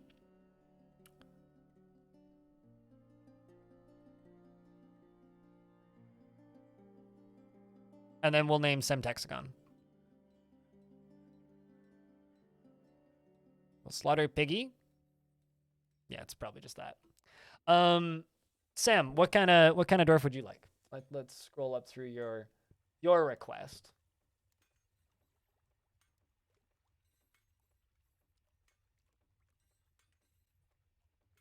Call your library as gaudy. I mean, my dining hall is exceptionally gaudy. Weaponsmith if possible. Okay. We read did we read this personality already? I know that we named it. Yes, we did. Often inflamed by hatred. My brain's just doing strange things today. Strange things today. By that, nothing. Nothing of value. We're just gonna follow this dwarf. Yes, you are already named.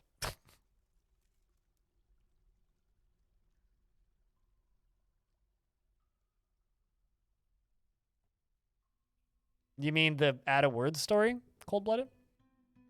The one that actually matters?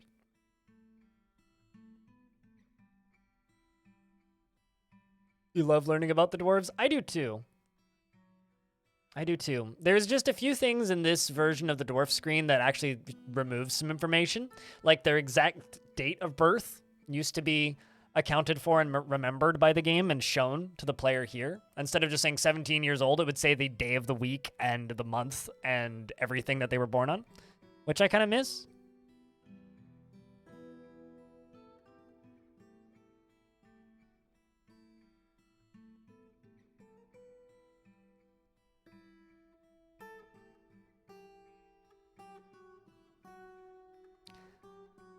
All right. There we go.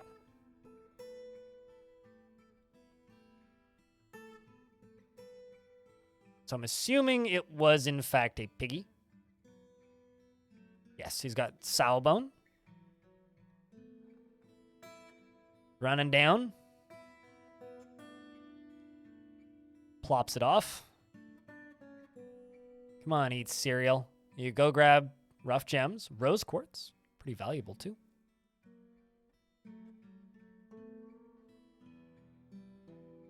Chad, are you guys doing anything fun for the rest of your weekend?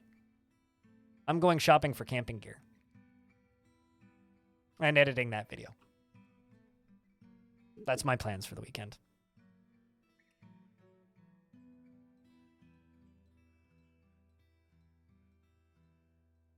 Dwarf Fort, sleep. I honestly, I need to take that and do that. I need to sleep. You'll be with family. It's a good way to spend the weekend. Cave spider silk cloth. Hell yeah. Sushi. Ooh. Packing? For what? Moving? Dwarf doesn't feel anything due to inebriation. What a sad life.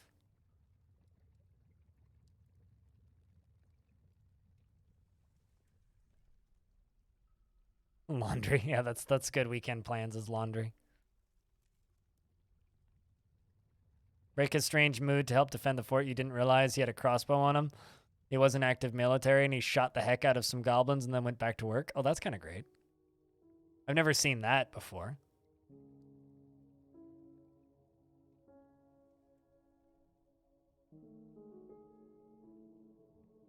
So it's getting stoned and play DF for you? I feel like if I was high and playing Dwarf Fort, I would get nothing done. No, they're different things. I mean, Armok Vision's like a 3D renderer. Stone Sense is an isometric renderer, so they're both kind of different things.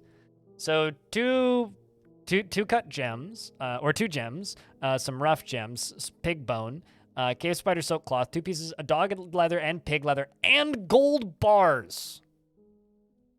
Hammer, hammer, hammer, hammer, hammer, hammer, hammer, hammer, hammer, hammer, hammer, hammer, hammer, hammer. Make us something cool. Eat cereal. Make us something cool. Softest hammer in the world. Band hammer.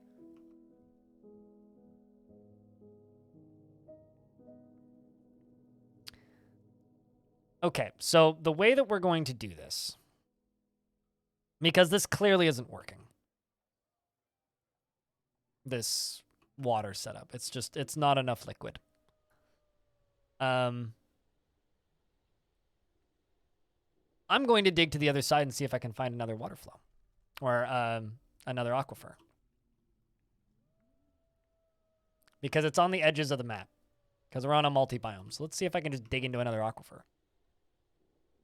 Good luck, dwarves. Do much digging, please.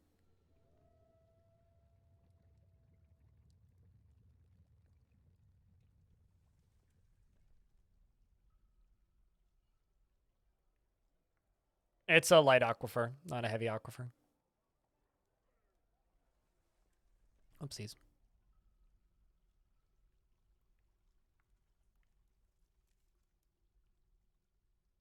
Shale. Shale. And shale. And yes, I know I'm building over that stairs. That's the point. Your fortress is a county, and you have a couple of announcements along the lines of a settlement has been established southwest of you. What does that mean? Okay, so essentially, like, it means that your faction is expanding because of your fortress's success, essentially. So your faction is founding new fortresses independently of you. You don't have to interact with them at all. However, if you have a messenger set up and you go to your world map, they'll show up as a slight. I don't know what color they are now, but they'll show up close by, and you can click on them and actually send a dwarf there to ask for worker assistance, and they will send you dwarves that will work in your fort, which I think is kind of badass.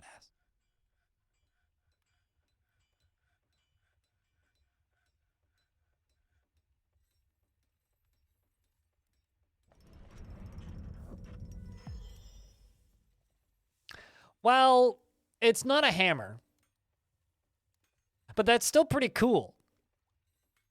Are those workers permanent until you tell them to leave?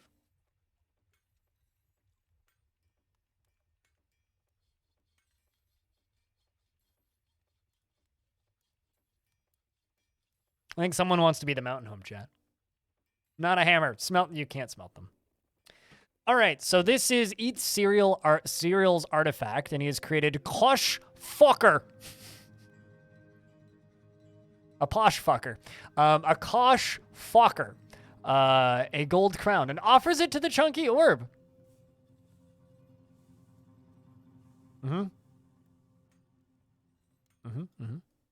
Yes. It's a funny name. I'm not making this up. Kosh Fokker. This is a gold crown.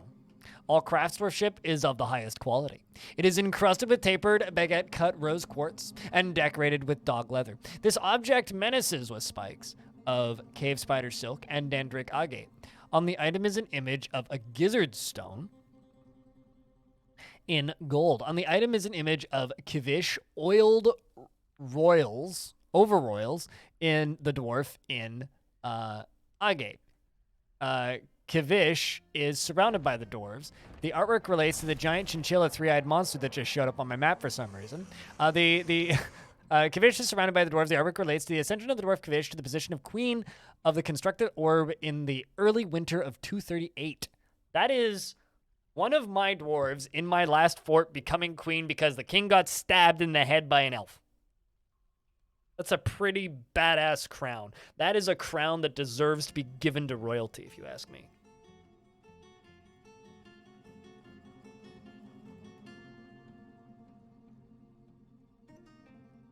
Slaughter Slip?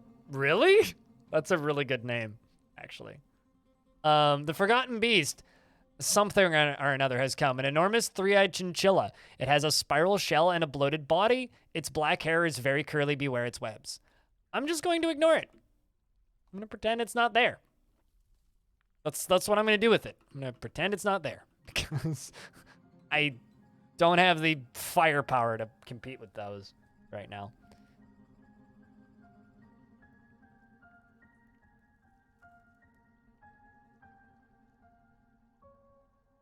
That name looks vaguely Irish. It's so cute. It's a giant, fat, web-spitting pom-pom.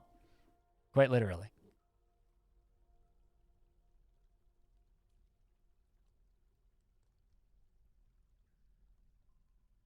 I wish that there was more sprites for Forgotten Beasts right now. It's one of the aspects of this version right now that's kind of lacking, in my opinion. All right. Well, at least we got something done-ish. Dwarves are just socializing up in here with the spiders. So that's good to see.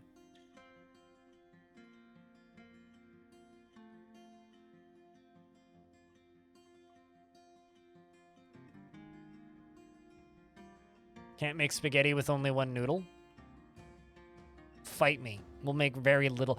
Okay, so you know like those Instagram accounts that just like make the world's smallest something or another? What if we did that, but like with spaghetti? It's like, it's the world's smallest bowl of spaghetti. It's made with one noodle. That big. It's for a hamster. Exactly, tiny spaghetti. Just chop it up a lot. Right, I need to go to labor, standing orders, and I need to allow them to collect webs again, because I want to get these webs out of here. And then I think we're going to start making dwarves nicer clothing, because frankly, they need it. And frankly, they deserve it. Aren't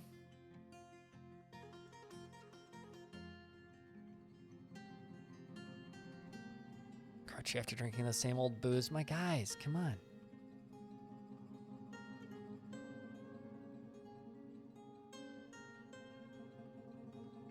See if we've had any more luck finding this aquifer. Still digging. Tiny spaghetti. Well, I'm glad somebody already made it. Also, hey, Ruby. The Italian mafia will be out for your ass at the slightest sign of spaghetti abuse. I don't know anybody in the Italian mafia, but I'll make sure that I avoid that. Many meters long, but still single noodle. I'm pretty sure there's like a Japanese noodle house around here that does something like that, where it's like, it's one really, really, really long udon noodle. Like really, really, really long udon noodle.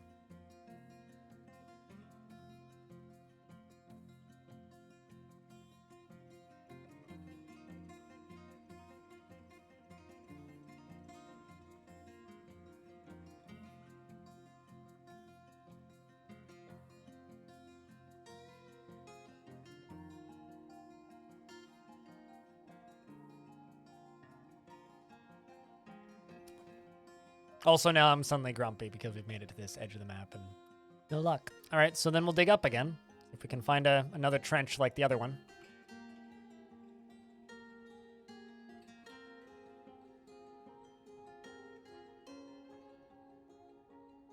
Why does it make you so angry?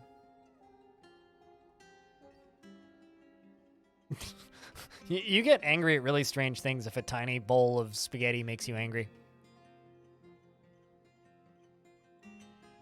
I'm good with the Italian mafia? Okay.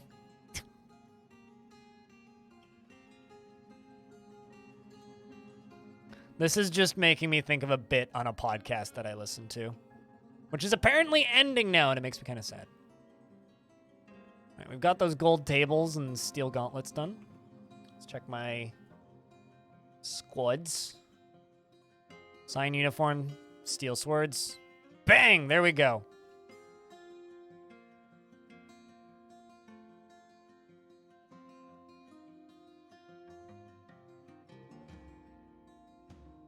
Read? No. And yes, you did say hungry, but read my name. You know, I've never been into an Olive Garden to the point where, like, I wonder if they even exist here. Yo, what's going on with, like, that steel sword dwarf in the middle right here? He's, like, suddenly found a replication spell due to loading screen. Like, falling out of the quantum time something.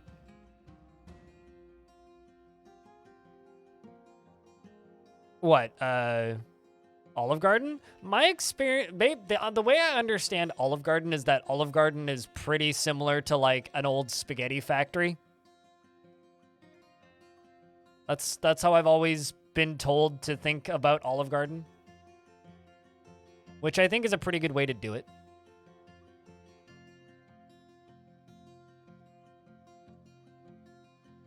They're doing the thing again where they're not wearing boots.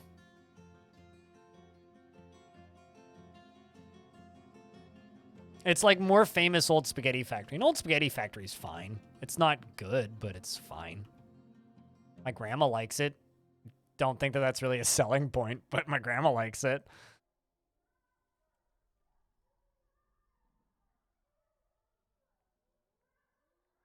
Is that tiny one? God, that's the case. I will be quite sad.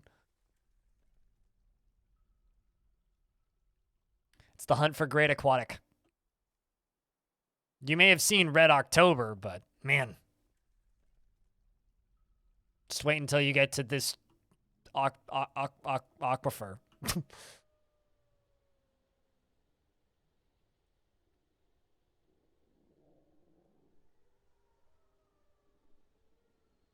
All right, well, we'll see what they find. There's no real Italian near you, it works. Yeah, I mean, that kind of goes for almost any chain restaurant, right? It's like if there's no good actual version of that near you, then yeah, fucking go for the whatever the crappy chain is. And you'll eat edible food, mostly. It's like if there aren't any good burger places around, go to a Red Robin's. And if there's no good steakhouses, that's what Outback's for. Not that Outback is even remotely good, but like, it's edible. You won't die. And if they make you sick, they have enough money so that you can sue them and they'll just pay you off. It's pretty good. It's not like going to Burger King where you risk your life every single time.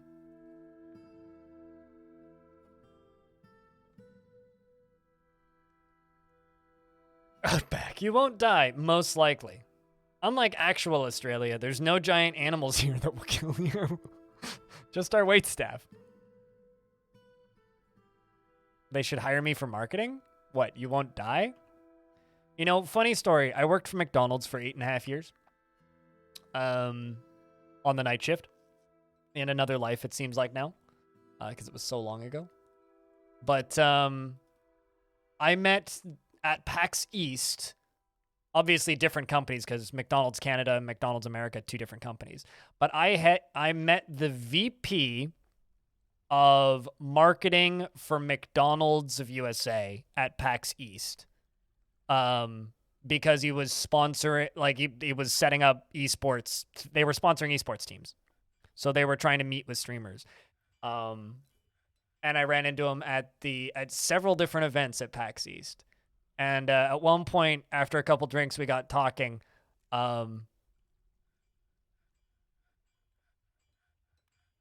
Yeah. It was like, so, you know, there was one time I was working night shift, and you know what I did? And he goes, oh, well, what's something dumb that you did when you worked night shift? I'm like, well, you see, like, our lobby was closed because we were getting renovation. He goes, oh, yeah. I'm like, so I brought a Wii U into work. And I plugged it into the menu boards. And, you know, they have, like, these HDMI ins, it just swaps over to the HDMI input. So I played Smash Brothers on the menu of a McDonald's and got paid for it. It's dumb stuff like that. This is the best shift of my life. We did that every night for like 3 weeks. It was a good time. Because like the lobby was closed, so we had like a significantly less work to do. And then what was even better was, as part of the lobby renovations, they installed those self-checkouts so that people can just take their own orders, and then 2/3 of the staff got laid off.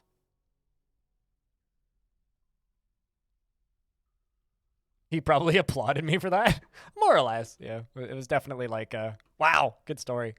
I mean, he asked, he was like, do you have any like stories of things that you used to do when you worked there? I was like, hell... Hooray for automation. Yep. Everybody talks about how much they love those. I'm like, you do know how many people lost their jobs because of those, right? But, you know. You got gifted a sub. Hell yeah, congrats. Enjoy the cool-ass emotes and the ad-free viewing for the next 30 days. Courtesy of the generous individual that chucked a sub in your general direction. People have been telling me really nice things about the emotes recently, and it's been nice.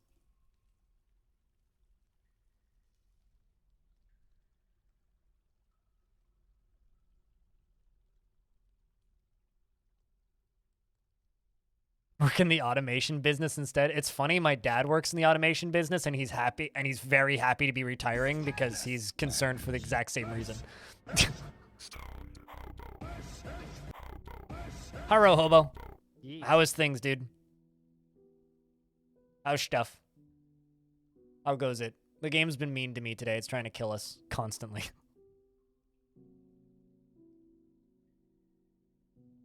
But aside from the game being mean to me, it's been a good stream. How's your day been? Last time we really talked, you were still just like utterly obliterated at work. Has that slowed down?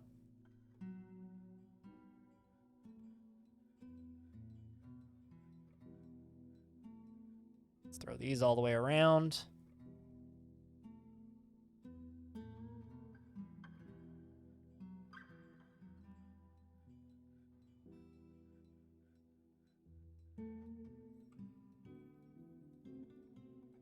That slowed down, good stuff. You worked at NASCAR themed McDonald's when you were younger, and there was a NASCAR car hanging from the ceiling, and you would climb it and sit in it and hang from it? Really? Wow, that must have been really well secured. I would not trust that, but... Dang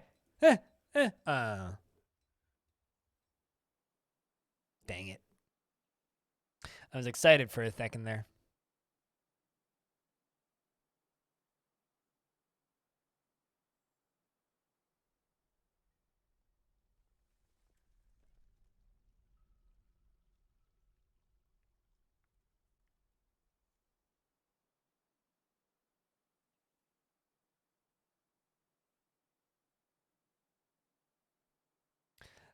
So, chat, there's this band that I listen to sometimes called the Beths, and they have a song called Expert in a Dying Field.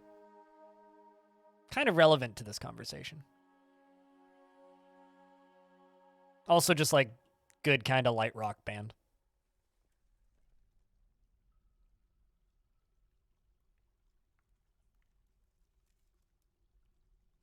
And if you just look up Expert in a Dying Field, you'll find them.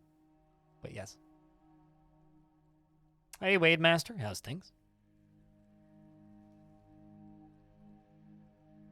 Just need it to be like 3 of 4 and that'll power it.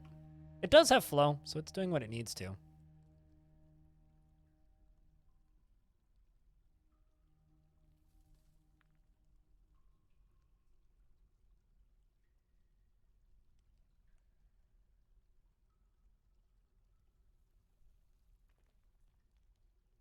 I really wish I just dug this one wide. If I dug it one wide, it would have worked.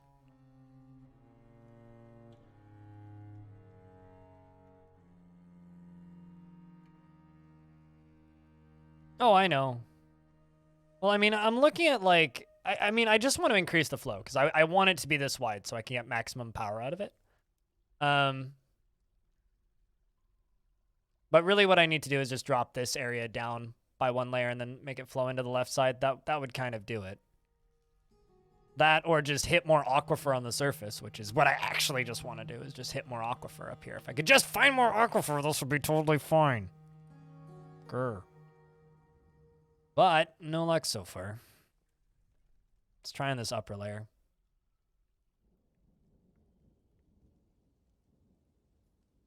Imagine not having enough aquifer. It's literally me right now.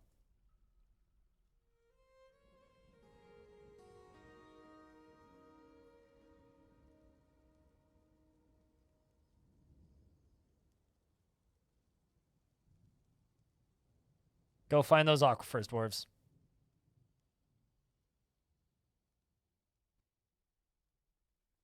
You work in industrial automation, and it's consolidating right now because most of the stuff has already been automated as much as it can be, and there needs to be a next-gen of manufacturing itself, i.e. carbon fiber and AI, to bring corresponding next-gen automation. Oh, yeah. No. I mean, everything, like, has directions it can go, and it certainly needs to, but it's a scary industry, and some things shouldn't be automated.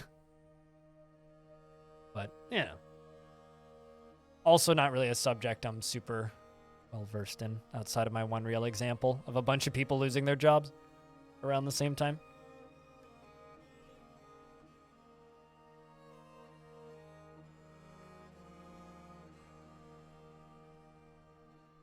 You're doing a career in F1 2022 and it's Monaco time? Time to drive single file. Is there a way to cheat to find aquifers? Not without DF hack.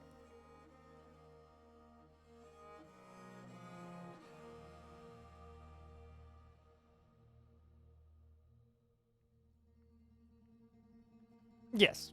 Yeah, that absolutely is the problem. You are correct, Blazing Monkey.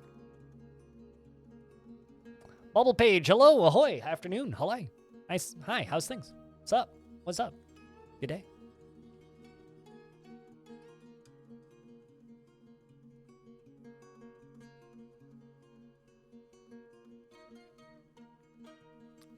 Where do you find the cool stuff on the map, like dragons and necromancers, or should you do a custom map for that? So nothing is on your map, right? Nothing is on your map. Everything is in the world. When the world is generated, the world is populated. Where you settle is going to dictate what you see, right? So if you settle somewhere that happens to be close to a bunch of necromancers and zombies and dragons and such, you'll see that sort of stuff. If you settle somewhere very far away from all that stuff, you'll see nothing.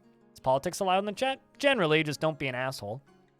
I actually have very few chat rules. It's just a use common sense and don't be a dipshit. So use common sense and don't be a dipshit. But yeah, no. So how do you find how do you find them in the world? So at that point, good luck. I mean, you can use not adventure mode, legends mode to locate certain locations and layers, and then via searching you can sort of figure out where they are. But it's a lot of, without adventure mode, it's a lot of luck. But basically what I would say is generate a smaller world and increase the number of critters that will be there. But just remember that there's cool stuff on every map. You might just need to dig deeper.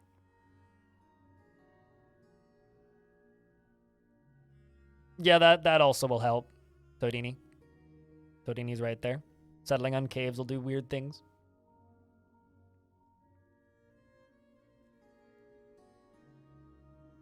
I mean, we're essentially playing 2/3 of a game right now, right? Without adventure mode, so.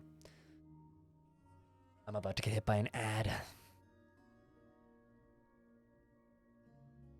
Yeah, that too. Older worlds generate more towers, which create more necromancers.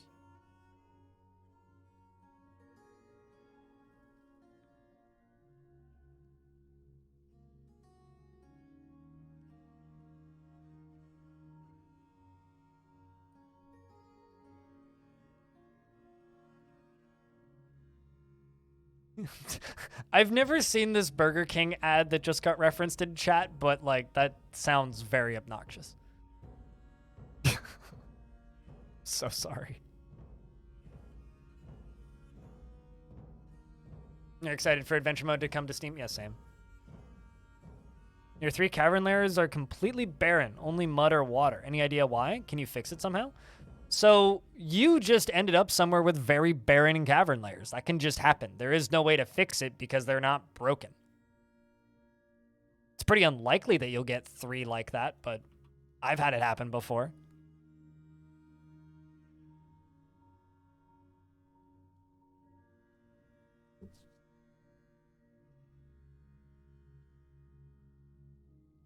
The deepest one usually has underlichen, but not always.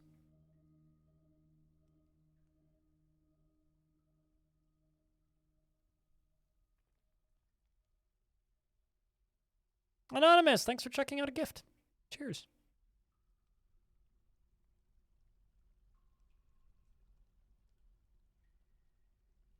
At least it's easy to farm it. Yeah, no, I mean, you definitely will still get like the normal cavern benefits, but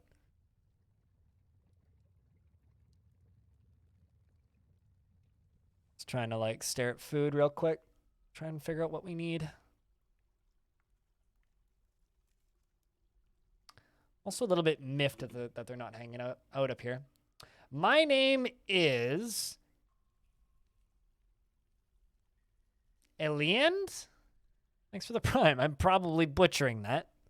But welcome to the channel. Cheers. Thanks for the prime subscription.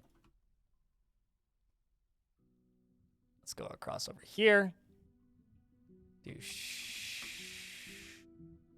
what?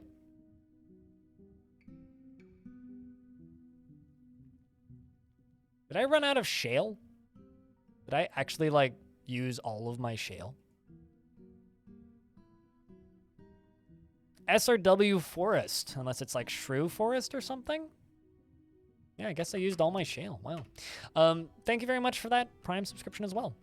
Cheers.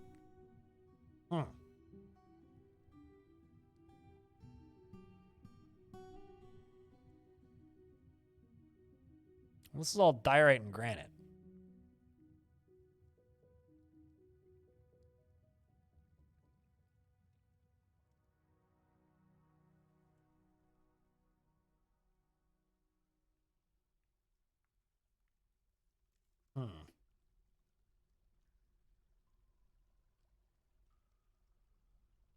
Shale. Da da da da da da dun dun dun dun dun. Yes. All right, let's just move up one more layer up here. I'm not sure what I'm going to do with this upper layer, but we'll figure it out because I need this shale. Because this is all shale up here.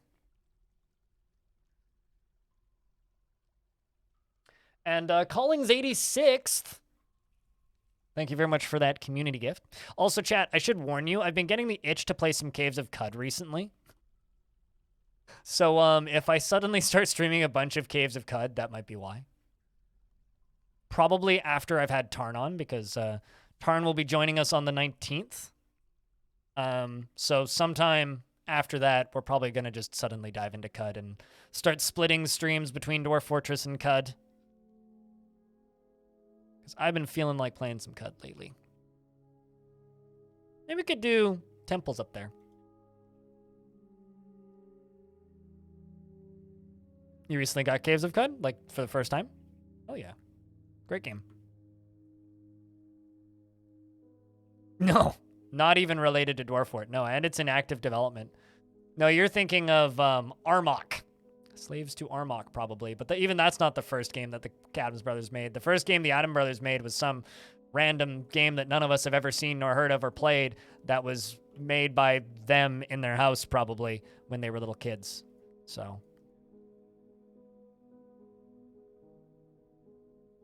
No, it's being developed by two guys who are heavily inspired by Dwarf Fort, but completely unrelated.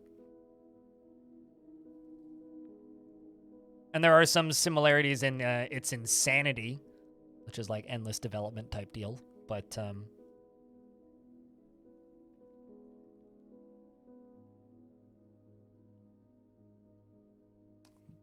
blissful after dining in a legendary dining room. Well, at least that's helping. Tavern down here. Let's just see. What's being put in these stockpiles? Putting prepared meals in there. Let's remove the prepared meals from these. I think they're all the same stockpile, so they should just get moved up.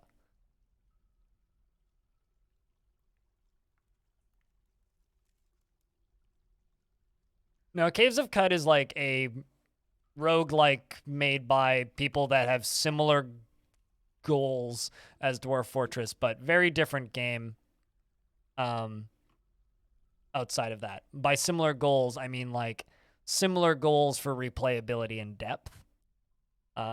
But their execution and the way they go about doing it is very, very, very different.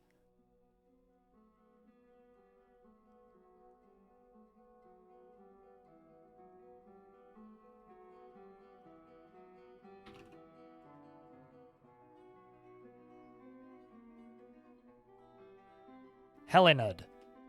Oh yeah, I never would have figured that out. You just wanted to thank you about the tutorial series on YouTube. Cheers! Well, I'm happy to help. Nice combo, Gobo the Third. But how roguelike is it? Yes. When you die, and there's no progression from run to run. And it's turn-based game. Everything is randomly generated. There are some designed areas. It is the most roguelike. However, you can just straight up turn off the permadeath if you want. So if you don't want to have permadeath and you just want to play it like a CRPG, you can just do that. Because it's like a 40-hour long game. Also, chat room, thank you very much for the little hype train. If anybody does have a Prime subscription lying around or extra bits and you want to jump on the train, you can do that quite easily.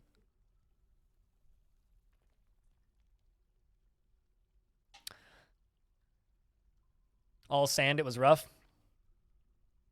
Yeah, I feel you there. Sup, Mel? Thank you very much for that Prime.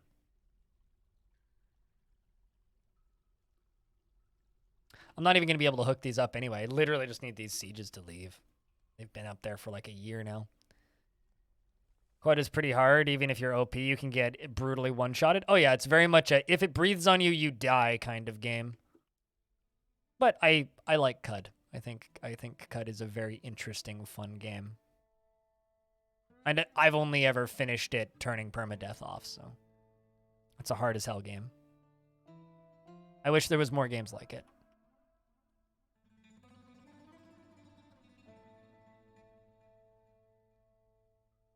You've only ever played the fast-paced real-time ones? Those aren't roguelikes. Those are run-based games. It's like, technically, by genre definitions, Fortnite's a roguelike, if you want to go by modern definitions. So the modern iteration or games that people call roguelikes, they're not roguelikes because they have nothing really in common with actual roguelikes. They're nothing like Rogue, and the only mechanic they take is the fact that you go on runs. And there are lots of games where you go on runs. Arcade games, you go on runs. They're just run-based games. You could call them roguelites. No, they're not. Copyright them. They're just run-based games. It's like Hades is a great run-based game, but it's not a roguelike. And you can't call it that, really. I mean, you can, but it's a really silly descriptor. It's just not accurate.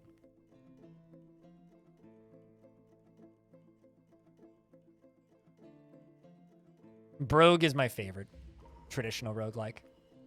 Genuinely. Sam Taxagon appears to have jumped into a fey mood. A weaponsmith, eh? Chat, I need to ask you guys for a real quick piece of advice. Do I forbid all gold and make them make it out of steel, or do I just let nature take its course?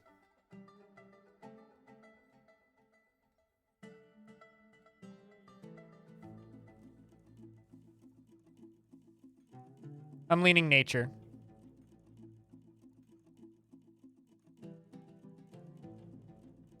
Iron bars. Okay. Fading the edges. What kind of dwarf would you like? Gabbro. I mean, it may not even be a weapon.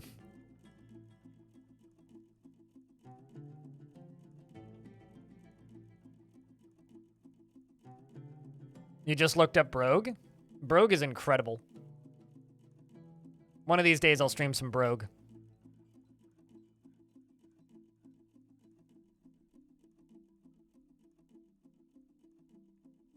I don't really have any interest in Amazing Cultivation Simulator.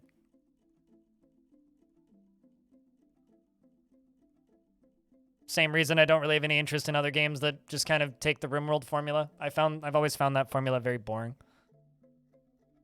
Iron bars, 2 pieces of gabbro, and quartzites. What do you still want? Gems, rock. A brewer, or if none available, then an armorer. I can tell you I don't have any armorers. Tanned hides. Metal bars. Rock. Rough gems. Rock. Logs. That's the problem. They need logs. How many forgotten beasts are currently in the caverns?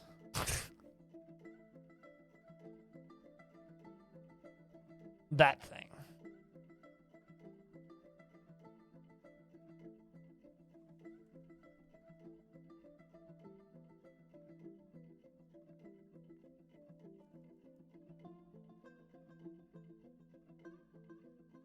An enormous three-eyed chinchilla.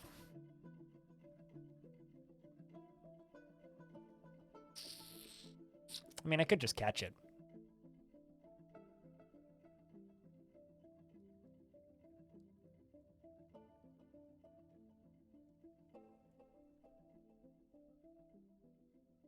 Oh, I know how to catch it. I just kind of didn't want to catch it.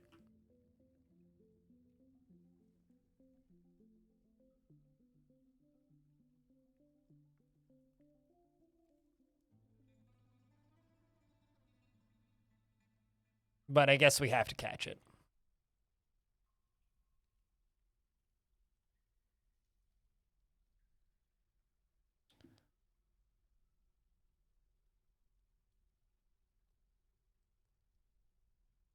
No, I'm not going to do that.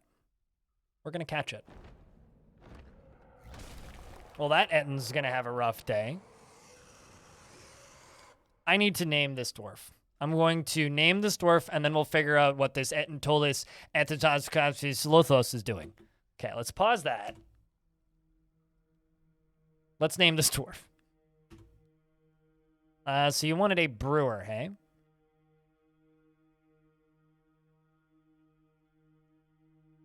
I don't have any armorers. I do have a metalsmith.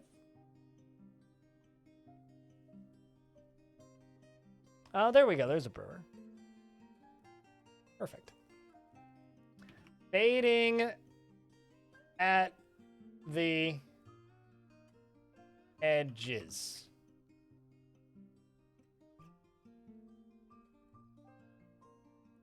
I think I typed that out right.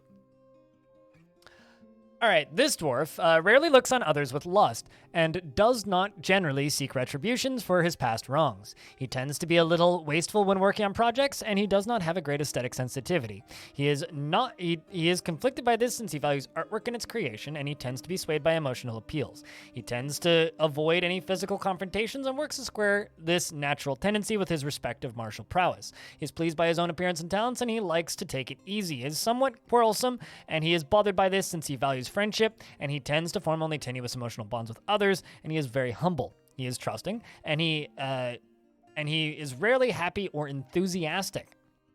And he is conflicted by this, as he values parties and merrymaking in the abstract. He occasionally overindulges and is currently more rude and is currently more confident. He mutters under his breath when he's annoyed, and he needs alcohol to get through the working day, and he does not mind being outdoors at least for a time, and he doesn't really care about anything anymore.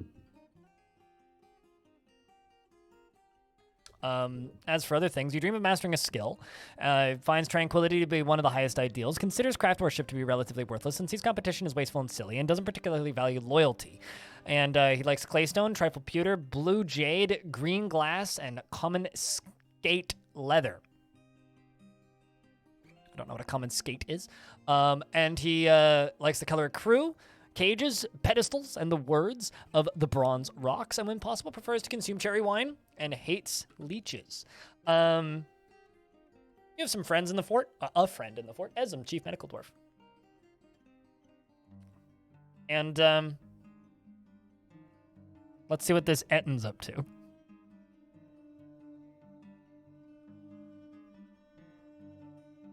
Also, apparently there is some sand on this map.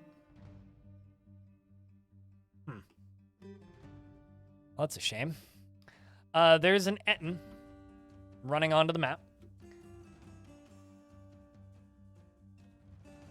Now the question is this part of that Ettin family?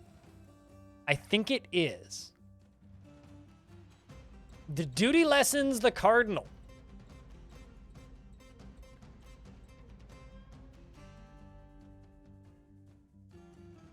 I like it. He is ruled by irresistible cravings and urges, and he's wielding an artifact. A malachite amulet. All craftsmanship is of the highest quality. This object menaces with spikes of lapis lazuli. On the item is an image of "Give me the state." The red diamond-bound codex. In calcite. It's called "Give me the state." Oddly demanding. So it's going to run in and it's going to fight with these sieges. Hopefully spook them and make them leaves. They're going to siege us immediately again when we finally get out to surface, aren't they? A dragon would be pretty helpful right about now, actually.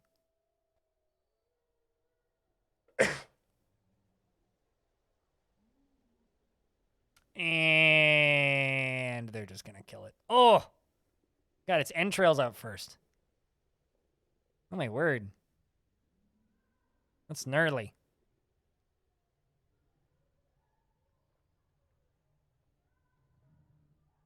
I really wish that would just like split their squad up and make them leave. Yeah, no, it's an amulet with a picture of a codex on it.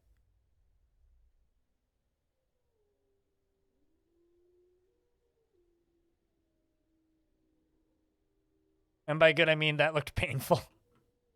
I put up something.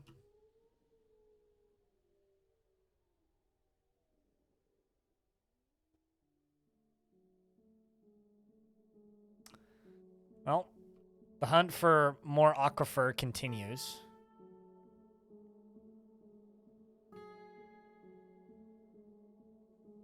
So what I think I'm going to do is I'm going to go through. I'm going to channel... Oh, I can't actually channel this down. I was about to say, I'm going to channel this down to stop it from leaking through. I literally can't. But we're going to do this.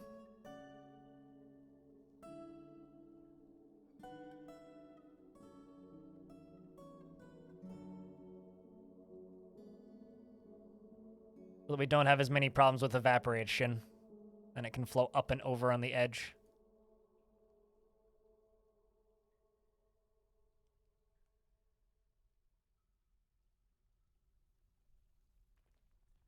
Oh, looks like the military is taking a break. Claiborne really wants to practice a craft, but is content after eating a pretty decent meal.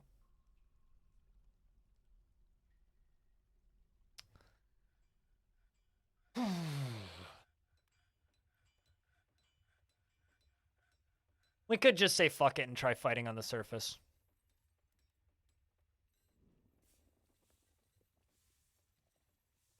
I just don't have enough water, is the problem. I was hoping the aquifer would be bigger, and I just don't have enough water. That's the issue. I think we're just going to go fight them. I mean, how many is there?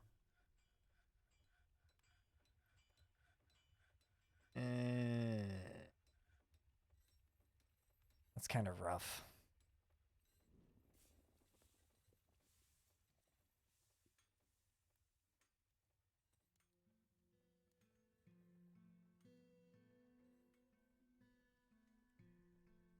Does seem like a bad idea. But I've got swords masters now. They're all at the very least like skilled and competent. They're decked out in full steel gear, which is about as close to being a space marine as dwarves can get, with the exception of shoes. Certainly fucking around with the shoes. What about the Forgotten Beast? I just need trees. I can deal with one or the other. And the Forgotten Beast we're just gonna trap. Like that's not a concern. I can do that super easily. Trapping Forgotten Beasts is trivial. Although I do need to not go all the way to the edge of that. Trapping Forgotten Beast is trivial. I'm not worried about trapping the Forgotten Beast. Petrified wood. Ooh. Let's just fight them. Let's just fight them.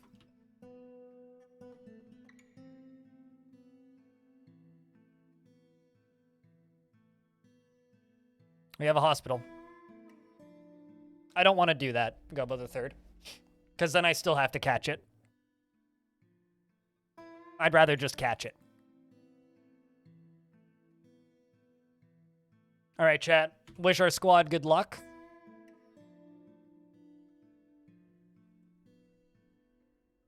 It's time for battle. And we need access to the surface. That's the actual priority here.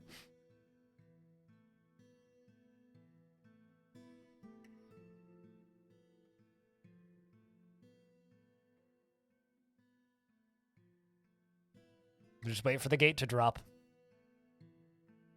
And the gates have dropped.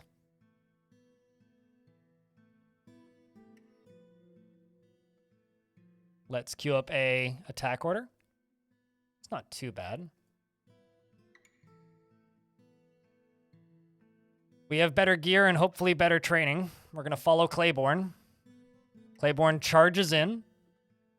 The fighting begins. The Dwarven line is holding strong at the beginning of the fight. I'm seeing both Big Sparn and Yushri are in a martial trance. as we look at our Swords Dwarf Big Sparn. The first attack he did was he bit the Elf Hammerman in the right cheek, tearing the skin through their spotted webgong leather dress. I don't know why their dress was up and over their cheek, and you know what? I'm not going to worry about it. Then slashes the hammer elf in the upper body with her steel short sword, bruising the fat through their leather armor. The elf hammerman then stabs the elf hammerman in the body with her steel short sword, tearing the muscle and the liver. I'm not too worried about this. I think we got this. The militia commander slashes the elf hammerman in the upper left foot with her steel short sword, and the severed part sails off in an arc. The militia commander slashes the elf hammerman in the upper body with her steel short sword, tearing apart the muscle and shattering the false ribs. Not a bad fight so far. Needs Man of War music? Feel free to play Man of War music on your own end, but I don't feel like getting content ID'd. False ribs. Floating ribs. Google false ribs. Or maybe don't. Claiborne got swiped at and struck at, got a block in initially. After some cursing, probably, the Swords Dwarf stabs the Elf Maceman in the right lower leg with his steel short sword, tearing the muscle. Off to a good start. Let's take a real quick look and realize that, look at these entrails. We got elven entrails right there. Claiborne is terrified. So far has 2 kills against goblins. Let's take a peek around. See any other kills that we have. We killed 1 ant woman, as well as a soldier ant woman and 1 goblin. Well, let's just let the fight play a little longer. We seem to be doing rather well, I think. I'm not too worried. No death announcements yet. Did the humans leave? No, these are the humans. The elves left. This is the rest of the army, though. So let's see if the dwarves can handle it. At least 1 dwarf has parted with their weapon. I recommend you go back and get that. I will unforbid that shield there. Please pick up something. Dwarves continue to fight. Somebody lost a sword. The battle becomes pretty intense. But it does look like we're holding pretty strong. Claiborne was found dead. Servesh and Melville were both found dead. But the remaining dwarves are holding pretty firm.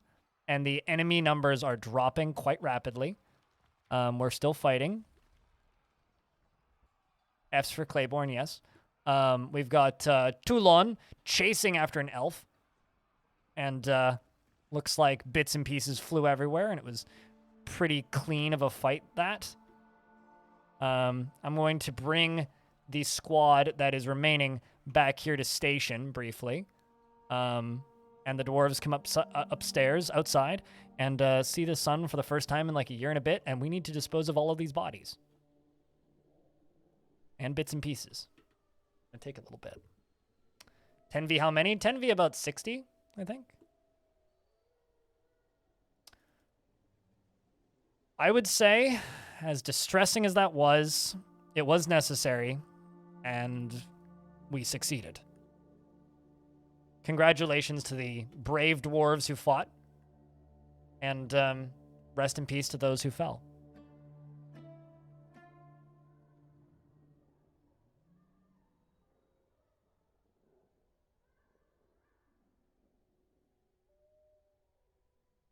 Extraordinarily unlikely, Frozen Leaf. To the point where, like, if you don't, that's kind of a bug.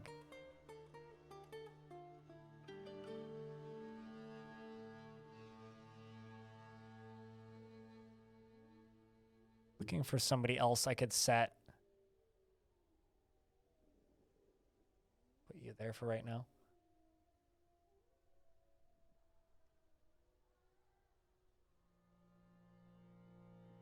Go back to staggered training.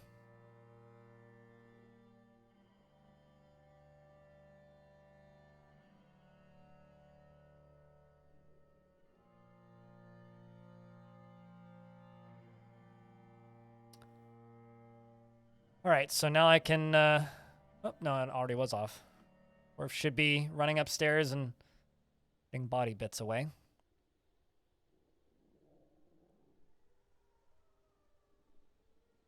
How many whips did we get? We'll figure that out in a minute. The dwarves won't. This squad won't be using them though. Next squad will be.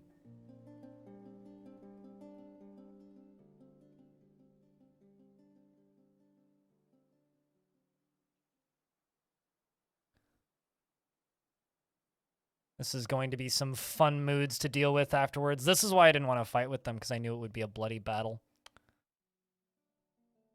Logs for the artifact. Yep, I'm hoping they'll go chop down trees. I've set the orders at top priority.